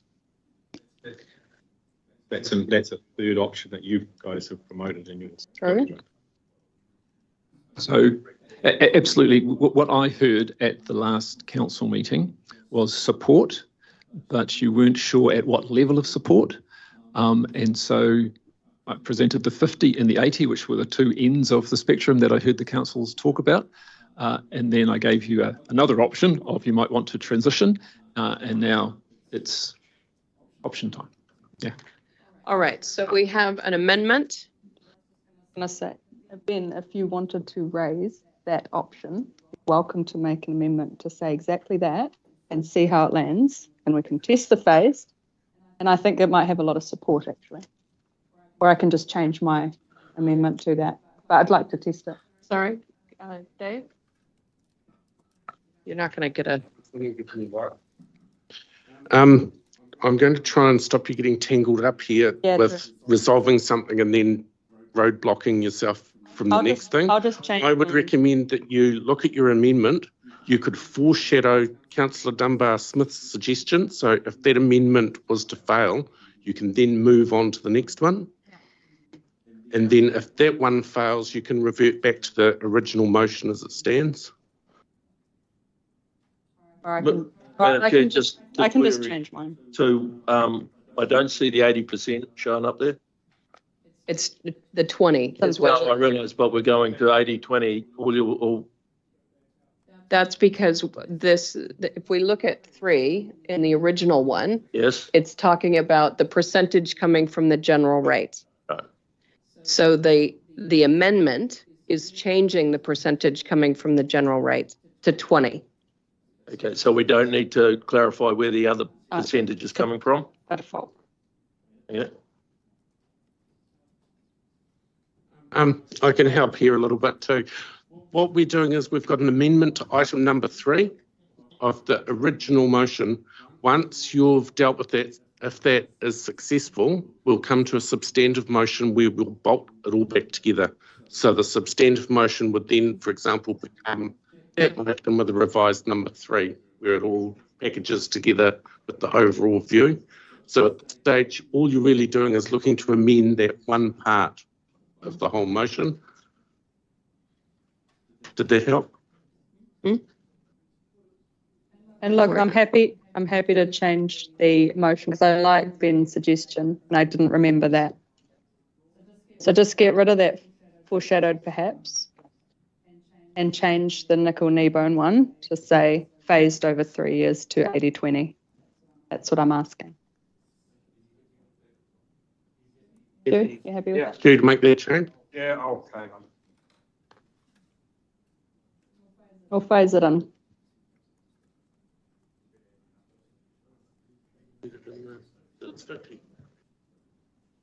But also note there's 10,000 properties that'll pay $264 more, right? Just at the current state with the option we're looking at. So they're already going to pay $264 extra. No, the option that I've recommended would have 13,800 properties paying $73 less, and 10,800 properties paying $213. $264. No, $213 more. That's the 50-50 split option.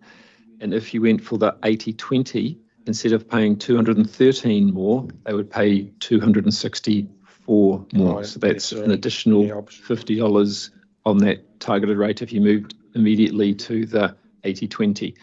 But obviously those 13,500 properties below 20 hectares will get their $73 reduction. Advising farmers or landowners to ensure they do something to make sure they get their $260 worth. If it helps by way of comparison, if you have a resource consent to farm, your costs are, for those of you that have a resource consent to farm, markedly higher than those numbers. This is a resource consent that's been given to you by way of the plan. I do want to make some progress here. No, I'd really appreciate support for the amendment piece, just so that we are starting where the staff recommended. We are moving to the 80-20 over the course of 3 years, because that is the fair place to land for this industry to stand alongside other industries, and a fair way to spread things across our region, just like we just talked about with the public transport rating thing. It just makes sense. Thank you. All right, so I'm going to put that. All those in favor of the amendment? Can I get hands up so I can get a gauge here? 1, 2, 3. Just throw it into the mix, eh? So I'm sorry, I had 1, 2, 3, 4, 5. I'm just checking if there's hands up online. 6. All those against? 1, 2, 3, 4, 5, 6. And Kata just moved out the door. Oh, feel free to. Oh, well, we haven't done that either, have we? I don't think we have a status quo.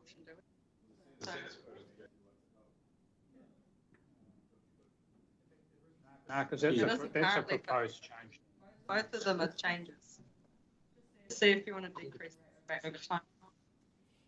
Okay, I we're just going to remind everyone of the comment Brent just made, that those farmers that have to get resource consents are paying significantly more, which makes it even more unjustifiable to lump this onto the bloody urban population. Because the urban population ain't helping the guys with consents in any way, shape or form. Well, 20%. But all right. I just want to make sure. We're going to do a division on this, because we now have people that are not in the room, and I want to make sure that this gets recorded. So this is a division on the amendment. Okie dokie. What I'm going to do is I'm going to run through the names. Can you please indicate, make sure your mics are on, whether you support, oppose or abstain, and we'll see where we end up. So The amendment is that we adjust item number 3 to be a 50% funding contribution, decreasing to 20% over 3 years from the general rate. And we'll start with Councillor Strange. Support.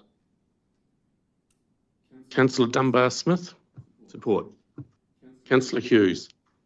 Support. Councillor Graff. Councillor Nicol. Support.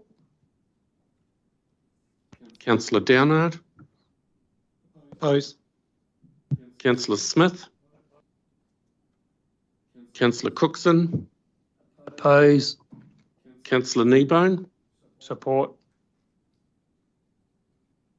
Councillor Marr. Oppose. Councillor Clarkson. Support. Councillor Story.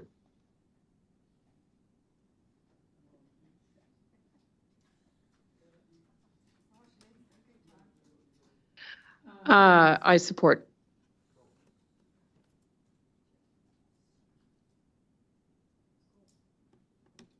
It's at 7 to 5. The amendment has been carried. So now we do the substantive.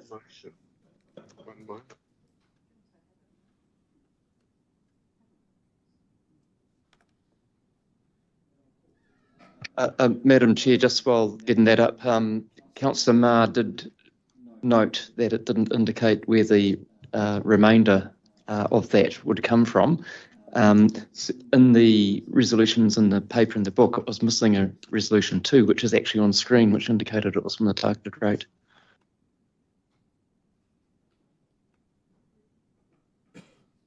That's in part 2, where it says the targeted rate is recovered from those properties.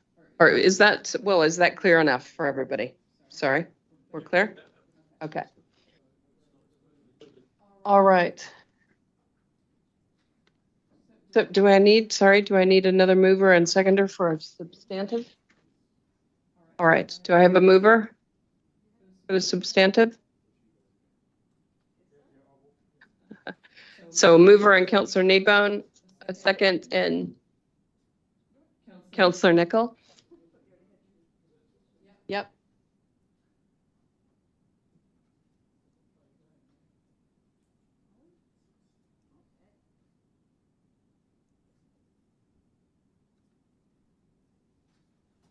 Okie dokie, we've got a substantive motion on the floor.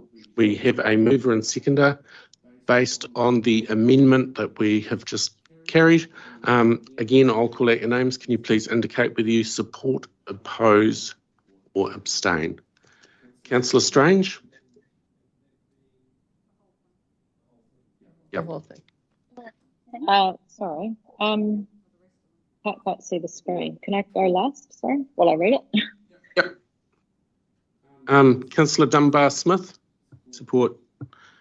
Councillor Hughes? Support. Councillor Graff? Councillor Nicol? Support. Councillor Downard? Support. Councillor Smith? Councillor Cookson?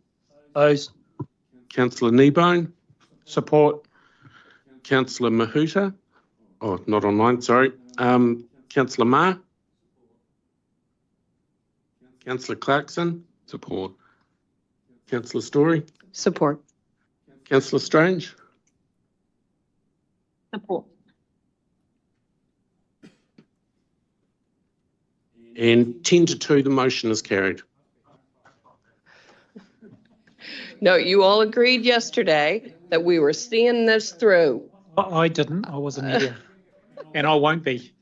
I really hope we can get finished because people are dropping like flies despite their commitment yesterday. Honestly, Madam Chair, it's been a long day and I'm pretty absolutely fried now. agree. So I I'm absolutely looking agree. at It's been 4 a long o'clock. day. Yeah. So if we've lost so many people, is it fair to? We haven't lost so many people, but we have lost some people. When I tested the appetite was to continue on and see this through today.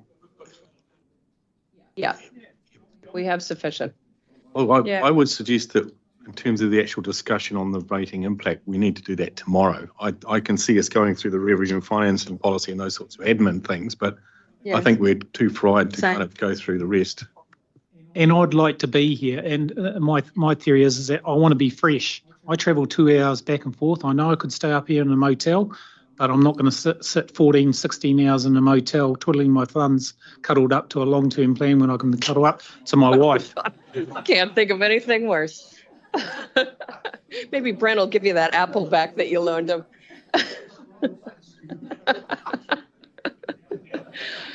Okay. All right.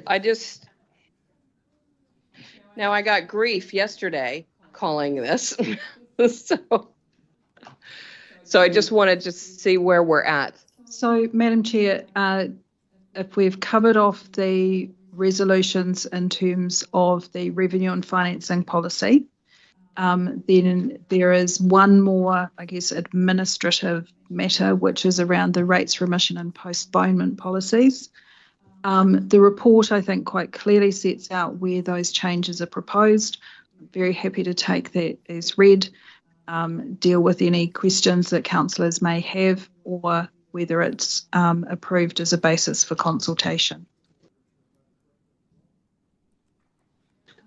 So, Madam Chair, there are a number of things. So I guess outside of these policy matters,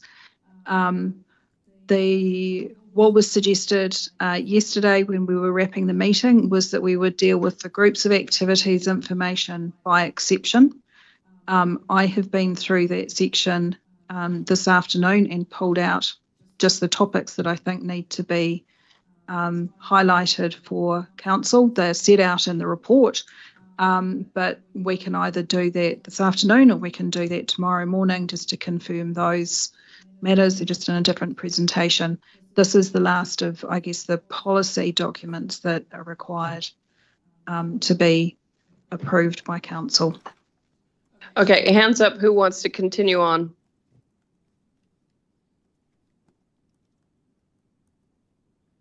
Four people want to continue on.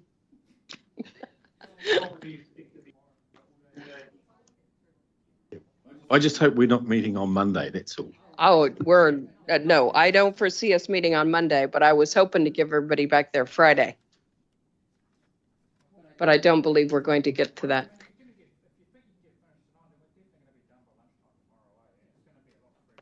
Yeah. All right.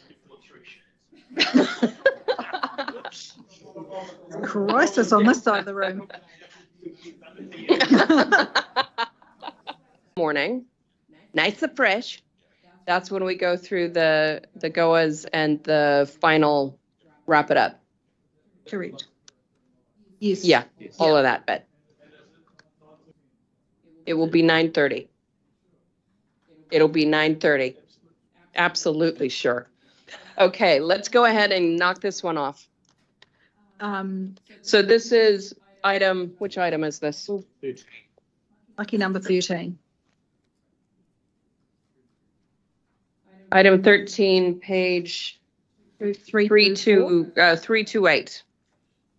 In terms of the policies Wait a minute, themselves. I got that right. So as is set out, 324. As is set out up there, some changes to existing policies around the remission and postponement of rates on Māori freehold land, noting changes in legislation that we just need to give effect to, some simplification of the remission of penalties policy.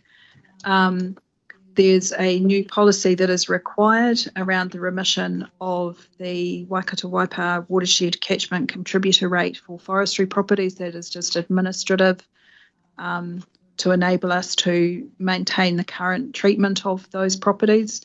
There are some new policies there for consideration, one around natural disasters rates remission, which enables us, I guess, under the circumstance where properties are uninhabitable, is determined under the relevant legislation that we can provide some rates relief for those property owners, and a remission of rates for Māori freehold land under development. Again, that was a new provision that was added into the Local Government Rating Act last year. the policies are all there written up. We are required to consult on our rates remission and postponement policies at least every 6 years. So these would form part of our consultation process. All right. Are there any questions for Janine? Do we have a recommendation on the screen? There we go. Happy to move. We've got a mover in Councillor Nicol and a second in Councillor Downard. All those in favor? Opposed? Carried. All right. We will adjourn the meeting and come back tomorrow nice and fresh at 9:30. All right. So we'll close with the karakia. I'll just have to note that we had a bit of a sweepstake about how long this would take, this meeting, and I think Janine and I have lost now because we thought it might finish in 3 days. Ona hea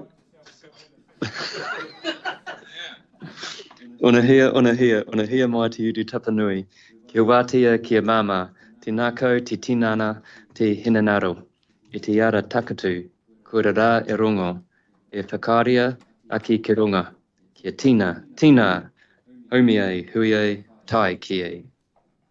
All right, we'll adjourn the meeting at 3:45 p.m.